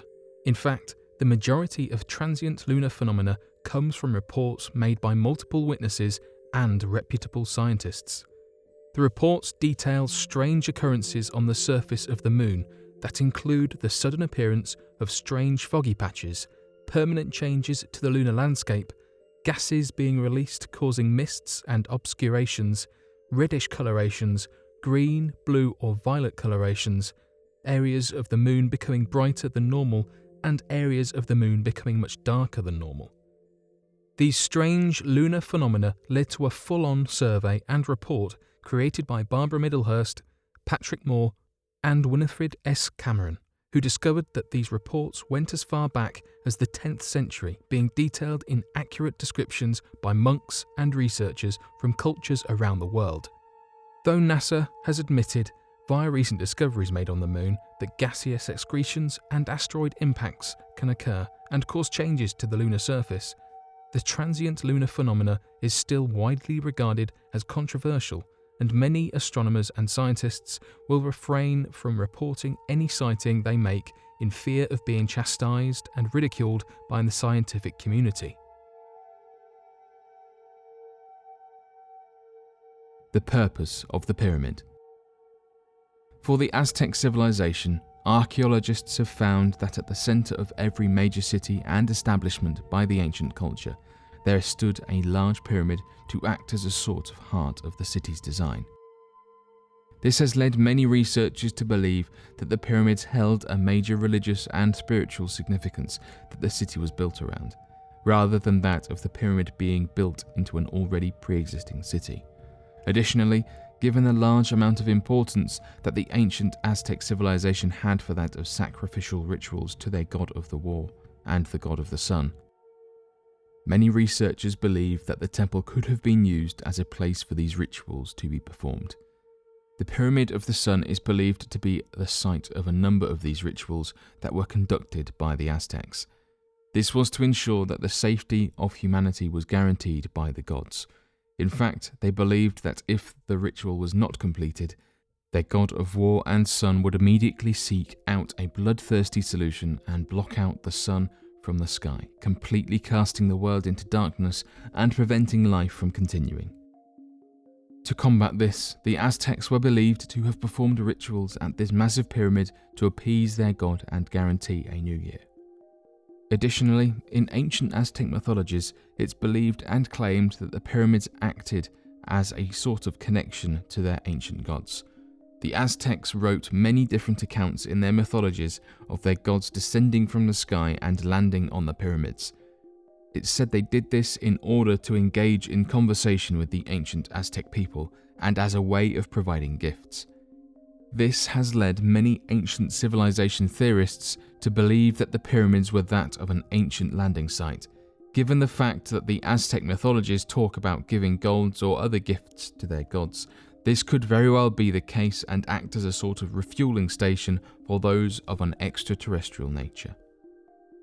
Still today, there is no true consensus as to the role of the pyramids and why they were usually constructed as the centerpiece of cities and construction.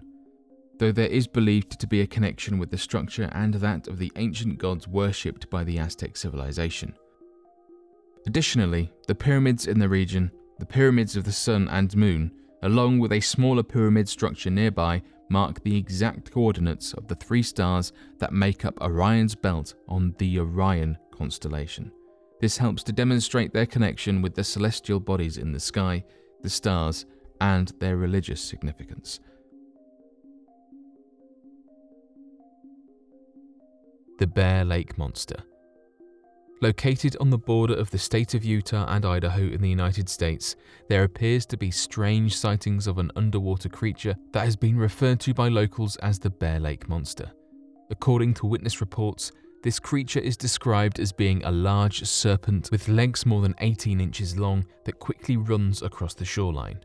It would later surface that back in 1868, many locals in the region were interested in these strange sightings and so would go on to cause a full investigation on the matter that was led by church leaders in the area and other reputable sources of information.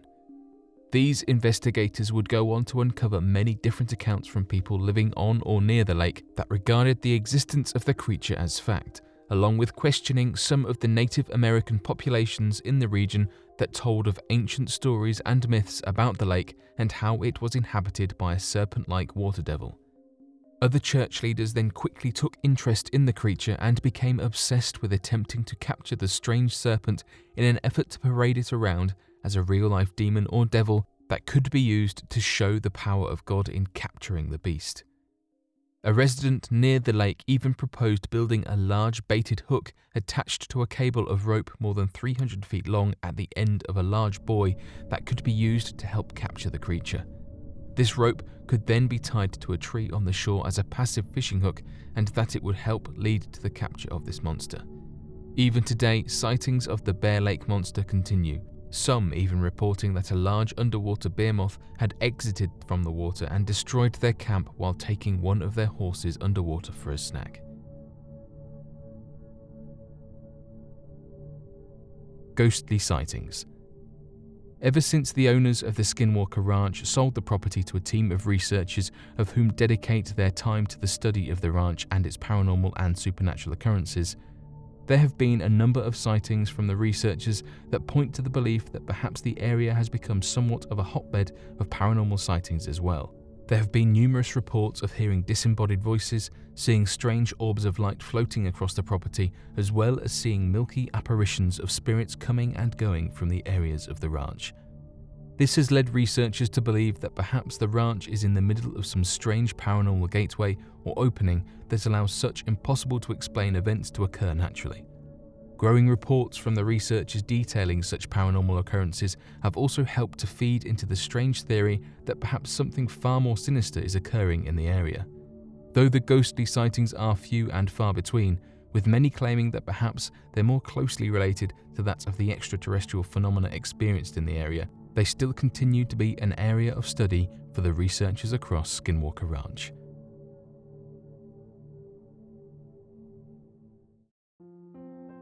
The Lizard Man of Scape Ore Swamp. Back in 1988, a 17-year-old local resident known as Christopher Davis claimed to have encountered something otherworldly. This encounter happened near the location of Scape Ore Swamp. He details that he hit a creature that was described as being green, completely wet, 7 feet tall, had the skin of a lizard, possessed 3 fingers on both hands, had wide glowing red eyes, and was covered from head to toe in snake-like scales. This creature would later be referred to by locals as the Lizard Man of the Scape Ore Swamp, and further sightings of the creature would continue for years to come. Over the years, many claimed to have spotted the creature and even occasionally having direct encounters with it. Some have seen this creature on the roads located nearby the Scape Ore Swamp, while others claimed that they had even encountered the Lizard Man more than a few miles away from the swamp. This would eventually lead to so many sightings of the creature that a local radio station offered a $1 million reward to anybody that could capture the creature alive and bring it to the radio station. Though many people believed it to be nothing more than a publicity stunt, The seriousness of the creature would later be the focus of the nearby military base. An airman known as Kenneth Orr that worked at the nearby Shaw Air Force Base would go on to file a police report claiming that he had encountered the lizard man located off of Highway 15. He believed he had wounded the creature but couldn't locate its body. Despite the police report and the proof of a number of scales and blood being found at the location, Kenneth Orr was arrested for attempting to file a false police report. This has led many to believe that though the military may be actively looking for this creature, they are also working to cover up the existence of the lizard man to prevent mass panic.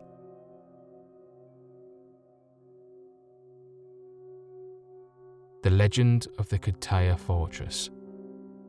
There appears to be an old legend that tells of an ancient race of giants having once inhabited the city of Kutaya many eons ago, before humans began to inhabit the region.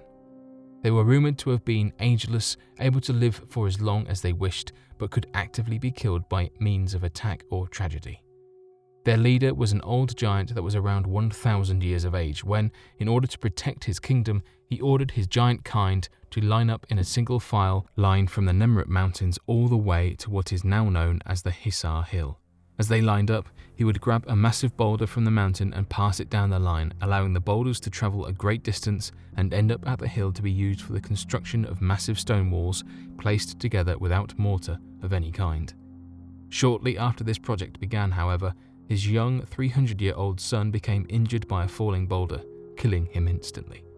As this was the first time the leader had ever seen death, he lost his mind in a fit of grief and said that the fortress he had now built will forever be seen as a region of death. The land of Kutaya is believed to be cursed with that of the blood of giants, and if a giant was ever to return, would find himself mortal. Today, the Nemrut Mountains are described as the mountains of the gods and is seen by many as the birthing place of giants. The trickster imp in the mirror. Today, there are tales of a tiny imp that will play illusionary tricks for the sole purpose of driving people to insanity within the Italian countryside. The majority of these illusionary tricks will play on images of vanity, making people appear to be ugly and misshapen when glancing into mirrors and staring at themselves.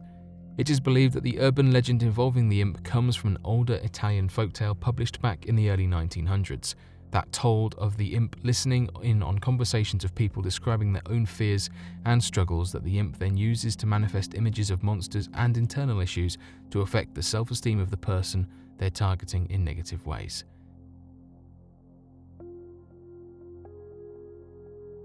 Ghost taxi rides. One of the strangest urban legends that comes from the country of Malaysia is that of the stories told by taxi drivers while making their rounds through a number of popular cities in the country during the times of 11 o'clock PM and 12 o'clock AM. According to witness accounts, a number of taxi drivers have claimed that they will no longer run taxis after 11:30 PM due to supernatural encounters. At roughly 12 AM, taxi drivers have begun to see a strange manifestation of a woman at the side of the road with long black hair and white clothes. If they pull over to pick up the woman, she will point them down a series of streets and roads until they arrive at a cemetery and will pay the driver with hell notes, Chinese currency used as offerings for the deceased. If a taxi driver refuses to pick up the woman, however, she will continue to manifest at the side of roads regardless of how far or how fast the drivers will drive. If they continue to ignore her presence, it is told that a dangerous accident will befall the driver and lead to their untimely demise.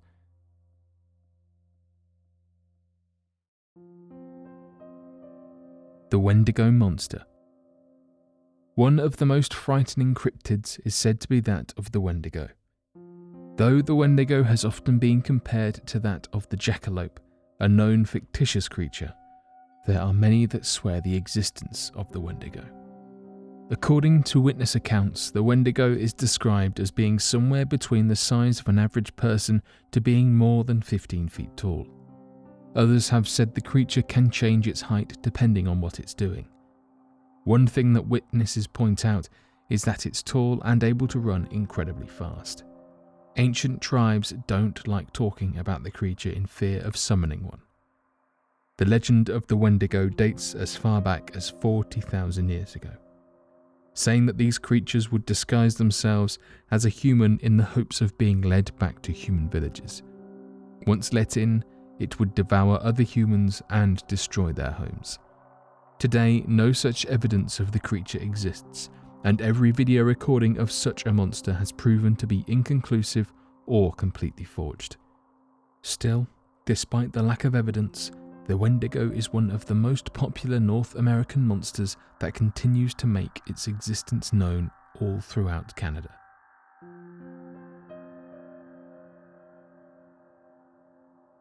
The patient on the elevator. According to this urban legend, the patient on the elevator tells a terrifying story that leaves many fearful of the areas of hospitals that are normally left vacant. The story goes that a doctor was walking with a patient as they were taking the elevator to the lobby of the hospital. Suddenly, the elevator continued down further and ended up in the lower basement levels of the hospital in the morgue. They looked around wondering if anyone had called the elevator and needed help, as they could hear a strange moaning from down the corridor. The doctor left the elevator and saw a man walking towards them while moaning in pain. Before the doctor got too close, he saw a red wristband on the man's hand and ran back to the elevator, quickly pressing the doors closed. The patient on the elevator then asked him what was wrong and why they left the man behind. The doctor then explained that the man had a red wristband and that those were only given to patients that have passed away, ultimately believing that the body was that of a possessed deceased patient and not that of a normal man. Though people are unsure where exactly the story originates from, it continues to be an urban legend told across the Philippines, warning people from going into the basements or abandoned corridors of hospitals.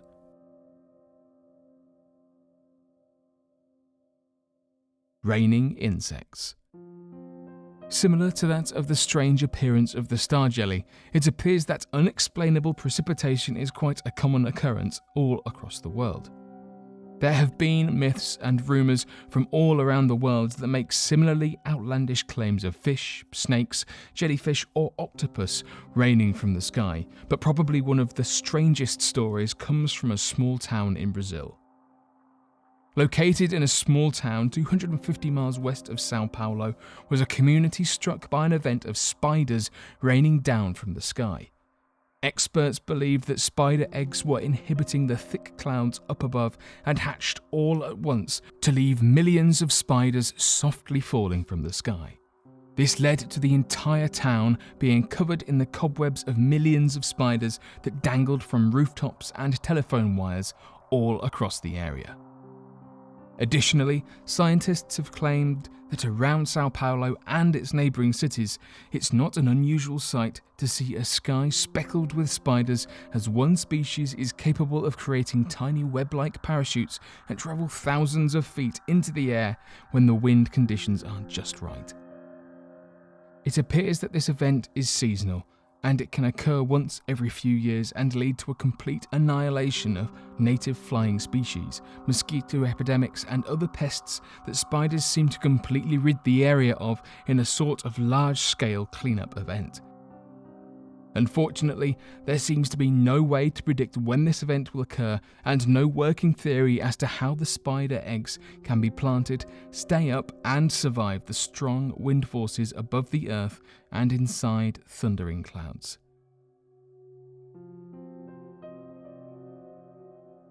The ghosts of the lagoons. The life of a fisherman in that of the lagoons of Venice have always been reported as that of a terribly lonely one. Working early every morning to catch the best fish, building muddy and wooden palisades to attract spawning fish during high and low tide, as well as spending almost every waking day preparing and transporting the fish only to be redeemed for a small price in an already oversaturated market. The life of a fisherman is usually not regarded as one filled with happiness in work. This has led many residents in the area to believe that those who journey out into the lagoons of Venice and experience a tragic event, essentially causing for them to never return again, leaves their souls in such terrible loneliness and pain that they can be trapped by the lagoon and forced to roam the area as that of a dark, silhouetted being. This belief is only solidified after many have reported that when travelling out onto the lagoons at night, strange figures can be seen on the waters that appear to be shadowy men standing rigid at the end of a long, light boat, tilted up out of the water. Today, many legends surrounding sightings of these trapped souls have become popular all throughout Venice, warning tourists not to journey out after dark. The Tale of the Ironed Lady. The tale of La Planchada, also known as the Ironed Lady, is believed by many in Mexico as the source of strange ghostly nurse sightings across different hospitals in Mexico. According to witnesses, there appears to be the apparition of a nurse that will visit those gravely ill and tend to them before they pass away.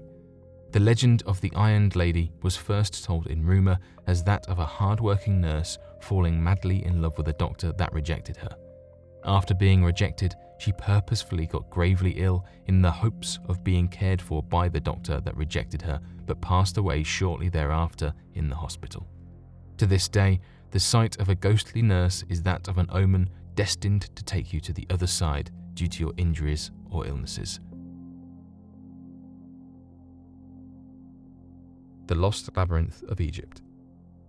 All throughout the written works of ancient scribes that attempted to record the natural history of the world around them, they wrote in extensive detail about a supposedly massive Egyptian construction known as the Labyrinth of Egypt. According to Herodotus, a natural Greek historian that had visited a number of important locations around the known world during his time, he wrote, "This I have actually seen, a work beyond words.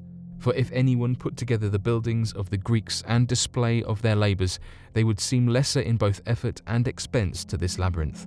Even the pyramids are beyond words, and each was equal to many and mighty works of the Greeks, yet the labyrinth surpasses even the pyramids."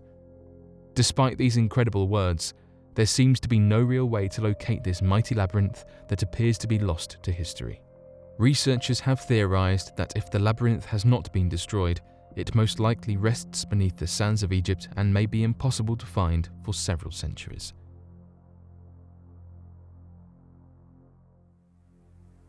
The Berwyn Mountain Incident. In the month of January back in 1974, a strange incident had occurred at the Berwyn Mountains in Wales that has since been tied to the mountain since its occurrence. It is nearly impossible to mention the name of the mountain to the locals without hearing them describe the strange sighting seen back in 1974 and how it changed the location forever. According to surviving witness accounts, back in January of 1974, many people reported hearing a loud explosion and then feeling violent tremors that shook the ground beneath them. The authorities at the time had believed that there had been a plane crash that slammed into the side of the mountain, considering there was a massive influx of police reports of people claiming to see blazing lights above the Berwyn Mountains. The police were quickly dispatched and looked into the matter only to report that nothing had been seen and that the reports were nothing more than a common form of mass hysteria. According to the official explanation regarding that night on the mountain, a meteorite strike had occurred at the same moment a natural earthquake was happening. Due to this strange explanation that seems far more unlikely, many extraterrestrial researchers believe that the main cause could have been due to an extraterrestrial crash landing and that the authorities merely covered up the event from the local population.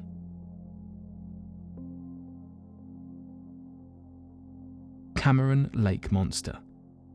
Ever since 2005, a number of people who have visited Cameron Lake in Vancouver, Canada, have reported seeing a strange black creature in the lake. The first sighting of the creature was reported in 2004. What has been described as the Cameron Lake Monster has been a subject of interest for the co-founder of British Columbia Scientific Cryptozoology Club, John Kirk. On hearing multiple accounts of the Cameron Lake Monster, Kirk decided to investigate the matter himself. He spent an entire day on the boat searching the lake for the mysterious creature. Kirk and his team used sonar to help their cause, and they did find a giant body swimming along the ship about 60 feet beneath the surface. The sonar picked up the giant object several times. Kirk believes that it could be the Cameron Lake Monster. However, since there was no direct visual evidence, Kirk and his team could not confirm.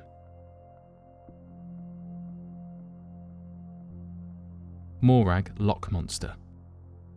Morag is a mysterious marine creature that is said to inhabit the depths of Loch Morar in Scotland. The creature was first spotted in 1887. Till now, there have been more than 35 alleged sightings of the mysterious monster that resides in the depths of Loch Morar. Out of all the reported encounters with Morag, the most famous one involved two men named William Simpson and Duncan MacDonald. They claimed that they were boating in Loch Morar when their boat accidentally hit a giant creature that immediately turned around and attacked the boat. Simpson and MacDonald defended by firing at the creature with a rifle and by hitting it with an oar. The strange, serpent-like creature got afraid of the loud noise of the rifle and sank out of sight. Simpson and MacDonald described the monster as a 30 feet long brown-coloured creature with rough skin and a wide head that was about 1 foot in size. One of the most recent alleged encounters with Morag Loch Monster was reported in 2013 when a tourist couple saw a 20 feet long black-coloured body swimming in the water. They couldn't believe their eyes. According to Doug Christie and his wife, it was a large black-coloured body that resembled a submarine. They saw the strange creature for 10 minutes before it disappeared underneath the water surface. A number of other people in the area have also claimed to have seen Morag.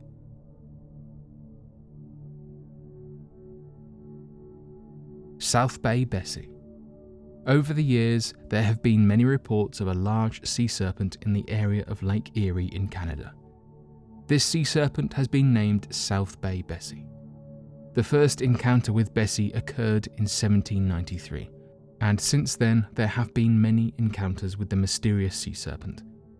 Most of the accounts describe the serpent as a 30 to 40 feet long beast having a body 1 foot in diameter and a greyish colour.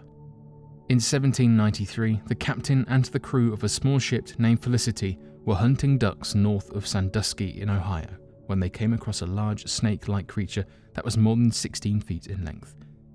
They had never seen such a creature before. Then, in July 1817, the crew of a sailing ship reported seeing a 30 to 40 feet long serpent. The ship's crew described the serpent as massive and dark-coloured. Later in 1817, the crew of another ship came across a similar animal. According to them, the serpent they saw was 60 feet in length, and it had a copper colour. The crew of this ship tried to kill the serpent and shot at it. However, the beast had no visible effect and continued to move away from the ship. South Bay Bessie was seen for the third time in 1817. This time it was near Toledo, where two brothers encountered a huge monster on the beach. According to them, the 30 feet long monster seemed like a serpent with arms, and it was writhing as if it was about to die. The two brothers got afraid of the monster and fled the scene. When they returned later, the monster was gone, and the only thing present were the large silver scales shining on the beach, along with the marks that the monster had left on the sand. A few other sightings of the South Bay Bessie were reported during the 1890s. During the 1900s, the monster was again spotted several times. The most recent alleged sighting of the South Bay Bessie was in 1993.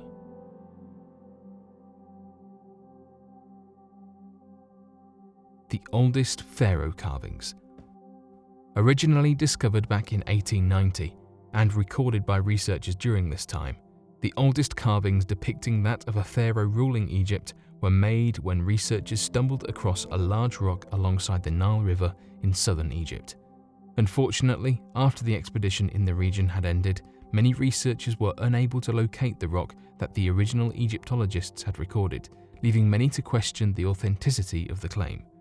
Fortunately, this stone was discovered once again back in 2008 when researchers journeying through southern Egypt took notice to that of a strange carving on a stone that depicted the first pharaoh to have existed, known as Nama, ruling over the first pieces of evidence of a unified Egypt.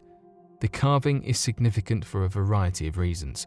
One is being able to accurately date the reign of the first Egyptian pharaoh, as well as the depiction of the pharaoh at the time. Another is being aware of the end of the prehistoric era and the beginning of history itself, as new events were now accurately catalogued and recorded.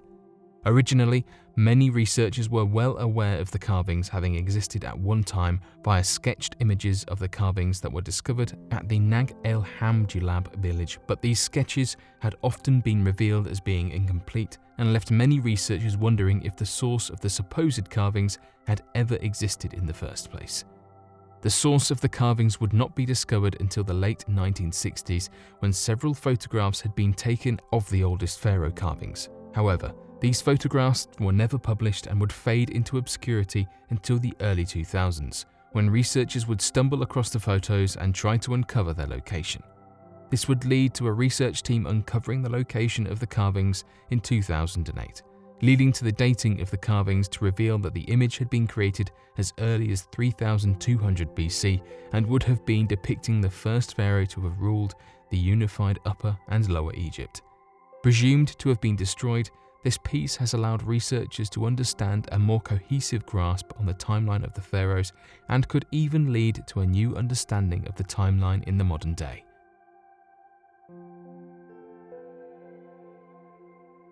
Plesiosaur sightings. First appearing in the fossil record as far back as 203 million years ago, the plesiosaur had long since been a dinosaur species that was known for ruling the oceans of our world and had a reign that lasted for a tremendous amount of time. Unfortunately, for reasons not entirely known, the species faded from existence as fossil records could not be recovered in more recent locations, proving the species went extinct more than 66 million years ago.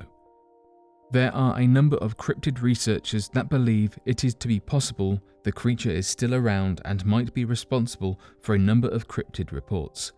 Located within the Canadian province of Quebec is that of Lake Champlain, a freshwater lake that holds more than 300 reported sightings of the serpentine-like creature that many claim to perhaps be a distant cousin to that of the Loch Ness Monster.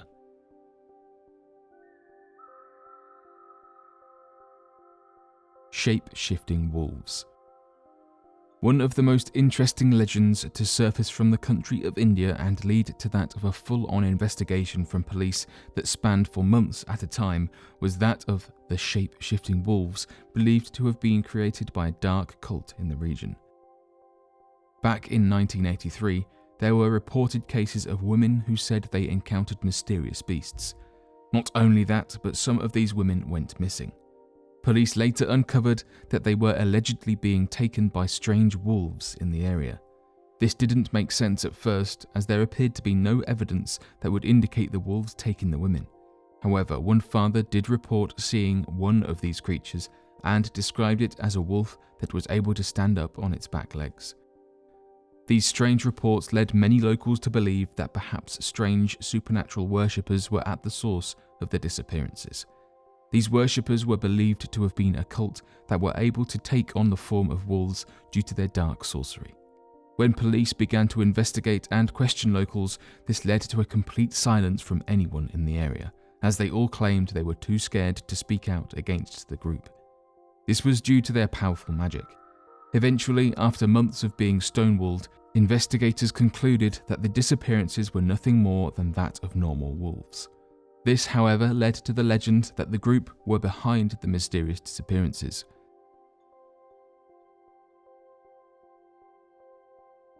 Maricoxy.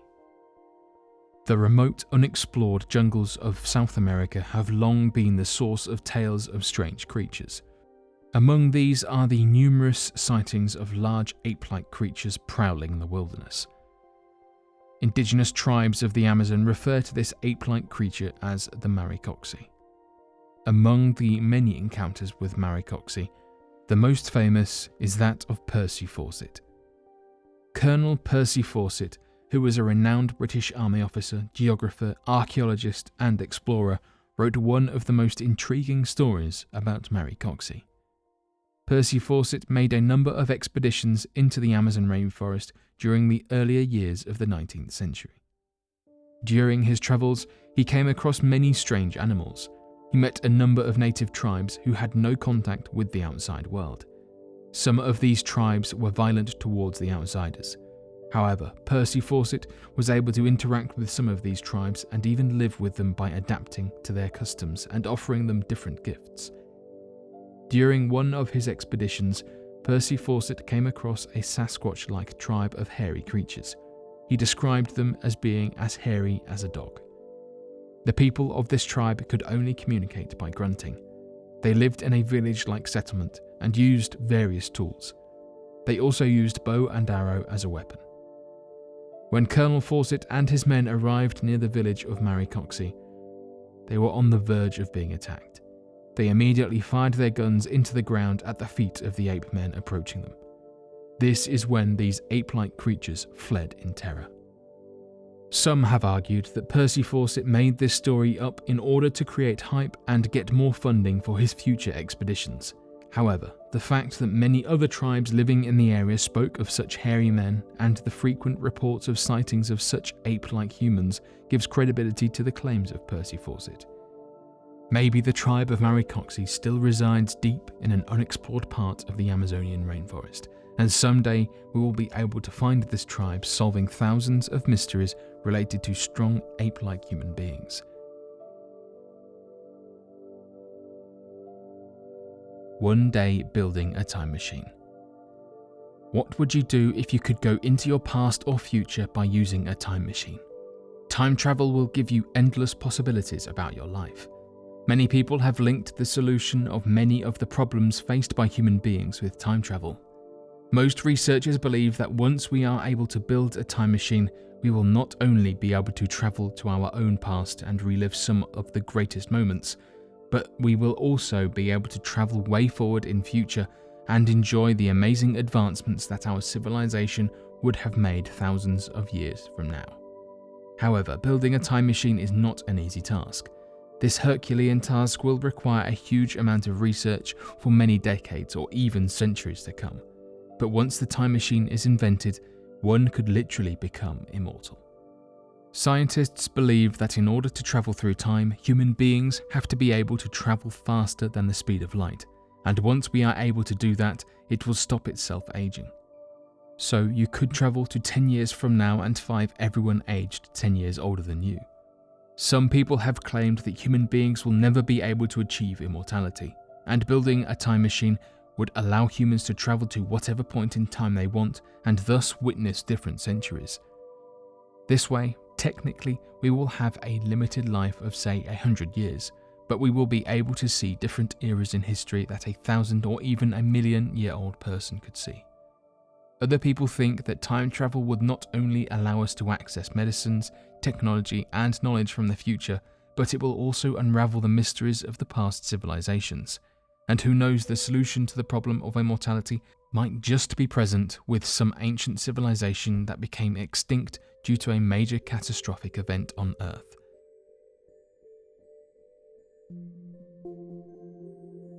Butterfly migration patterns. Butterflies are known for going through an incredible process of transformation throughout their natural life. However, the butterfly migration patterns have left many researchers believing that perhaps memories can be carried over from father to son. Many butterflies will begin their incredible migrations over vast distances from the beginning to the ends of their lives.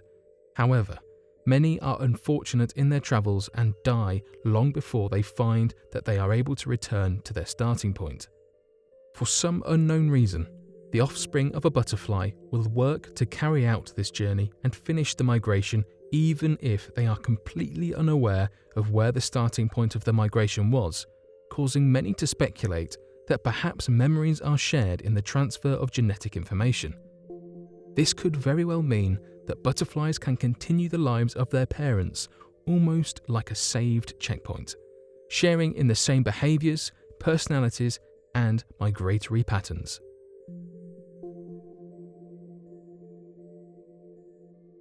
The Bermuda Beast. Definitely seen as one of the most obscure monsters of the sea, potentially inhabiting the area of the Bermuda Triangle, is that of the Bermuda Beast. Legends of the creature are vague and have been posited as a theory in the past based around the assumption of previous colossal reports that have been scattered throughout the area. This ultimately means that, though the monster itself has never been seen, It exists in theory as to the creature responsible for that of the many different disappearances of both naval vehicles and airplanes that fly overhead.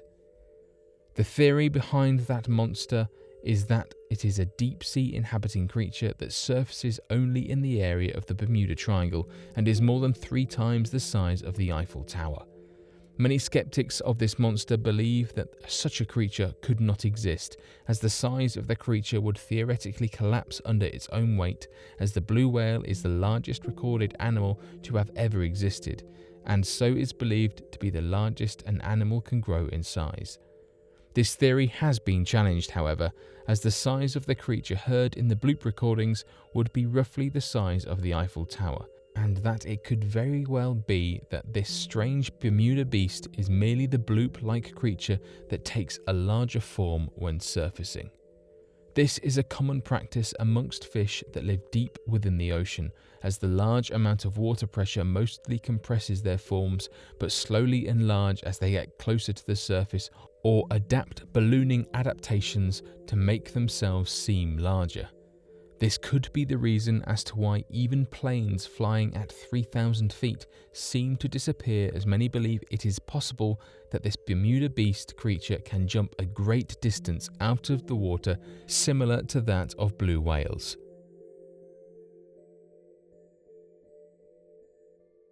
Lizzie. Loch Lochy is a large freshwater loch that can be found in Scotland. Although Loch Ness is perhaps the most famous loch in Scotland, this loch is also said to be the home of a cryptid known as Lizzie. This creature is said to look similar to the Loch Ness monster, with each creature having many of the same characteristics. Although it's not been seen as much as Nessie, Lizzie has made itself present over the years. The creature was first seen back in 1929. This was when 2 local game wardens saw something splashing around in the water. One of the men decided to get his telescope out to see if they could identify what the creature was. Weirdly, the man described seeing a large, unidentified beast. The men continued to watch the creature and couldn't believe what they were witnessing. They described the monster as resting on the surface of the lake for around 10 minutes before slowly making its way back into the depths. What's interesting about this sighting is that it was reported 4 years before the first Nessie encounter. After this, it would only be a year before another eyewitness laid eyes on the creature. This witness was a fisherman who was trying to catch some of the local pike. During this session, however, he described seeing a large unidentified creature swimming close to where he was fishing. He described it as an 18-foot-long creature that was barely below the surface of the water. He decided to take a boat out to see if he could get a better look at the creature. Turns out it was only around 60 feet away from the shore. He described it as looking like a long serpent, having a longish neck and large body. After venturing out into the loch, he then said that he was able to compare the size of it to the boat and estimated it was over 20 feet in length. After observing it for a few minutes, the creature quickly made its way into the depths. The man stayed out for over an hour in the hopes of seeing the creature again, but it wouldn't come to the surface for the rest of the day. Theories for what this cryptid is range from an ancient plesiosaur to modern-day wildlife. However, as some have pointed out, it's hard to match this creature to anything living in the loch today. The only thing it could be is that of an eel, but as some have pointed out, eels in the loch do not grow to the lengths that are being reported, leaving some to speculate that there could be an ancient creature inhabiting the loch that has somehow found a way to survive for all these years. Every so often, someone does report seeing this creature, but as of today, there's no evidence of the creature's existence.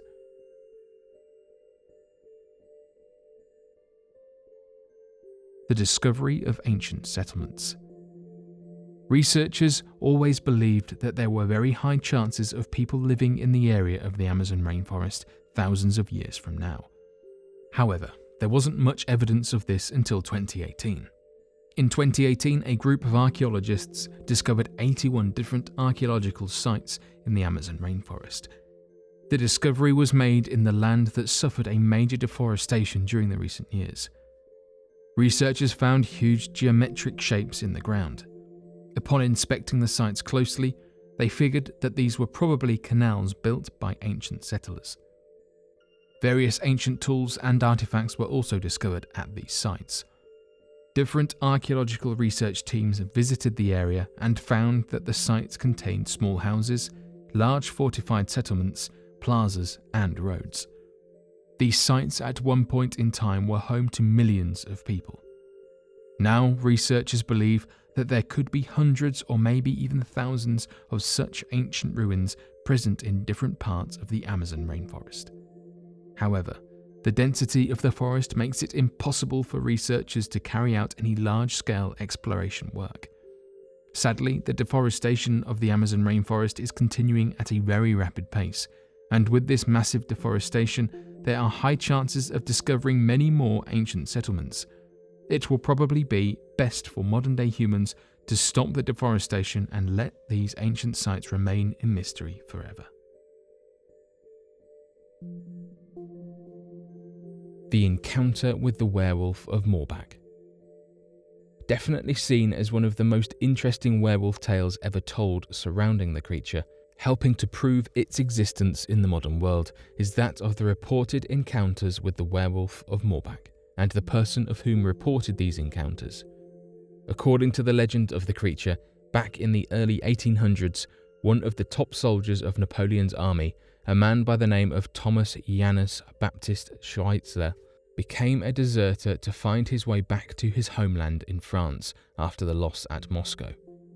Joined by a group of other Russian deserters, Thomas Johannes journeyed through Germany and soon came upon the town of Wittlich. As the deserting soldiers came upon the town, they soon found a small barn located close to the Rhine River that was believed to be housed by a group of witches. They believed that, as their supplies were dwindling, it would prove to be a good idea to invade the barn, defeat the family, take their supplies, and stay there for the night before moving on. This would lead to a bloodbath of the soldiers striking down not only the father, but the children as well. As the soldiers were taking supplies and setting up areas to sleep, the mother came home and, upon seeing the bodies of her family, cursed the soldiers to be transformed into wolves at the sight of a full moon. It wasn't long before those that were cursed abandoned civilization and camped in the nearby woods, as their transformations would lead to a terrible bloodlust. A few months later, people from nearby towns would find the men and hunt them down, burying their bodies with a shrine built overhead with lit candles to prevent them from rising again as werewolves during each full moon. Stories of the candles being blown out and the creatures returning have been continued to be told in the modern day, as well as that of a military report back in 1988 from a nearby German base that was at the centre of these sightings. According to the German military report, on the night of a full moon after the shrine was said to have been extinguished, an attack soon caused sirens all around the base to sound as soldiers investigated who or what had torn holes in the fences surrounding the military base. Several soldiers would later claim to have seen a large wolf-like creature standing on its hind legs, running through the base and jumping over the 9-foot-tall fences when cornered.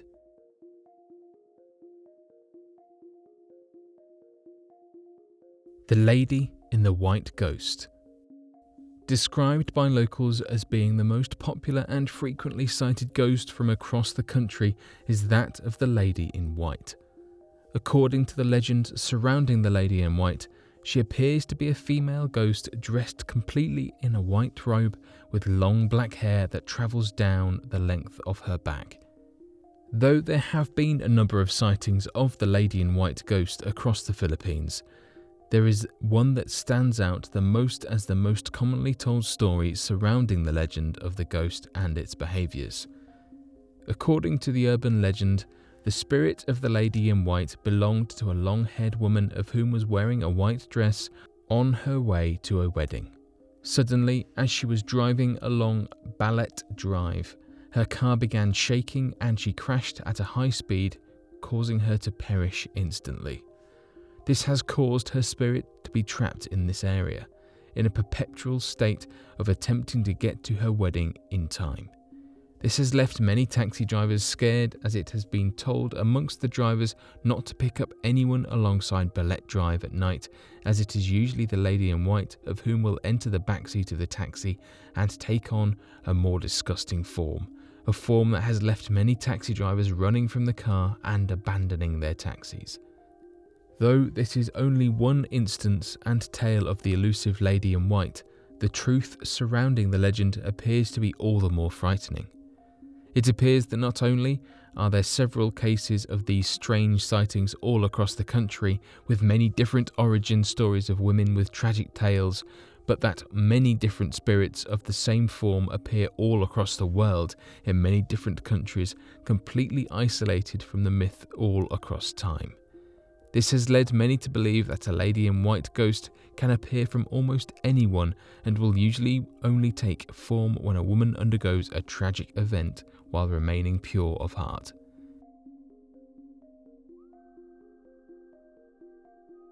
Unidentified flying objects and orbs. Outside of the numerous claims of skinwalkers throughout the region of Skinwalker Ranch, there appears to be a number of incredible sightings of unidentified flying objects and bright floating orbs that has left many to refer to the ranch as the strangest place of Earth.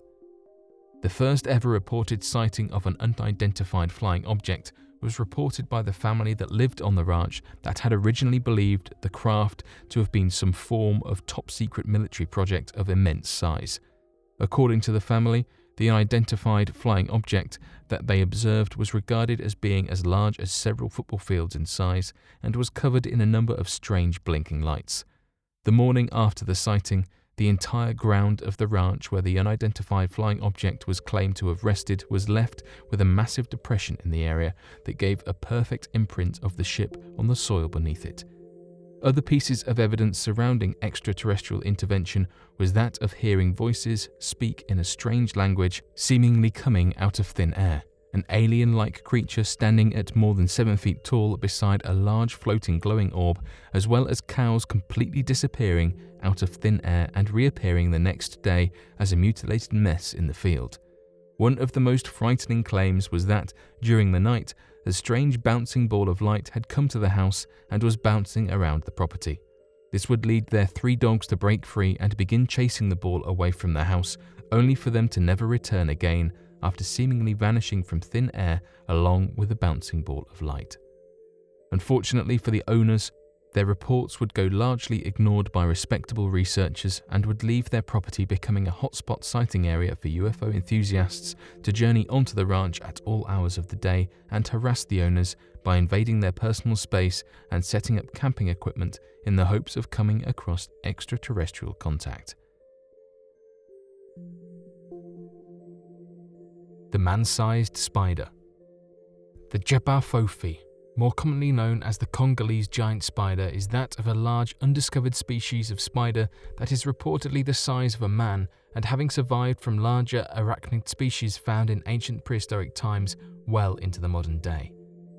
Though large spiders have been reported all across the continent of Africa, it appears that within the Congo there are native tribes known as the Baka that referred to the spider as the Jabberwocky, and have reported that the creatures have a leg span of roughly 4 feet long. These urban legends were uncovered after a number of African reports began telling of a massive spider infesting different African countries at different times of the year. The reported sightings of such a creature occurred back in the 1890s, when a missionary from England ventured into the country of Uganda and discovered a massive web located near Lake Nyasa. He then writes that as they were looking at the web and getting closer to try to understand what it was, given its massive size stretching between 2 larger standing trees, several of his people became trapped. As they began to move in the webs sticking to the strings, they claimed spiders with legs longer than 4 feet began to come out and bite into the trapped men, causing the others to run and leave them in fear. Later expeditions in 1938 would lead researchers to consulting with local and native tribes in the Congo that told of the Jabberwocky spider that was believed to have a matching leg span of 4 feet in length, had thousands of eggs described as being the size of peanuts, and would nest nearby tribal villages in efforts to trap birds, large animals, and even humans.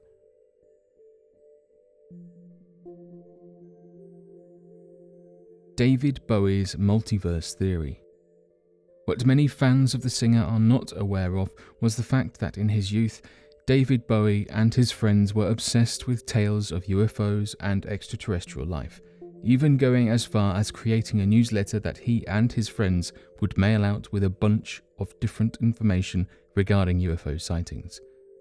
This fascination, he claims, was sparked by his own UFO sighting over London back in 1967. Written by Paul Trinker, the author of the David Bowie biography known as Starman, the book claims that not only was David Bowie obsessed with UFOs, but that he was personally investigative and skeptical of the UFO cover-ups.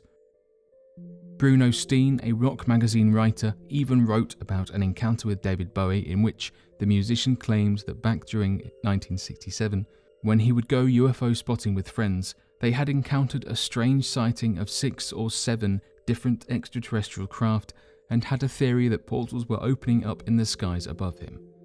Theorists regard David Bowie's theories as legitimate claims, and that many of these accounts can be heard in his music and many other pieces of art he worked on.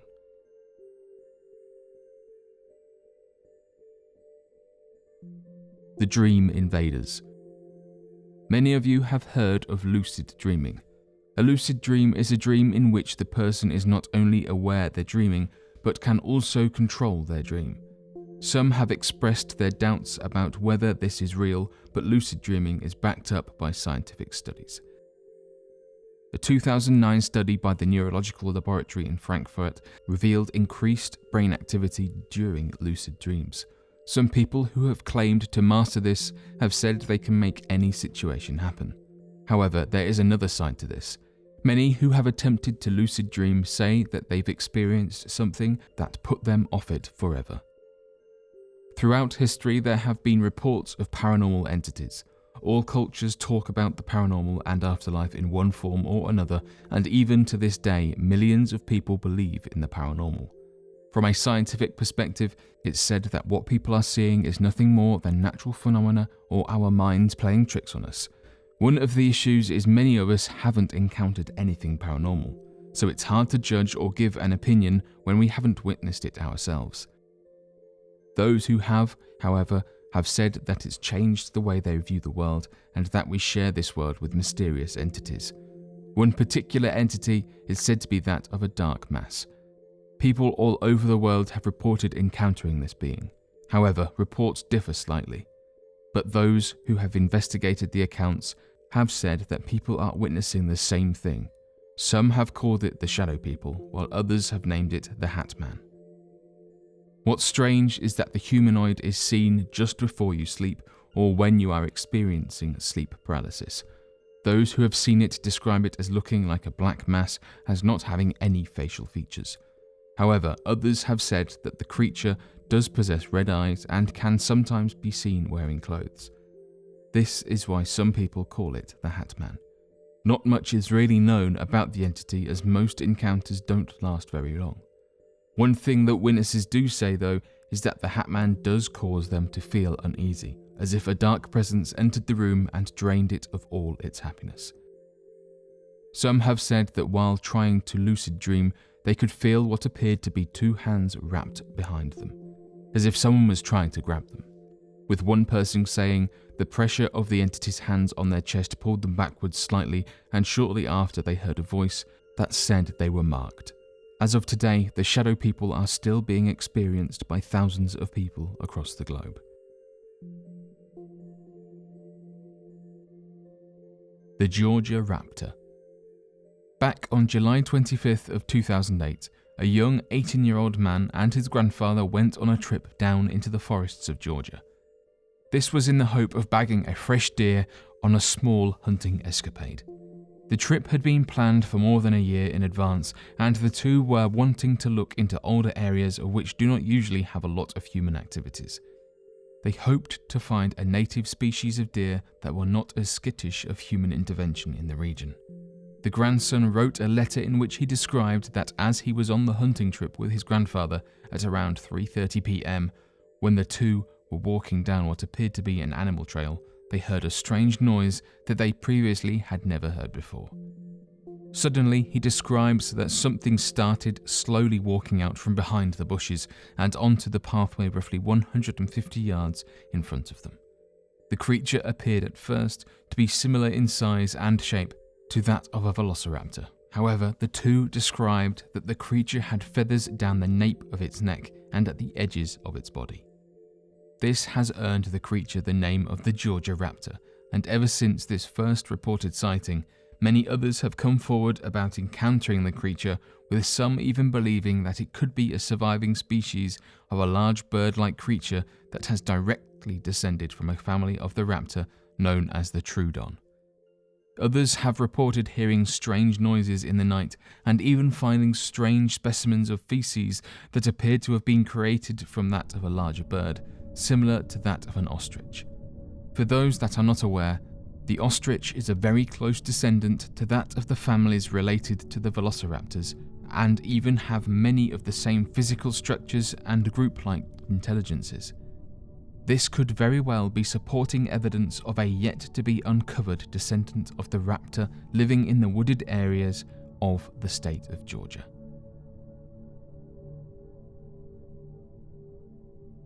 Scientists have said that we currently know more about what's going on the surface of the moon than what is happening within our very own oceans. These underwater worlds are mostly unexplored, and many of them are hiding mysteries that are waiting to be discovered. Over the years, there has been talk of giant sea creatures that could be living in the depths. One of these has become known as the USS Stein sea monster. This large ship was named after Tony Stein. No one knows where the event took place, but it's said that it happened somewhere in deep water. The crew started to notice that suddenly the ship started to experience technical problems. It ultimately led to the failure of its sonar. When the ship arrived home, it was dry docked and immediately examined. It was said that whatever had caused the damage was very big, perhaps even an unknown giant squid species. The creature had managed to damage the rubber coating of the sonar dome. Engineers had later discovered that over 10% of the surface coating was damaged, and most of the cuts were very similar to those found on the suction cups of squids. However, the engineers said that this wasn't a normal-sized creature, saying that the cuts were much larger than any known squid species. This has fueled speculation that the creature in question was over 100 feet in length. Although this sounds impossible, we have discovered giant squids that were over 40 feet in length, and some think that larger specimens could also be lurking in the depths.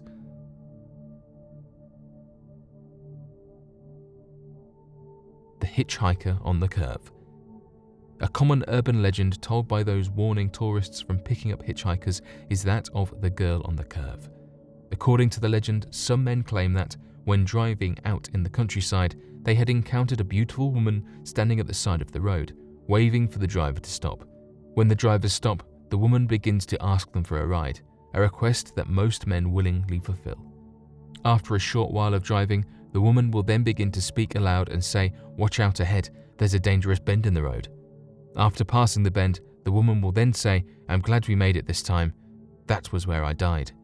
After hearing these words, when the man turns to face the woman, he will see that her body has changed into that of a mangled mess, completely covered in blood and mud in the back seat of the car.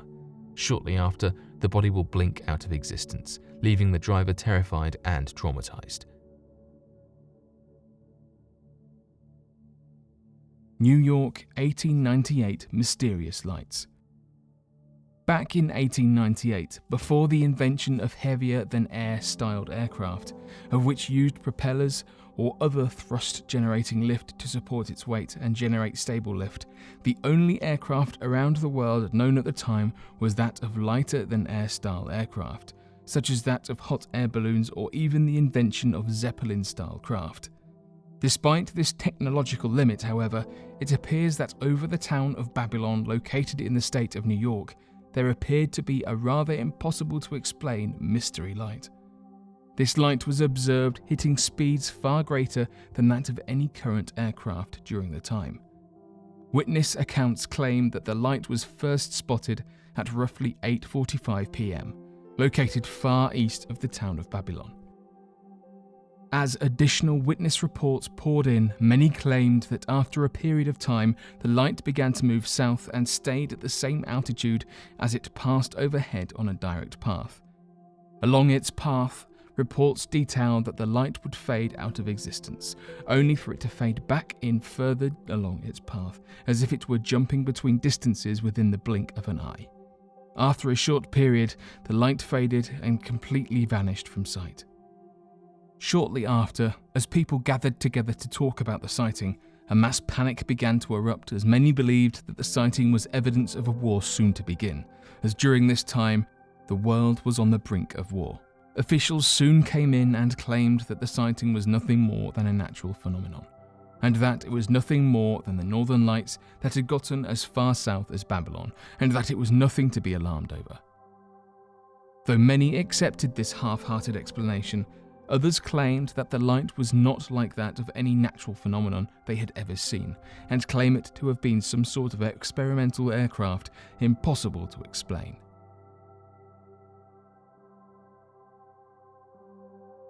Antarctica has always been at the centre of a wide number of different mysteries. Interestingly enough, it appears that Japan is no stranger to these theories and have been at the centre of rumours surrounding the icy continent. It appears that over the past few years, stories of strange humanoid creatures living in Antarctica have slowly been circulating all around Japan. According to the Japanese whale industry, many crew members aboard so-called whale research ships have reported seeing strange humanoid creatures on the continent. Reports detail that when approaching near the continent of Antarctica, Japanese crew members will report seeing what appears to be large giants laying out in the ocean. They appear to be humanoid in shape. These creatures are described as being 20 to 30 meters in length and completely white in skin tone. Others have often reported that the creature was originally mistaken as being a large submarine in the distance, before getting closer and seeing hands, fingers, eyes, and a mouth. This led to the name of the Ningen by the Japanese crew, whereas others simply refer to these creatures as the Antarctic humans. To this day, not a single image of the creature has surfaced, and it continues to be a mystery of the Japanese crews that experience these occurrences on a nearly daily basis.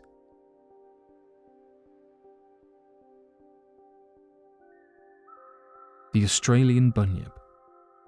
Described as one of the strangest creatures in Aboriginal myth, the Bunyip of Australia seems to be a monster that borders more on the supernatural than on the natural. Though many Aboriginal drawings will depict a panther-like creature as the Bunyip, the truth surrounding the Bunyip is that the creature has no true physical form and has the ability to shapeshift into a creature of any kind. This has led many of the Aboriginal people to telling stories of the Bunyip taking strange forms, such as that of a large flying starfish, a creature with large tusks and the face of a dog, a large bear-like creature, and even that of a large man. Its normal form is believed to be nothing more than a strange ball of light that leads many to believe that perhaps the creature is more of a manifested spirit, with some suggesting it has the ability to take physical forms of any kind.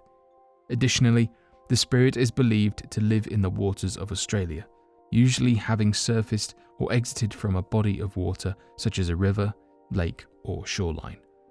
Though the majority of the information surrounding the Bunyip is that gathered from stories and legends of the Aboriginal people, there has also been a number of reports from old British trade ships during the first days of inhabiting the Australian area, leading to a number of written reports surrounding the dangers of the creature and encounters from merchants and officers.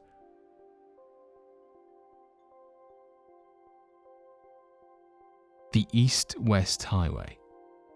The longest highway ever constructed in Nepal also appears to be the longest haunted area of the country, as both tourists and locals claim that a number of ghostly apparitions can be seen running across the highway all throughout the night, as well as the audible manifestation of a woman screaming from the nearby jungles.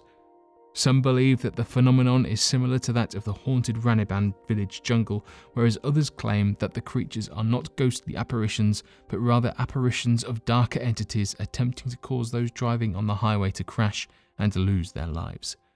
Today, reports seem to come in daily surrounding mysterious apparitions, even claims from tourists unaware of the urban legends terrified that they hit a local only to find nothing in the road whatsoever.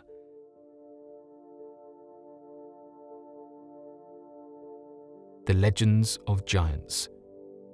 There has been increasing rumours in recent years surrounding that of the creation of the giant pyramids of Giza and the builders having been giants. Back in 820 AD, the neighbouring ruler to Egypt at the time, the Sultan al-Rashid al-Mamun, made several attempts to open the Great Pyramid and so contacted a number of experts to better understand the site, to which he was told that the structure had been built by giants, of whom were referred to as the Shaddai, which roughly translated to superhuman beings, and that within these pyramids they had stored a great treasure beyond the knowledge of man. It is due to these writings and the sheer magnitude of the pyramids that many believe it is possible that an ancient race of giants constructed the massive structures.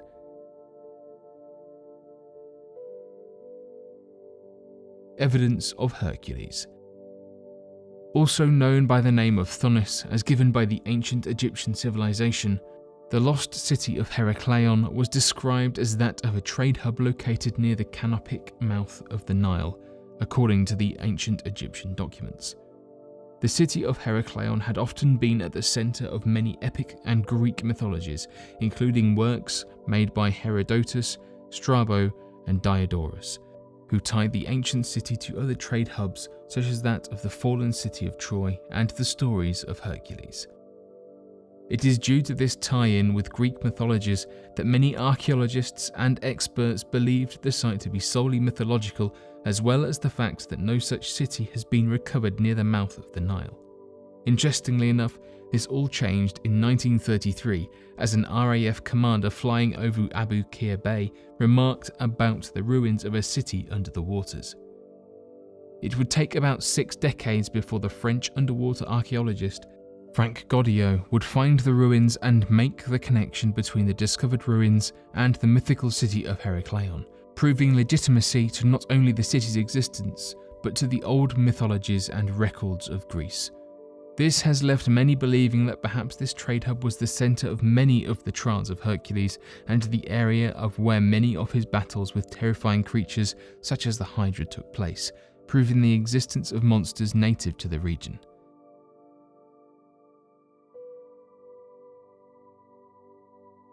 Staffordshire Hoard. One of the greatest archaeological discoveries ever made surrounding that of the rich British culture would occur completely by accident and become hailed as one of the largest ever finds of artifacts in the modern day. Back on the 5th of July of 2009, 2 men, 68-year-old farmer Fred Johnson and his friend 57-year-old friend Terry Herbert, discovered a number of strange artifacts when travelling through Fred Johnson's land. At first, they believed the artifacts to be a collection of old metals, only for it to be revealed that they had come across an ancient site filled with a large haul of gold and silver artifacts. This quickly led to the 2 men gathering the artifacts together and taking them to a museum to find out that the discovery, later referred to as the Staffordshire Hoard, was worth more than £3.3 British in value. This led to the men becoming wealthy literally overnight as they sold their find to the museum that helped to appraise its value, of which led to one of the greatest discoveries of artifacts made and stored in the area by the Anglo-Saxons. Additionally, the news story would go on to be one of the most popular stories in the region, leading to even more interest surrounding the strange artifacts, where they came from, and the purpose of why they had all been broken up into smaller pieces before being stored. This would not be the last of the 2 friends, however, as shortly after this find and sale, they would go back to the property and search for even more artifacts to be estimated for value and appraised. This would lead to the 2 men finding even more artifacts located near where the original artifacts had been unearthed. Unfortunately, Terry Herbert and Fred Johnson claimed that the discovery created a rift in their friendship as they battled over how the money should be split, with Johnson claiming he deserved all of the earnings as the artifacts were discovered on his property, despite Herbert having been the one to unearth the artifacts.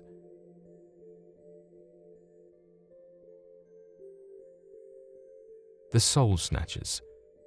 One of the most well-known paranormal urban legends coming from Bangladesh is the culture's reference to that of entities referred to as soul snatchers. Soul snatchers are believed to be the departed souls of people of whom had sold their soul during their life to the devil in the efforts to be gifted their every want and desire. After living their best life, these people would pass away and be forced to spend the rest of eternity in servitude to the devil, gathering the souls of the innocently departed.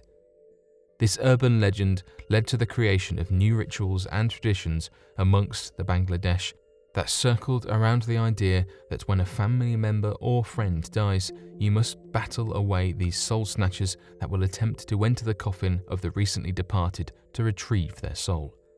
This belief has led many in the country to invite a large amount of people to attend funerals, in the hopes that if there is an attack, there are people ready to help defend against the soul snatchers, as well as the fact that the pallbearers will have backup pallbearers to help carry the coffin, as it is believed that when soul snatchers are attempting to gather the soul of the recently departed, the coffin will become heavier and the pallbearers can faint under the stress.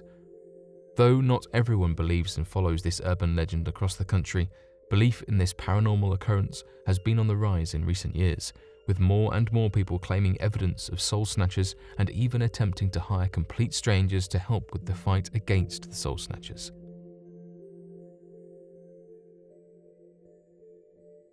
The Skinwalker sightings. The most popular sightings experienced at Skinwalker Ranch, quite obviously, are that of the numerous reported encounters with the Skinwalkers. Skinwalkers are believed to be individuals of whom underwent a cursed ritual and gained the ability to shapeshift into a wolf-like creature whenever they so choose. This term comes from that of old Navajo legends that claimed that when a tribal member committed a terrible social taboo, something otherwise not accepted by the tribe as a whole, of which would cause the tribe to come together to perform a ritual that would curse the person into becoming part animal and cursing them to live a life of solitude, being forced to change from their human form into a large animalistic form whenever their insatiable desires begin to take control. Interestingly enough, many believe that skinwalkers are at the center of the strange reports surrounding the Skinwalker Ranch, as many of the creatures described in the numerous encounters held by people are that of large beasts that have been reported as walking on their hind legs and possessing many of the powers that a skinwalker is believed to have. One such power is the ability to mimic any animal noise, as well as the ability to sound like any person that it hears speaking.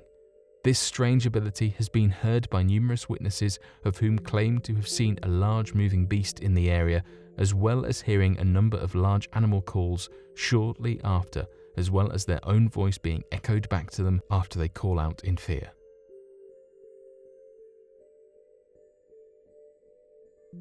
The winged Ahul. Believed to inhabit the denser regions of the jungles of Java, there appears to be a large winged creature that can be found across most of Indonesia. The creature is known as the winged Ahul and is thought to be, by many, a possible undiscovered large bat species native only to that region. The first reported encounter with the creature came from a man known as Dr. Ernest Bartels back in 1925. The doctor claimed that he was on the slope of the Salak Mountains studying the many diverse forms of life. He witnessed a massive bat-like creature fly overhead.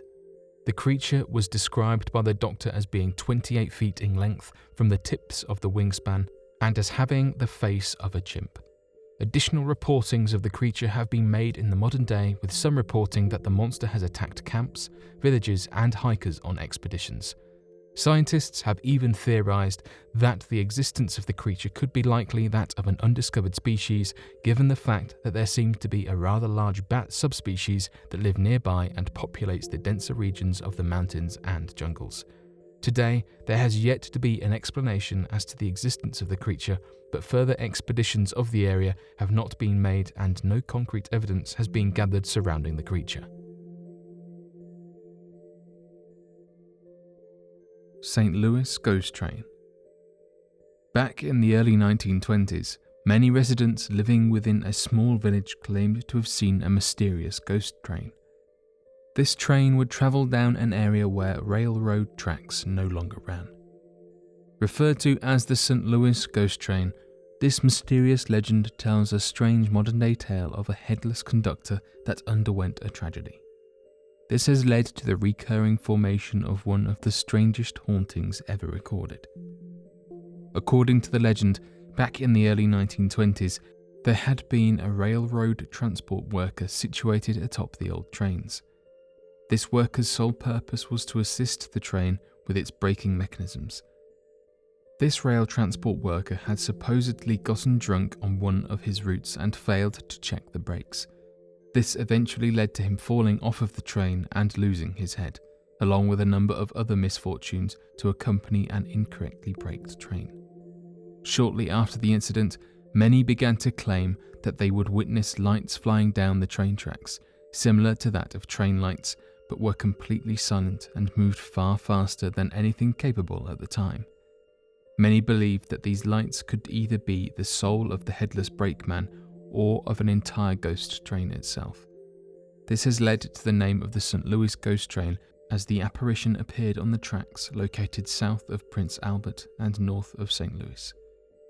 Recently, the urban legend has begun to die down after 2 high school grade students from northern Saskatchewan claimed to have solved the urban legends dating all the way back to 1930, after duplicating the phenomenon by using diffraction of distant vehicle lights to create the ghost train lights in the area. This would lead to the 2 students winning a gold science fair for the investigation and their explanation, despite the fact that the reported phenomenon predated the use of modern cars and car lights.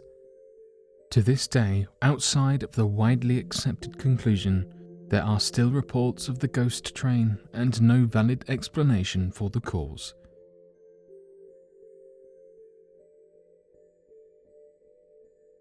The Mariana Trench is one of the most mysterious places on the planet. The average depth of the ocean is about 12,100 feet. The deepest part of the ocean is called the Challenger Deep and is located beneath the Western Pacific Ocean in the southern end of the Mariana Trench. Challenger Deep is approximately 36,200 feet deep. So, with this knowledge, we should keep an open mind about what could be laying at the bottom of the sea. A few years back, a mysterious noise was recorded coming from the Mariana Trench. However, this noise was later identified to be a new type of baleen whale call. What's odd is that no one had heard this type of call before, and people are questioning why the whale was doing this. Some have put forward the theory that this call was a distress call, and that the whale may have encountered something down there. One theory that's been put forward is that an ancient plesiosaur could be down there.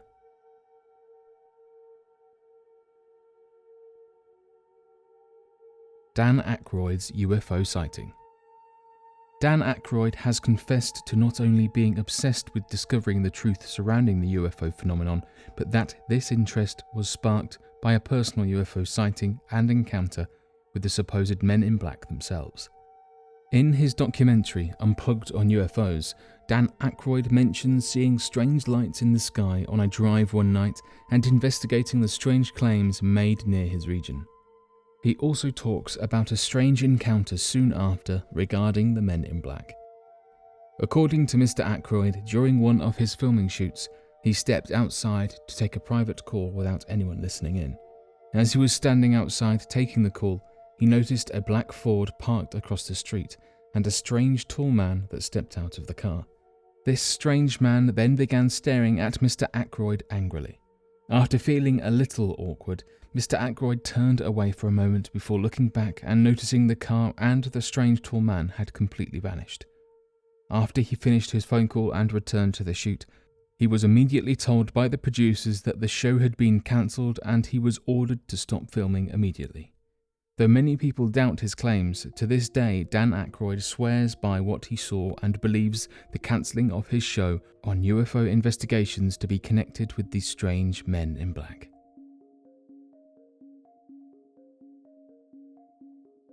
The Kingdom of Axum. The Kingdom of Axum was an African kingdom situated in the area where present-day Eritrea and Ethiopia now reside. According to historians, this kingdom existed between 100 AD and 940 AD. The city of Axum was its capital. It was a very prosperous civilization due to expertise in cattle herding and agriculture. This civilization also had control over a number of key trade routes. Due to its significance in regional trade, the kingdom had over time developed huge reserves of gold and ivory. The kingdom also built a number of impressive monuments. Some of the stone-made monuments are still standing to this day. This kingdom of Axum had its own coinage. The kingdom adopted Christianity immediately after the Roman Empire did. This kingdom continued thriving through the early part of the Middle Ages. However, the rise of Islam and the conquest of the Red Sea coastline by the Arabs resulted in the kingdom of Axum becoming weak over time. The decline of the kingdom of Axum started in the 7th century. A major reason for its decline was the tough competition from the Arab traders who started controlling the key trade routes that were previously controlled by the kingdom of Axum. In addition, it also started facing rivalry from other regional settlers like the Beja. This kingdom has also been the home of many legends. Some of the legends associated to this mysterious kingdom include the legend of the lost kingdom of Queen of Sheba and the legend of mythical Prester John.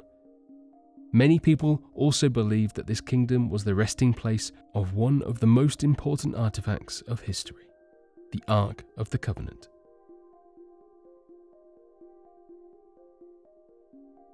The Mitanni Kingdom. The Mitanni state existed in the area of present-day northern Iraq and Syria. It is believed to have existed from 1500 BC to 1200 BC. At the peak of its power, the Mitanni Kingdom controlled the trade routes around the Euphrates River.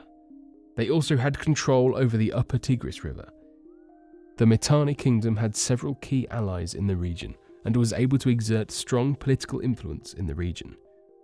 They had great agriculture without the need for artificial irrigation, and they were quite famous for their large herds of sheep, cattle, goats, and horses. The Mitanni people were famed charioteers and horsemen. They are believed to be the innovators of the light war chariots. They were able to create chariots that were easily maneuverable and moved faster. One of the excavations in present-day Turkey found what is described as the oldest horse training manual.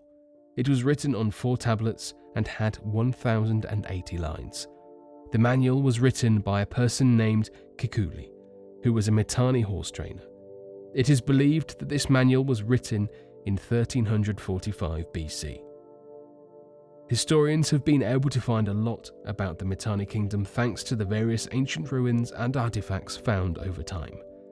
The Mitanni kings were of Indo-Aryan origins, but they used the language known as Hurrian. It was the language used by the local people. Kurta, Tushrata, Aratama, Shatana, and Wazashata are some of the Mitanni kings who ruled the kingdom. Historical artifacts and inscriptions show that the Mitanni kingdom was conquered by the Assyrian Empire, and the last king of the Mitanni kingdom, Shatawara, was captured and taken to Ashur by the Assyrian forces. There, he was made to swear an oath of allegiance to the Assyrian rulers.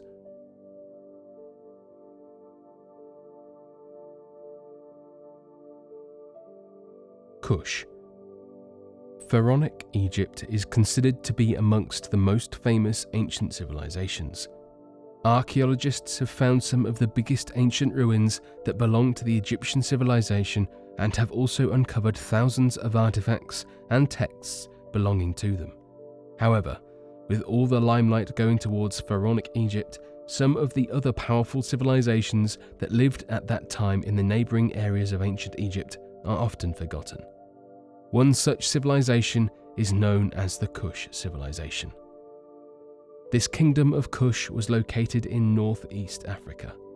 This is the same area where modern-day Sudan is located. The main cities of the kingdom of Kush were situated along the Nile River. The Kush were the rivals of the Egyptians, and the two civilizations had a long history of warfare. Over time, the kingdom of Kush became very powerful and it was able to conquer Egypt.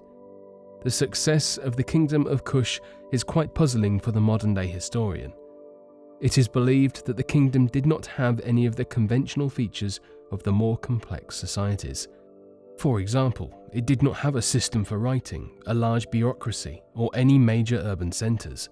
However, it was still able to defeat the Egyptians and control Upper Egypt, which seems to be an anomaly to the historians. Despite their success and military might, the Kingdom of Kush was not able to maintain its control over Upper Egypt. It's believed that the Egyptians defeated the Kush in 1070 BC, and this was the end of the powerful Kingdom of Kush. Yam. One of the most mysterious ancient civilizations is the Yam civilization. It is believed to be an African kingdom. Historians came to know about the existence of the Yam kingdom through the various ancient Egyptian texts. These texts show that the people of Yam were in contact with the old kingdom of Egypt. They had military as well as trade contacts with the Egyptians. However, this is all that has ever been known about this mysterious civilization. Archaeologists and scholars have been trying for many years to find more facts about the kingdom of Yam and its inhabitants. The biggest problem that they have faced so far is that the exact location of the kingdom of Yam is not known. There are some clues about its location in ancient texts. However, scholars have varying interpretations of these clues. Most of the clues about the kingdom of Yam have come from the inscriptions on the tomb of an Egyptian explorer named Harkuf. According to the inscriptions, Yam was a land of ebony, incense, leopard skins, boomerangs, and elephant tusks. The texts on the tomb give account of Harkuf's journeys to the Yam kingdom. These texts tell that it took him more than 7 months to get to the kingdom of Yam in Africa. This remarkable mystery of the location of the Yam kingdom has baffled archaeologists for quite some time now. Indus Valley Civilization. The Indus Valley Civilization was located in the area of present-day Pakistan and northwestern India. The Indus River flows through this area, and it is believed that the ancient civilization utilized the water from the river for farming. Historians believe that this civilization lasted from 3300 BCE to 1300 BCE. It is considered to be one of the earliest civilizations of the region. The ancient ruins of the civilization have been discovered across Pakistan and in some areas of North India. One of the largest cities belonging to this civilization was discovered in 1842. This city is known as Harappa. Another major find relating to this civilization was the discovery of the city of Mohenjo-Daro. Both these discoveries led to the excavation of the areas where these cities were located. Archaeologists were able to discover thousands of ancient artifacts from the sites. Indus Valley Civilization is believed to be a highly organized civilization. The discovered cities of Harappa and Mohenjo-Daro feature great urban planning, water supply systems, drainage systems, and baked brick houses. The historians have also discovered that the civilization was using various advanced techniques in the field of handicraft and metallurgy. Historians believe that the decline of the Indus Valley Civilization had started around 1800 BCE as a result of the drying of the river or because of a great flood. The exact reasons for the decline of the Indus Valley Civilization are not known. However, it is believed that over time it became impossible to sustain the economy of the region, and as a result the entire cities were gradually abandoned.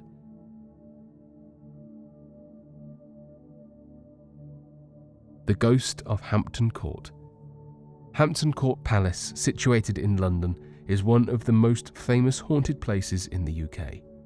It was built in 1514 by Cardinal Thomas Wolsey. Later it was renovated and expanded by King Henry VIII. Today, it is open for the public and thousands of tourists visit this palace every year. Today, there is something very strange about this 500-year-old palace. Some tourists have reported seeing mysterious characters in the palace. There are many stories associated to Hampton Court Palace. It is said that this haunted palace is home to a number of ghosts. One of the ghosts that haunts the palace is believed to be the spirit of Catherine Howard. She was the wife of King Henry VIII. She was accused of adultery and was executed in the Tower of London. It is believed that her ghost visits the palace quite often. Many people have reported hearing her screams in different galleries of the palace. Over the years, there have been a number of reports of tourists fainting in one of the galleries where the ghost of Catherine Howard is often heard screaming. Sybil Penn is another famous ghost of Hampton Court. She is also referred to as the Grey Lady. She was a nurse who used to take care of Prince Edward and Elizabeth I. It is believed that she died of smallpox and her ghost haunts the palace to this day. Several sightings of the Grey Lady have been reported by tourists and the staff working at the palace. One of the most bizarre incidents that happened in Hampton Court Palace was captured on CCTV in 2003. It was reported worldwide. The incident was recorded 3 days in a row. On the first day, the CCTV footage shows only one of the doors of the palace swinging open with extreme force. However, no one could be seen behind the door as it opened. On the second day, the same door opened again with the same extreme force. However, this time there was a ghostly figure standing behind the door. Some people had speculated that it was the ghost of King Henry VIII. The same incident happened on the third day and was captured by CCTV. But no one could be seen behind the doors on the third day. The security staff of the palace had also reported seeing a huge ghost-like figure near the same door. One of the tourists also reported that she saw a ghost of a large man standing near the door. This ghost was named Skeletor.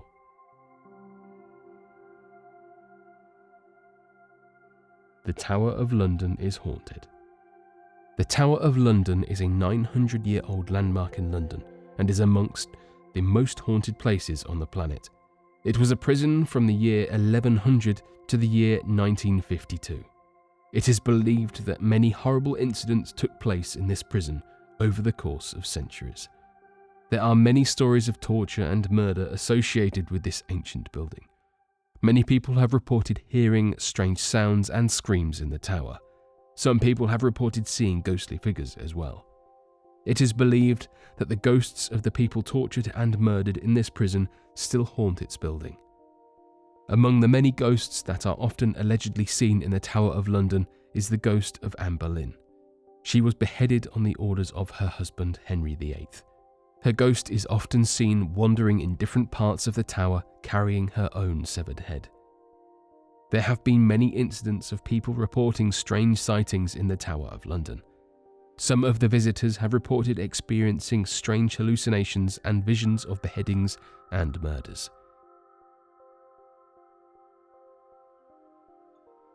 The mystery of Borley Rectory. Often described as the most haunted house in the UK, Borley Rectory was located in Borley in Essex. It was built in 1863. It is believed that the house was built on the site of a monastery. The house was first occupied by the family of Reverend Henry Bull. Immediately after moving into the house, Henry Bull and his family, consisting of 14 children, started experiencing strange incidents. Among the most bizarre incidents was the appearance of a nun's face on the windows of the house. A few years later, Henry Bull and his family left the house. The subsequent owners of the house had similar incidents. To this day, it is believed that the house is haunted by the ghost of a nun and a monk who were executed after they were caught eloping at the same site. In 1939, the Borley Rectory house was burned down as a result of a fire from a knocked-over oil lamp. The fire caused significant damage to the building. Some witnesses of the incident reported seeing ghostly figures in the windows of the house during the fire. A few bones were also discovered from underneath the house. Later on, the house was demolished. There were a few reports of paranormal activity at the site of the house even after it was demolished.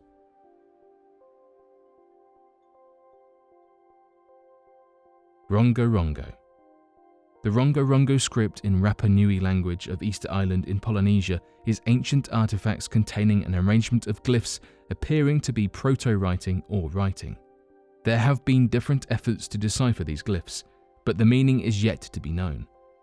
The word Rongo Rongo means to recite, to declaim, to chant out, and the scripts were initially referred to by Brother Eugene Irold, who was sent to the island as an evangelist by the Roman Catholic Church in 1864. Even though he recorded seeing hundreds of these scripts, only about 24 that are either burned, weathered or damaged were found 4 years later. Currently, there are no more Rongo Rongo scripts on Easter Island, as the remnants are now scattered all over the world in private collections and museums. The surviving Rongo Rongo scripts are etched in woods aside from a few cuts in stone, called petroglyphs, and this style of writing is only peculiar with Easter Island amongst the islands in the Polynesian Triangle.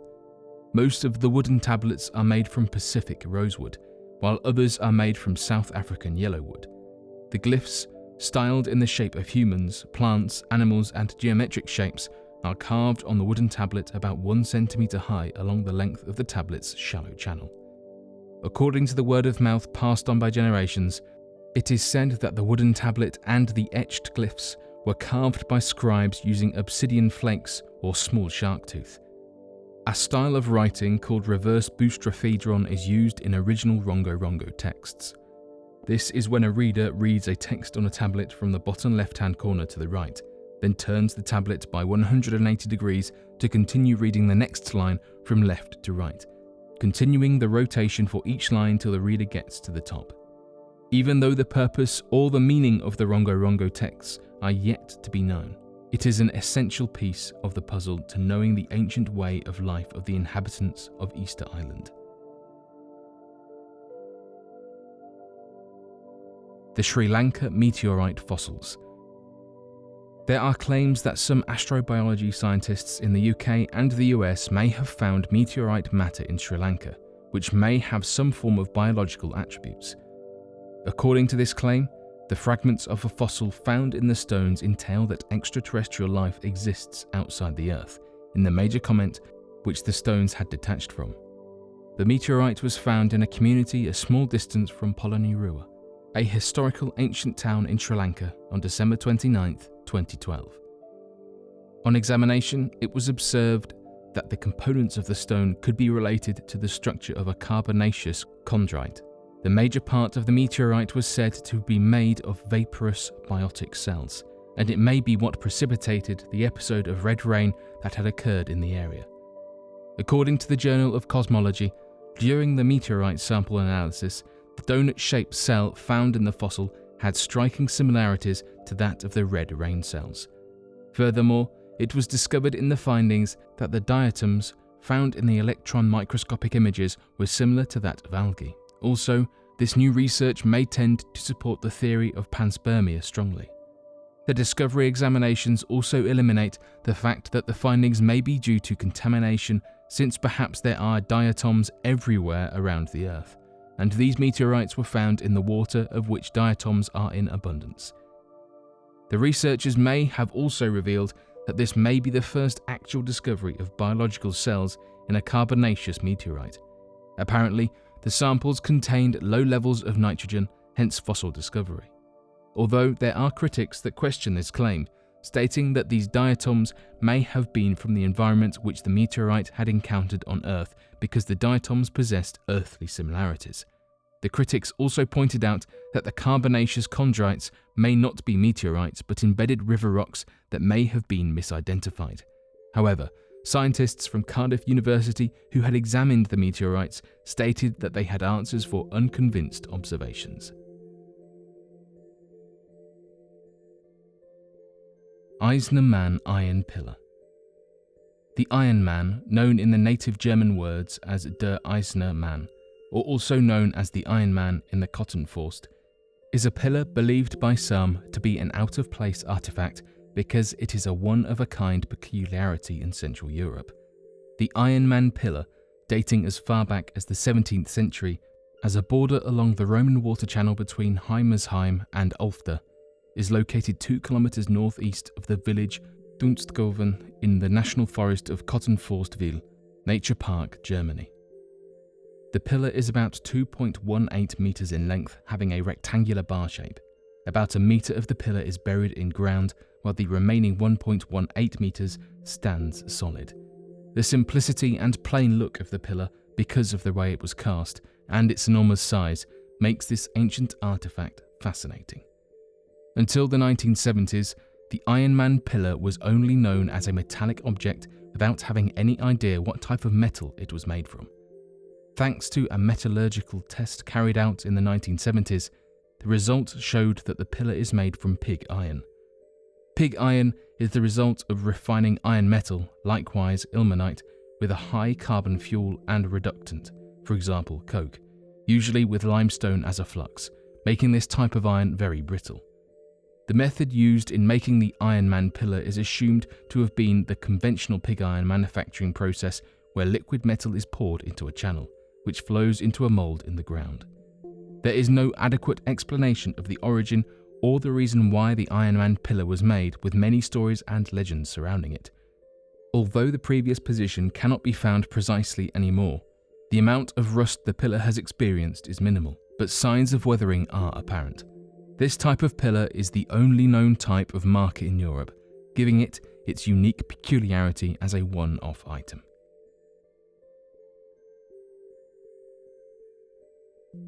Battery-powered bell at Oxford University. The Oxford electric bell has rung for approximately 10 billion times, according to Oxford University, and sits in the Clarendon Laboratory of Oxford University. For the past 179 years, the bell has been ringing continuously.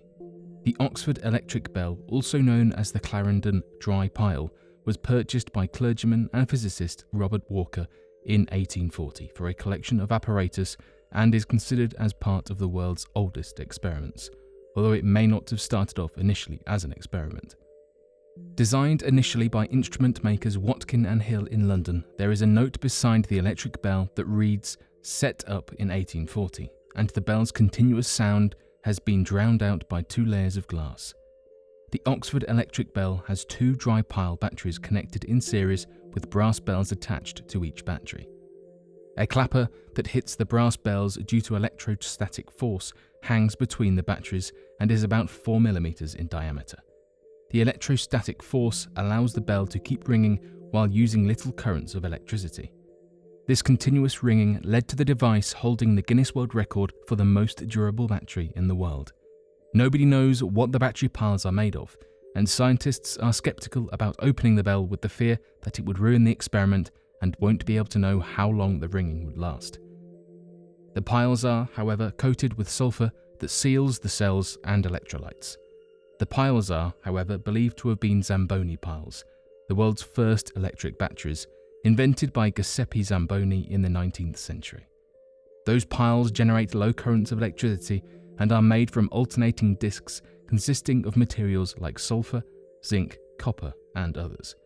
No one is exactly sure if the ringing will ever stop, and it is believed that the clapper may wear out first before the dry piles, bringing the experiment to a halt.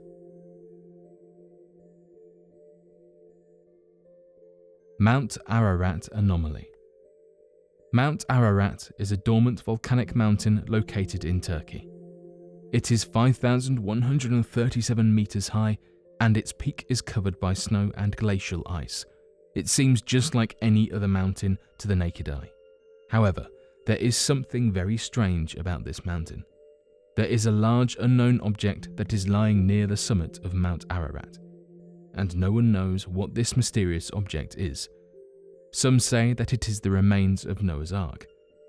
Located at a height of about 4,724 meters, about 2.2 kilometers away from the summit, the anomaly was first spotted in 1949.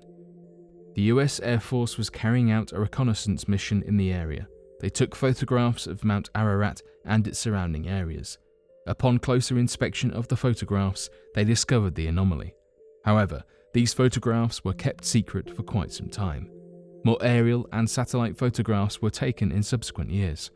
These photos were also classified as secret and were not released to the public. However, in 1995, the photos taken during 1949 were finally released under the Freedom of Information Act. Using satellites and aircraft, more photos of the anomaly have been taken more recently. It's a popular belief that the Mount Ararat anomaly is actually Noah's Ark.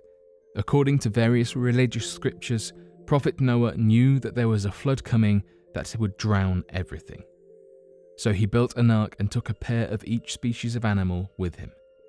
As the flood came, everything drowned. Prophet Noah, his companions in the ark, and the animals they took with them survived the flood.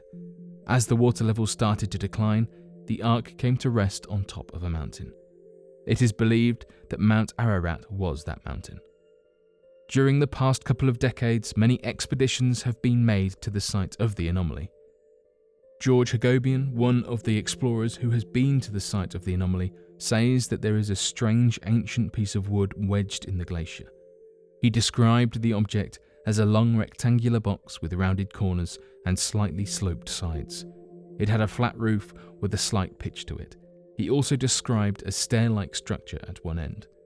A number of archaeologists have also visited the site of the anomaly. Many of them are of the opinion that it is definitely something of historical significance. According to some archaeologists, the information present in religious scriptures, the historical evidence, and the location of the Mount Ararat anomaly all indicate that it could be Noah's Ark. One research team has even claimed that they are 99% sure that the object on Mount Ararat is Noah's Ark. However, further research needs to be carried out in order to create a consensus about the origins of the mysterious object that is lying near the summit of Mount Ararat.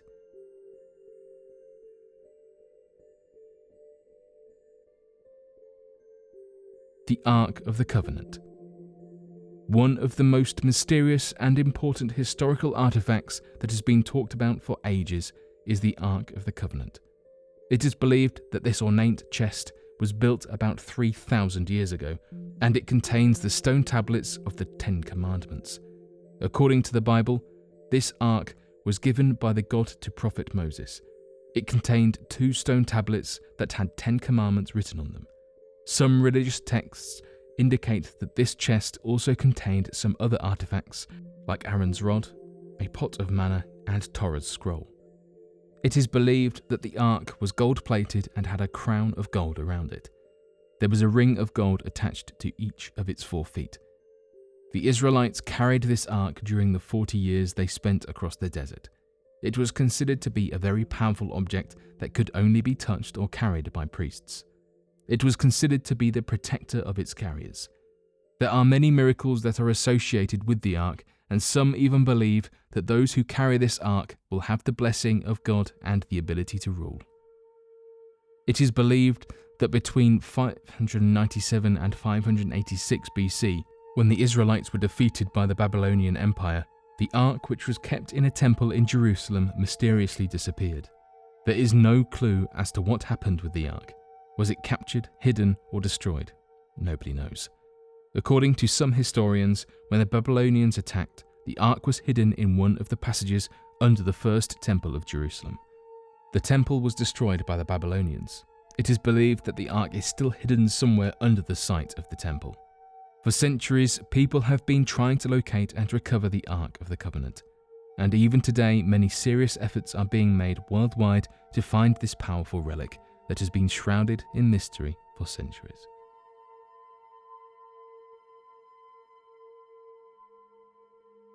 Gotz von Berlichingen prosthetic arm. Gottfried Gotz von Berlichingen was a German imperial knight, a mercenary and a poet. He was born in 1480 in a noble family of Berlichingen. He played a key role in a number of military campaigns during 1498 and 1544. He also participated in the German Peasants' War. In 1504, Gotz von Berlichingen fought for the Duke of Bavaria, and during the siege of Landshut city, he lost his right hand. As a replacement for his original hand, he had a mechanical prosthetic hand made. It was made from iron and was capable of holding different objects. Later, he had a second prosthetic hand made, which was more advanced and allowed him to tightly hold a sword and grip the reins of a horse.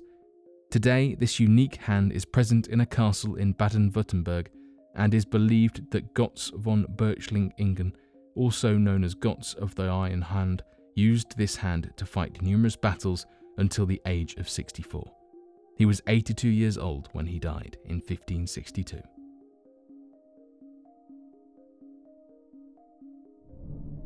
Perhaps one of the most long-standing legends in all of recorded history and arguably the most popular tale of advanced ancient civilizations in modern-day culture, the lost city of Atlantis is one unexplained mystery that has stood the test of time.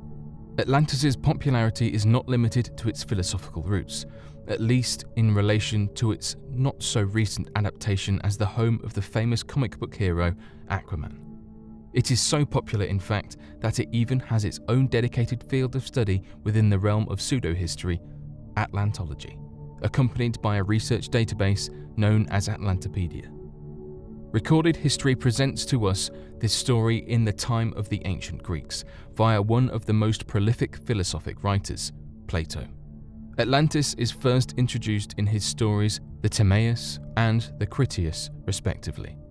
In Timaeus, the character Critias tells Socrates a story. In this story, the character Solon, a real-life ancestor of Plato, makes the long journey to Egypt.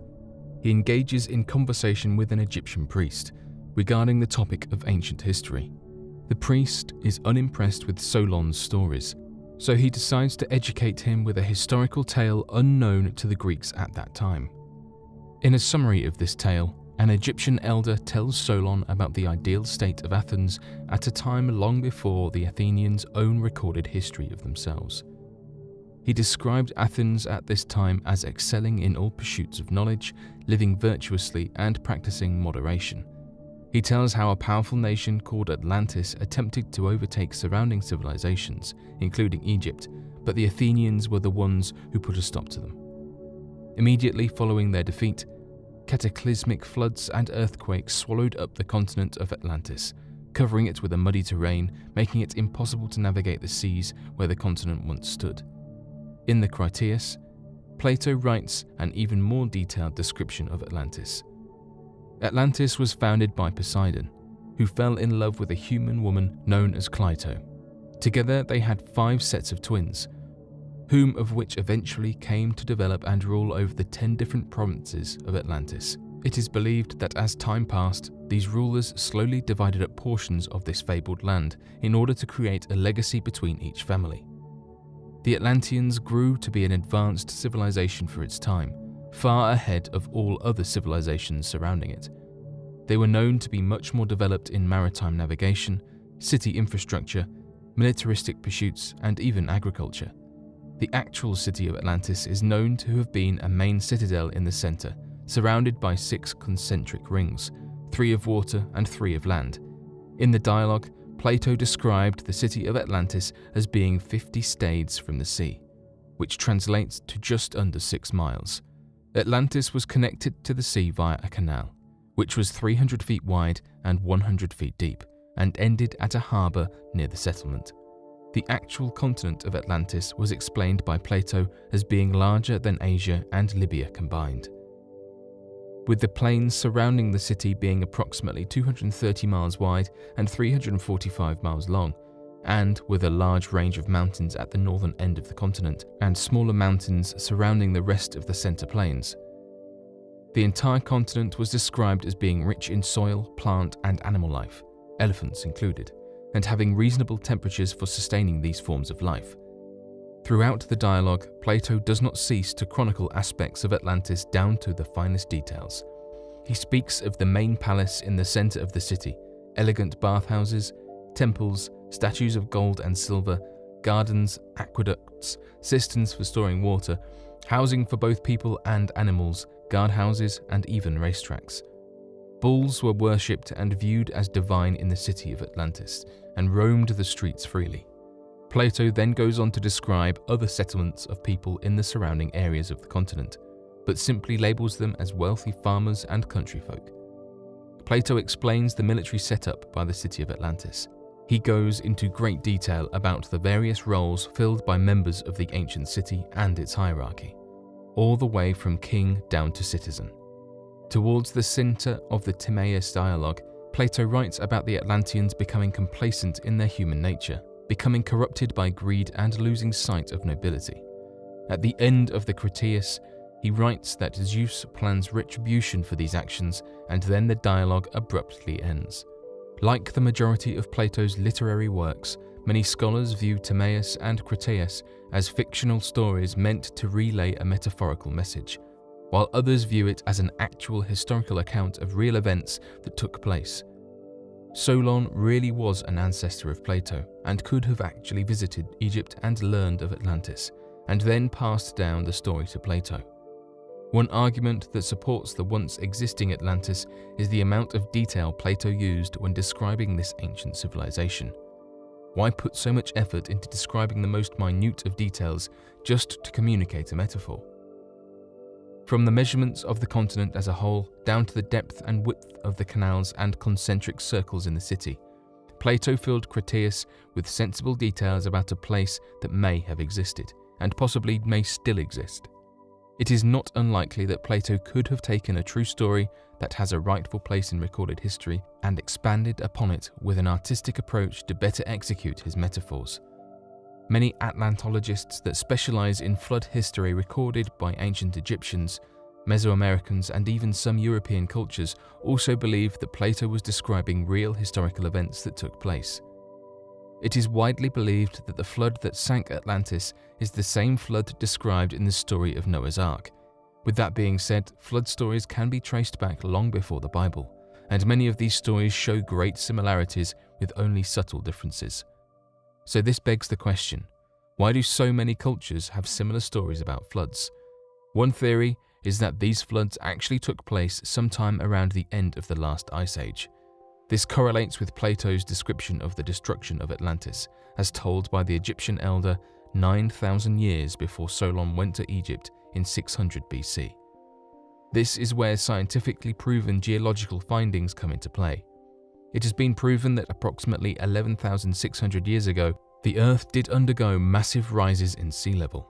For this theory to make sense, Atlantis would have had to existed during the last ice age, and at the end of this era there may have been pole shift which led to multiple natural disasters. Some researchers have speculated that some survivors of this ancient maritime civilization may have reached out to surrounding civilizations like Egypt in Africa and the Incan and Aztec empires in South and Central America, and even as far as Babylonia and Sumer in Mesopotamia and even India. All of these cultures have stories of men appearing after a cataclysmic flood event. Thoth and Osiris in Egypt, Viracocha in Inca, Quetzalcoatl in the Aztec Empire, Vishnu in India, Oannes in Babylonia, and Enki in Sumer. Perhaps these Atlantean survivors traveled to these places, and being so advanced, they were accepted as gods and influenced each culture's history as such. One idea that supports this theory is the discovery of pyramids and pyramid-like structures in each of these areas. Perhaps the survivors spread their knowledge of pyramids and their alignment with the stars in hopes that future civilizations would gather the clues and solve this mystery. Another theory is that Atlantis was actually destroyed at the end of the Bronze Age. The explanation for this mix-up in historic timelines can be found in ancient Egyptian timekeeping. The Egyptians used both solar years as well as lunar years for keeping time. While solar years line up with 365 days a year, lunar years are measured in months. If the Egyptian elder who told Solon the story of Atlantis was speaking in terms of lunar years, meaning 9,000 months instead of years, this could have lined up with the end of the Bronze Age. Another real-world account recorded by the Egyptians that backs up this theory is known as the invasion of the Sea Peoples. During the Bronze Age collapse, an unknown group of people attacked Egypt and other parts of the eastern Mediterranean. They seemingly came out of nowhere from the Mediterranean Sea and invaded Egypt. A famous battle ensued, which is known as the Battle of the Delta. Egypt was, however, able to fend off the unknown attackers. Could it be that these attackers were in fact Atlanteans? At any rate, it could be true that they weren't attacking at all, but Egypt was simply defending by means of offense, and recorded the battle as if they were being invaded. With that being said, and with so much other evidence supporting that Atlantis was in fact a real place, where could it be hiding? The location of where Atlantis was and where its ruins could be is perhaps the most debated topic in Atlantology. Speculations for locations vary all over the world, including but not limited to the Canary and Azore Islands, the North and Irish Seas of the Atlantic, the Spartel Bank, and southern Morocco near Gibraltar, and even in the Cyprus Basin. There are many more. However, for this video we are going to stick with 3 of not only the most popular believed to be locations for Atlantis, but also some of the most factually supported. The first possible location is what is known today as Donana National Park in southwestern Andalusia, Spain. The first supporting piece of evidence for this location is in fact its geological location. Plato wrote that Atlantis was in front of or just beyond the Pillars of Heracles, which is known today as the Rock of Gibraltar. This area is also believed by some to be the ancient civilization of Tartessos. This place is mentioned several times in the Bible, but instead labelled Tarshish, and is noted as being a very wealthy civilization, rich in minerals such as gold, copper, tin, silver, and iron. These same minerals were mentioned in Plato's dialogues when describing Atlantis. Many researchers believe that Tartessos and Atlantis could in fact be the same place, but known by different names to different cultures. More supporting evidence for this location lies in the Tartessian ruins in Cancho Roano, due north of Donana Park. It is widely accepted that after the flooding, some survivors of Tartessos, Atlantis, fled north. Ruins of Cancho Roano have been discovered that somewhat resemble a scaled-down description of Plato's city of Atlantis. At the entrance of this scaled-down Atlantis lies a carving of a warrior facing 3 concentric circles. The second possible location for the lost city of Atlantis is the modern-day island of Santorini, just north of Crete. Near the end of the Bronze Age, an event known as the Thera eruption, or Minoan eruption, took place. This was a catastrophic volcanic eruption that wiped out the majority of Santorini, as well as caused damage to surrounding islands with earthquakes and tsunamis. At this time, a Minoan settlement resided on the island, who were a dominant sea power in the eastern Mediterranean. Archaeologists have found that this settlement possessed advanced engineering knowledge, including 3 to 4-story buildings, minor earthquake-safe structures, plumbing, and sewage. The Minoans were also found to worship bulls, not unlike the Atlanteans. It seems that before the Thera eruption took place, the island may have resembled the ring-like shape as described by Plato. However, this location does erase any connection with the Pillars of Heracles, if that even is the correct location of the pillars. Perhaps those survivors of the eruption fled to surrounding civilizations, which could connect Santorini to the stories of the Sea Peoples, or being accepted as gods amongst the various cultures mentioned earlier. The third and final possible location for the continent of Atlantis is what we know today as the continent of Antarctica. The basis of this hypothesis starts with what is known as the crustal displacement theory. In short, this theory states that the Earth's crust shifts similar to the skin of a grapefruit moving around its soft interior. This theory is supplemented with other theories such as continental drift and the previously mentioned pole shift theory. Evidence supporting crustal displacement include excavated remains of woolly mammoths found in North America. Upon discovering these creatures, researchers found that the contents of their stomachs was shown to be food that would be found in warm climates, suggesting that they were frozen faster than they could escape death. Further evidence supporting Antarctica to be the location of what was known as Atlantis can be found on the map made in 1513 by 16th century cartographer Piri Reis. He is believed to have accurately depicted the northern coastline of modern-day Antarctica before it was covered with ice and before it shifted south some 2,000 miles. Other maps that support similar coastlines of Antarctica include the Orontius Phineas map of 1531, Mercator's Atlas of 1569, and the Philip Bausch map of 1739. Each of these map markers was said to study and go off of previous maps, which is a common practice in cartography, including Piri Reis. That means that there had to have been a source map for him to study and replicate. Is it possible that an advanced civilization, advanced in seafaring technology, provided a map to the world? Perhaps as the Earth's crust was displaced, survivors fled to the various civilizations in order to preserve their advanced knowledge, culture, and possibly maps. Palm leaf fossils have been found on Antarctica, indicating that at some point in the Earth's history, the continent did lie further north and was capable of inhabiting flora. Plato did say that Atlantis was larger than Libya and Asia together. which would make sense in regards to how large Antarctica may be without the icy coverage. However, modern-day researchers have pointed out that seafarers in ancient times often measured land masses by their coastal lines rather than actual area size. Applying this to the actual length of Asia and Libya's coastal lines, from the eyes of mapmakers in ancient eras, the land size of the continent of Atlantis may have been closer to the size of Cyprus or Sardinia. It is also widely accepted by researchers that what we know today as Asia and Libya may have been labelled incorrectly by ancient Greek writers. An example of this might be referring to the Kingdom of Lydia in Turkey instead of Asia, or instead of Libya, they were referring to a landmass near the Nile Delta. Recently, aerial images have been captured of several concentrically shaped structures throughout Antarctica. Could it be possible that these structures are ruins of ancient Atlantean empires? Until we learn more, Atlantis will remain an unexplained mystery of the world.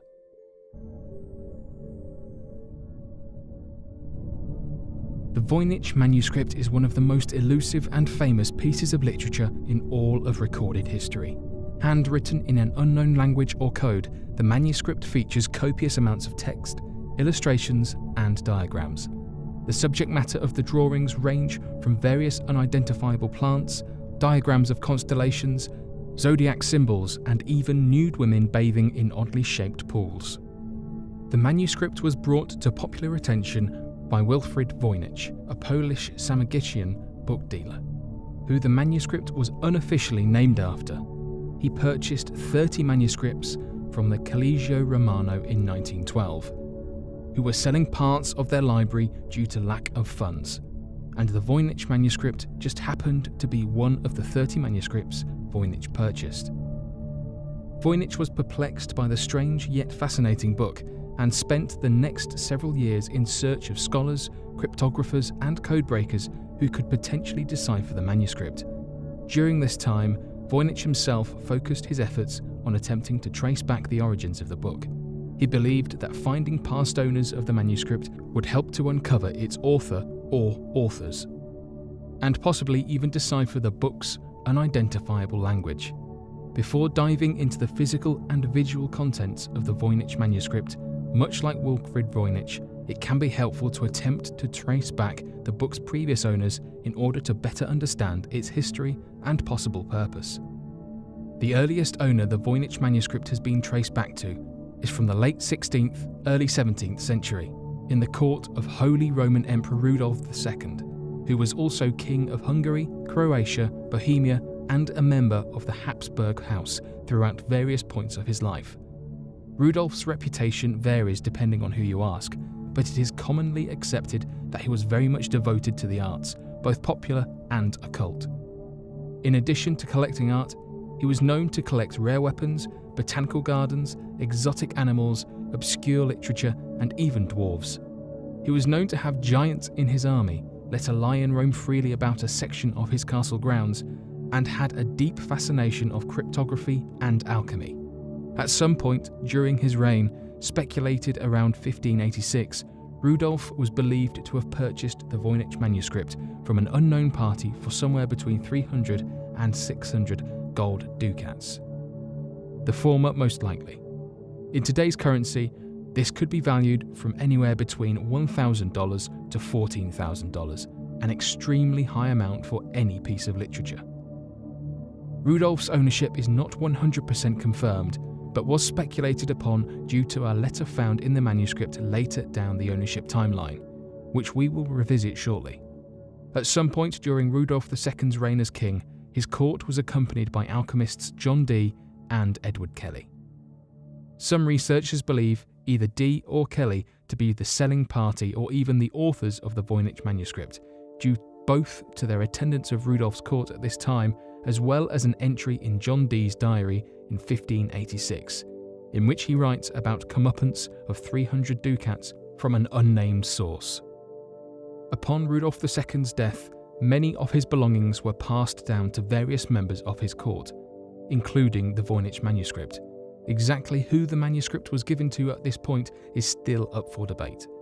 It was either received by Rudolf's personal physician at the time, Jacobus de Tepenez, or to Rudolph's botanist, a man named Marcisi. Either would make sense, due to the subject matter of both biology, medicine, and plant life within the manuscript. The former was the likely owner at this time, as Wilfrid Voynich allegedly found Jacobus's name written in a corner on the first page of the book, although it did not resemble his handwriting. At any rate, the book remained with one of these two parties for approximately 20 years. The next owner is unknown, but at some point in the mid-17th century, the manuscript came into the possession of Czech antique collector and alchemist George Beresch, the first confirmed owner of the Voynich manuscript. Beresch unsuccessfully spent many years attempting to decode the strange book. Eventually, Beresch learned about a Jesuit scholar who was extremely well studied in physical sciences such as geology, biology, and medicine, as well as cultural studies and linguistics such as Egyptology and Sinology. Little did Beresch know, this man was Athanasius Kircher, one of the greatest polymaths to ever live. Beresch discovered that Kircher had successfully deciphered a large amount of Egyptian hieroglyphs, and even cartographed a supposed map of the lost continent of Atlantis. Beresch reached out to Kircher, sending him handwritten copies of the manuscript, along with letters in 1637 and 1639, the latter of which was preserved. Kircher did not reply, but was fascinated by the script. He reached out in an attempt to obtain the real copy of the manuscript, but Beresch did not oblige. Upon George Beresch's death, the manuscript was passed to a man named John Marek Marcy, not to be confused with the aforementioned botanist Marcisi, a Bohemian doctor and scientist for the Holy Roman Emperor. Marcy spent some time with the manuscript, but later concluded it would be better off in the hands of his longtime friend and colleague, Athanasius Kircher. How ironic. At this point, the year was 1666, and Kircher studied at the Collegio Romano in Italy. Marcy sent Kircher the manuscript, along with a letter stored inside the manuscript, which was still inside the book when purchased by Wilfrid Voynich, nearly 300 years later. The letter from Marcy states that the manuscript was apparently authored by Roger Bacon, a 13th century philosopher and astronomer. His reputation was very highly regarded by those who studied alchemy at this time, so his authorship was not entirely irrational. The letter also reads that Marcy's friend, Bohemian lawyer and writer Raphael Nischowski, who also served under Rudolph II, claimed that Rudolph purchased the manuscript for 600 gold ducats. Perhaps Dee and Kelly split this amount, and the deal was made sometime before 1611, perhaps by German book dealer Karl Weidmann, who was known to sell books to Rudolph in the late 16th century.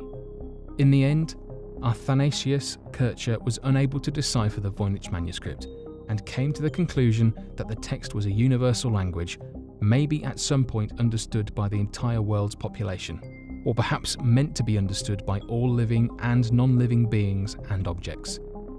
This claim is largely conceptual and often disputed because although Kircher was an accomplished polymath, his decipherment of the Egyptian hieroglyphs were later found to be incorrect. Upon Kircher's death, the Voynich manuscript remained in the library of the Collegio Romano for the next 200 years. In 1870, the Papal States were annexed by Victor Emmanuel II of Italy. The government chose to take much of the church's property, including some of the Collegio Romano's library. Before this happened, some of the literature was transferred to various faculty members at the time, including Kircher's collection, which held the manuscript. The book was acquired by Petrus Beck, the then head of the Jesuit order and rector of the Collegio Romano. His library was then moved to Frascati, where it was housed until 1912, when the 30 manuscripts were purchased by Wilfrid Voynich. Upon Voynich's death, the manuscript was passed down through various family and friends of his, and in 1969, while in possession of Hans Kraus, the book was donated to Yale University, where it is still housed today in the Beinecke Rare Book and Manuscript Library under call number MS408. Although much of the Voynich manuscript's background has been at least partly uncovered, much of the book remains a mystery. In 2009, the manuscript's vellum, a type of paper, was dated back to the 15th century, sometime between 1404 and 1438, using radiocarbon dating. Scholars believe it could have possibly been written in northern Italy during the early Italian Renaissance, and the language could possibly have Turkish or Hebrew origins. The manuscript itself consists of approximately 240 pages, some of which fold out to show large illustrations, and many pages are missing. Because the text is unreadable, the manuscript has been split up into 6 sections based on the varying illustrations and assumed subject matter. Number 1. Herbal. 112 pages. This section contains 1 to 2 illustrations of plants and flora per page, accompanied by paragraphs of text. None of the plants are 100% identifiable. 2. Astronomical. 21 pages. This portion is made up of circle-shaped diagrams similar to those found in the fields of astrology and astronomy. Some of these diagrams show stars, suns, and even moons. One collection of diagrams shows 12 symbols for the zodiac constellations, as in a pair of fish for Pisces, a bull for Taurus, and so on. 3. Biology. 20 pages. Also referred to as the anatomical section. This portion is made up of large blocks of text, with various smaller drawings, mostly of nude women bathing in pools or tubs, connected to elaborate plumbing systems, which were later believed to resemble various human organs and body parts, namely those of the female type. 4. Cosmological.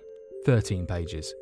This portion is made up of more circular diagrams, similar to those found in the astrological section, but far more obscure.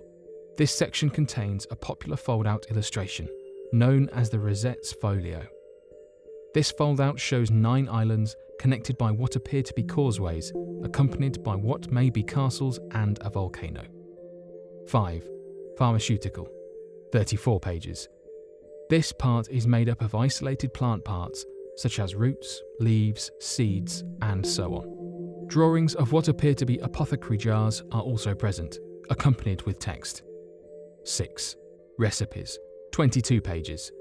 This section is full of pages of text, but broken into step-by-step sections. Some pages are text only, and therefore uncategorized. One of the biggest mysteries behind the Voynich manuscript lies in its purpose. Although still unknown, many experts believe the book was meant to serve as a pharmacopoeia, or a technical book covering subject matter like medieval sciences, early modern medicines, and even alchemy. Other researchers believe the solution behind finding the manuscript's purpose lies in the path of finding the true author. Some of the more popular theories for who created the manuscript include Roger Bacon, John Dee, or Edward Kelly, Giovanni Fontana, or Wilfrid Voynich himself. If Roger Bacon did indeed write the manuscript, it would make sense that John Dee at the very least sold the Voynich to Rudolph II, as Dee was known to have a large collection of Bacon manuscripts. However, none of Dee's diaries mention Rudolph even once. Others believe Dee and Kelly created the manuscript on a whim in an attempt to acquire some easy funds from Rudolph, and started the rumour about Bacon being the true author. Other researchers believe the same to be true about Wilfrid Voynich. Being an established book dealer, one can assume a book by the great Roger Bacon would be worth a great deal of money, and he could have fabricated the letters found inside the manuscript. Although the vellum was carbon dated, the ink was not.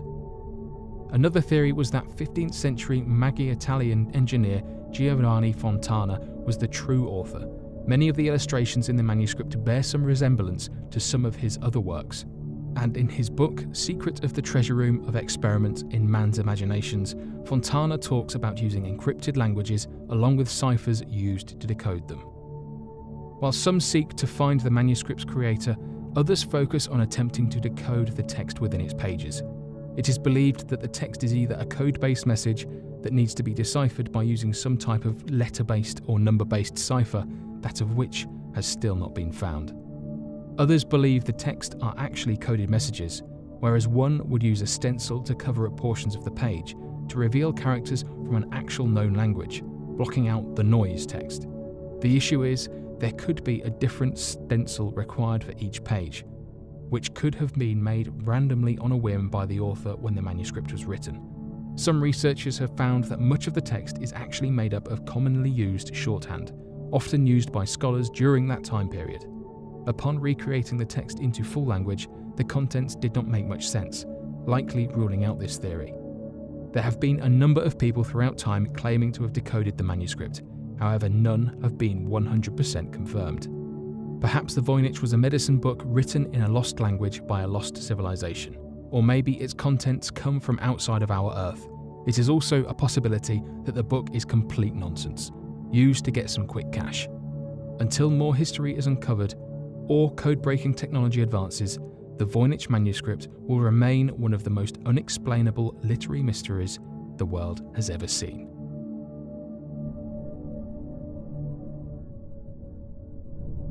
On the evening of September 19th, 1961, married couple Barney and Betty Hill were travelling home from a vacation to Niagara Falls in Montreal, Canada. They had been driving for much of the day and were nearly to their home in Portsmouth, New Hampshire. While passing through just south of Lancaster, around 10:30 p.m, Betty noticed a few small but bright star-like spots of light in the night sky. They moved from below her perspective of the moon upwards to the left and then to the right, across the face of the moon. At first, Betty assumed it was some sort of falling star, only this star moved in ways she had never seen before. She watched as the lights travelled in a sporadic and unpredictable movement, while they also appeared to grow in size and luminosity. Eventually, Betty convinced Barney to pull over to get a better look at the anomaly, which he only agreed to because their dachshund, Delcy, needed to be walked. Using binoculars, Betty claimed to see that the source of the flashing lights was some kind of aircraft, one of which she was unfamiliar with. In the past, Betty had heard rumours of reported UFO sightings from her friends and family, so her mind immediately assumed this was what she was experiencing. When Barney got a look through the binoculars, at first he deduced that the supposed UFO was a commercial airplane en route to Vermont. However, after some time observing its truly acrobatic-like movements, he considered it to be some sort of top-secret government testing, and did not want to believe the possibility of it being some sort of extraterrestrial UFO. This startled Barney enough to urge the family back into the car to continue driving on their route home, which was nearing a pass through the mountains. As they continued driving, the Hills recall the UFO remaining in their field of view, coming even closer than it was before. Barney almost felt like they had been targeted by the craft, and it was following them. As they neared a familiar picnicking area known as Indian Head, the UFO descended so close and so rapidly to the Hills' car that Barney abruptly stopped the car in the middle of the road. The craft now hovered in front of them about 100 above the car, taking up the field of view of the windshield. They recall it being flat and wide in shape, and it appeared to be rotating. Barney stepped out to have a look, first retrieving his pistol from the trunk of the car and holstering it within his pocket. He stepped away from the vehicle and then recalls feeling compelled to peer through the binoculars up towards the craft. He then observed anywhere from 8 to 11 human-like figures that moved with robotic, almost German soldier-like efficiency. They appeared to stare back at him, and although far away, Barney was able to see they were wearing what appeared to be black uniforms. In the next moment, all but one of the figures moved away. The one remaining appeared to be at a desk or terminal of some sort, and Barney assumed they were the leader. Barney then received a message, either verbally or telepathically, that said, "Stay where you are and keep looking." Due either to fear or an unknown force, Barney was seemingly unable to take the binoculars away from his eyes. In this moment, he was convinced that the beings aboard the craft were not human. The craft then continued to lower about 60 feet above him and 300 feet away. Fin-like structures then protruded from the craft and began to telescope towards him. At this point, Barney was in such a state of shock that he found the strength to tear the binoculars away from his eyes, in turn breaking the leather neck strap. Near a state of hysteria, he returned to the car, warning Betty that he thought they were about to be captured. The craft proceeded to move directly above their car, and Barney tore off down the road. Next, they heard what sounded like a rhythmic pattern of buzzes or beeps coming from the trunk of their car. The entire car began to vibrate, and tingling, almost numbing sensation passed through their bodies. In the next few moments, their memories became spotty, and both experienced states of altered, unaware consciousness. Just as fast as they heard the few series of buzzing sounds, they heard another, and the two returned to their normal, coherent states of mind.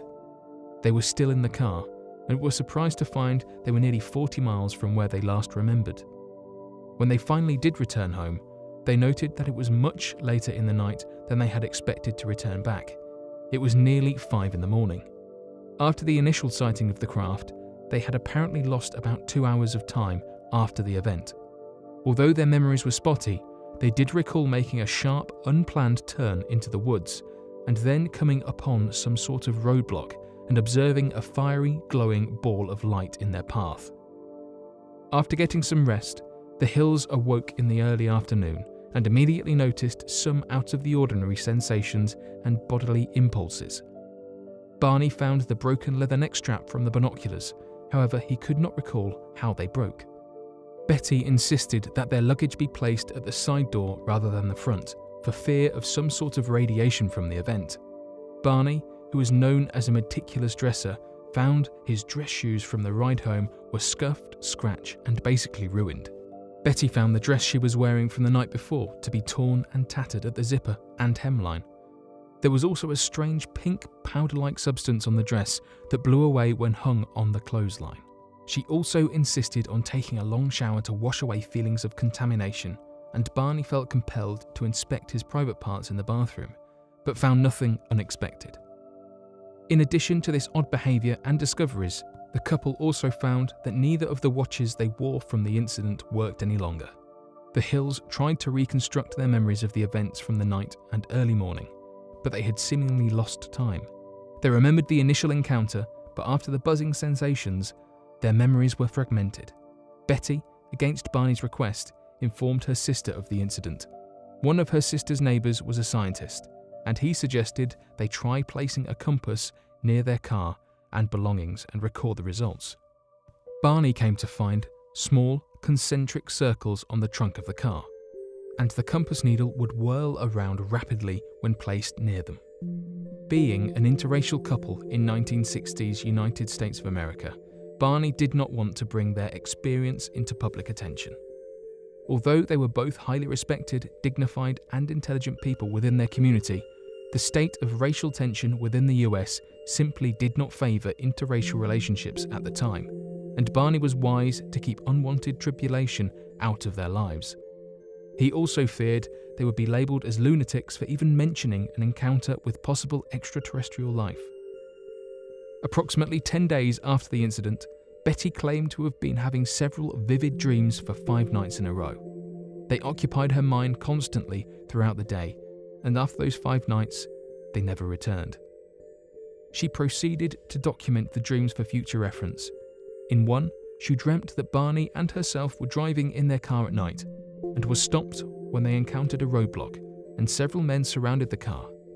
In the next instant, 2 small men were leading her against her will through a path in the forest.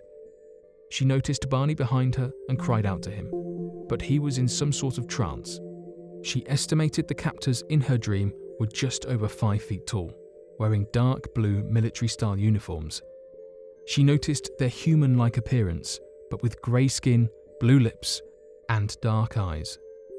The Hills were led into a disc-shaped craft, like the one they remembered encountering, and they were taken into separate rooms, which she protested against. She was spoken to by their leader and an examiner, and they both spoke very broken English, which she could hardly understand. She was told their bodies would be tested to compare the differences between the Hills and them. She was placed into what reminded her of a dentist chair, and the examiner examined her head, including her hair, ears, mouth, teeth, then other parts of her body, like her hands, fingernails, legs, and feet. He then unexpectedly inserted a needle into her navel region. This caused Betty an intense amount of pain, and the leader responded by waving his hand over her forehead, and the pain went away. After the examination, Betty began a conversation with the leader, and she was offered a book. The book was filled with symbols she had never seen before. The leader said she could keep the book, but then an argument broke out among the creatures and she was unable to. Against Barney's wishes, Betty ended up reporting their incident to the Peace Air Force Base, and they were followed up with for a long-form interview. The report was eventually sent to the US Air Force's UFO research team, called Project Blue Book. During the interviews, the Hills talked about having some form of amnesia during a certain time period of the experience.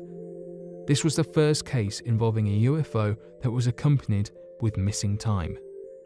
The Hills were then referred to Dr. Benjamin Simon, a Boston psychiatrist well-versed in hypnotism. They agreed to undergo a series of hypnosis sessions. However, Simon insisted they be separate for their sessions in order to keep each of their stories separate. During Barney's sessions, he became nearly hysterical, describing his overwhelming feelings of fear and helplessness during the whole ordeal. He then recalled events nearly identical to Betty's dreams, as well as exams on his male reproductive organs. Betty's sessions were similar, with the added fact that during the abduction, she had asked the beings where they were from, and they showed her a three-dimensional star map. They asked if she knew where she was located on the map. She did not. They explained it would be too difficult to explain. Simon concluded that the pair had suffered some form of unknown trauma, but their stories were simply made up from Betty's dream. At any rate, the therapy calmed their anxieties from the event. Betty made a sketch of the star map, and at the time, it was not an existing star map. In 1969, astronomer Marjorie Fish was intrigued by the story and constructed a more detailed map from Betty's sketch. The results found that the star map Betty was supposedly shown closely resembled the double star system known as Zeta Reticuli, hence the other alias of this incident. Perhaps the Hills were abducted and studied by aliens from the Zeta Reticuli system, or perhaps they made the entire thing up as a publicity stunt. However, the latter is unlikely, due to their position in society at the time. Either way, this incident had massive impact on pop culture at the time, and inspired many to come forward with claims of extraterrestrial encounters that were to come. The Hills were said to be dignified people, and not the kind to make wild accusations, especially about something as controversial as aliens. The mystery remains unsolved, and likely will remain unsolved unless more evidence comes to light.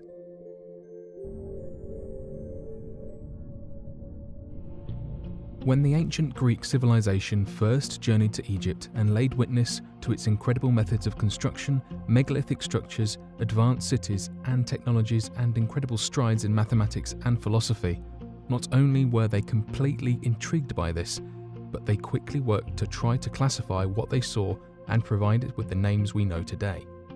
When the ancient Greeks came across the large stone structure that depicted a lion with the face of a man, reminding the Greeks of the stories of the Sphinx recorded in the struggle of Oedipus, they quickly named the structure the Sphinx as an ode to their own culture seen in the Egyptian culture. However, outside of this original encounter, nothing else was known about the strange structure. In fact, new evidence and research today has found that it could very well be possible that the Sphinx structure itself is far older than supposed Egyptian writings and documents proclaim it to be. So, today, we will be going over this evidence regarding the Sphinx and asking ourselves the question: does the Great Sphinx of Egypt predate the Egyptian civilization itself? One of the main reasons for why the Sphinx has been dated its current age of being only 4,511 years old is not due to carbon dating or other reliable efforts made to accurately measure its date, but rather because of ancient Egyptian hieroglyphics and documents that detail that the Sphinx was supposedly created during the reign of Egypt's 4th dynasty. Unfortunately, it was recently discovered that these documents could very well not be legitimate, and that the pharaoh of the 4th dynasty forged them for the sole purpose of taking credit of another past pharaoh's work, a common practice amongst pharaohs to rewrite history and take the honour of a past pharaoh's lifelong efforts. This was discovered not by taking a closer inspection at the Sphinx, but rather discoveries made in the tombs of long-deceased kings of Egypt. Originally a theory posited by the groundbreaking author Robert Temple, there appeared to be overwhelming evidence that the Sphinx we know today was actually an attempt made by a pharaoh of the 4th dynasty to do nothing more than to claim the works of those before him. Evidence for this can be found when analysing the head-to-body ratio. In fact, the head on the Sphinx is so small that many had often believed upon first sight that it could have been grinded down from a much more massive structure. The second piece of evidence is provided by the hieroglyphics located at the temple of Teptufa that outline in great detail that the original god of ancient Giza was Anubis, and the accounts and images of Anubis in his jackal form are drawn all throughout the site in the same pose as of the body of the Sphinx, with no mention of a lion of any kind at the ancient city. Interestingly enough, this exact same pose was discovered in one of the only tombs of an Egyptian pharaoh ever discovered that had been completely undisturbed since his burial, the tomb of Pharaoh Tutankhamun. Within King Tut's tomb is a shrine to Anubis that demonstrates an exact scale of the Sphinx statue but with the head of a jackal to represent Anubis, showing in overwhelming evidence that the original statue at the ancient city of Giza was supposed to be that of a jackal-headed Anubis and not that of a lion body with a human head. So where do we get the idea of a human head and a lion body? The truth is, the only reason why the statue is referred to as a sphinx is because of old Greek mythologies, such as those of Oedipus, that talk about a lion with the head of a man, called a sphinx, but no such symbol exists in that of ancient Egypt. This means that the hieroglyphic texts that describe the Sphinx with a human head to represent the pharaoh of the 4th dynasty was nothing more than a forgery by the then pharaoh to take credit for a great statue of which he had not created or designed. In fact, a pre-dynastic pharaoh gives a great account about providing his royal dog a grand burial at the site of ancient Giza. In this text, his argument for why he had such a royal burial for what has been speculated to be his guard dog was due to his want and need to have the dog buried before the great god Anubis. Not only definitively proving that the Sphinx was originally that of the god Anubis in the jackal form, but also that the structure itself was created during the pre-dynastic times, long before any pharaoh could claim ownership of its creation. This could very well mean that not only was the creation of the Sphinx older than that of the dynastic reigns of Egypt, but that perhaps the structure is older than the Egyptian civilizations themselves. Further evidence of this theory can be found when analysing the recent archaeological finds of strange bones discovered all throughout ancient Egypt. It is well known amongst Egyptologists that the ancient Egyptians treasured animals of all kinds, believing them to be the representation of their gods. It is due to this obsession that strange structures and bones from animals all around the world, even from areas previously believed to not have been operating open trade routes, have surfaced all across ancient Egyptian cities. Described as Egyptian zoos, strange hieroglyphics and designs have come forward showing evidence that not only were the early Egyptians capable of owning strange beasts from around the world, but that they possibly possessed an extinct species of woolly mammoth. Dubbed as the world's first zoo, a 6,000-year-old ancient Egyptian cemetery was uncovered filled with the remains of wild animals from all around the world that should have been unable to collect from the reaches of early man for thousands of years to come. Skeletons of ostriches, crocodiles, leopards, and other exotic animals were found alongside pools of water, large fenced-in cages, and a potential animal hospital filled with removed molars, teeth, claws, and evidence of animal surgeries. Though the importance of animals regarding the Egyptian religion was widely known, the evidence of the global reach of the species available to them, including species long believed to be extinct, has been a mystery that even the most elite of archaeologists and Egyptologists have failed to explain. This is odd, though mostly due to the fact that it is widely believed by historians and archaeologists all around the world that the oldest civilization to exist was merely 10,000 years old. However, evidence in the fossil record shows that the modern-day intelligent human has been around for more than 50,000 years. So why is it then that the oldest cities don't start appearing until the past 10,000? It might have to do with the evidence of the extinct animals recorded at Egypt. The woolly mammoth was one of many distinct megafauna that went extinct at around the same time in the fossil record, merely 10,000 years ago. These extinct species included the mastodon, short-faced bear, the giant ground sloth, and many others. In fact, when Charles Darwin first visited the areas near the Galapagos Island, when he originally discovered the ground sloth bones, they were so fresh that he believed them to still be a living species of megafauna, proving the recency of their extinction. So why was it then that around 10,000 years ago, all of these species went extinct? Partly due to three strange reasons: large fires, a massive flood, and a sudden ice age. The evidence for these three events are widely known by archaeologists and research scientists found in the fossil record that showed that all around the Earth appeared to be massive fires that were followed by a rapid cooling event that only took about 4 decades, as well as certain events being hit by numerous tsunamis and large flooding. Many experts had originally speculated that perhaps a massive meteorite strike could have caused such a phenomenon, but no large craters supporting the theory had yet been discovered at the time of the original publications. However, this year, a massive crater underneath an ice sheet in Greenland shows a tremendous impact point where a meteor could have hit, generating more than 700 megatons of force. So much force, in fact, that it would have been equivalent to 140 fully efficient nuclear strikes using the Tsar bomber nuclear warhead. A nuke capable of not only breaking the stratosphere, but generating enough dust and debris in the air to cause a full-on nuclear winter.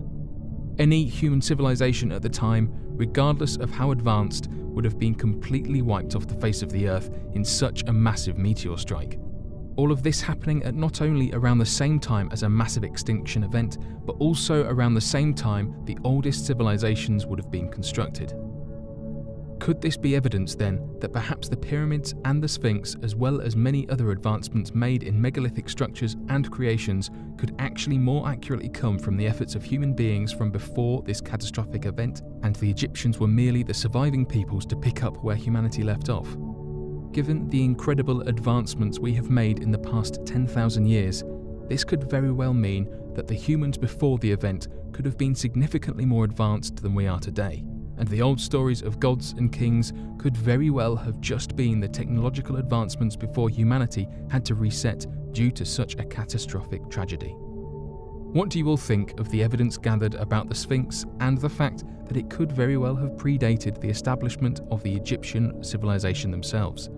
Be sure to leave your questions and answers in the comment section below, and help us to grow this community while working to solve these unexplained mysteries. Thank you for watching, and don't forget to subscribe for more videos.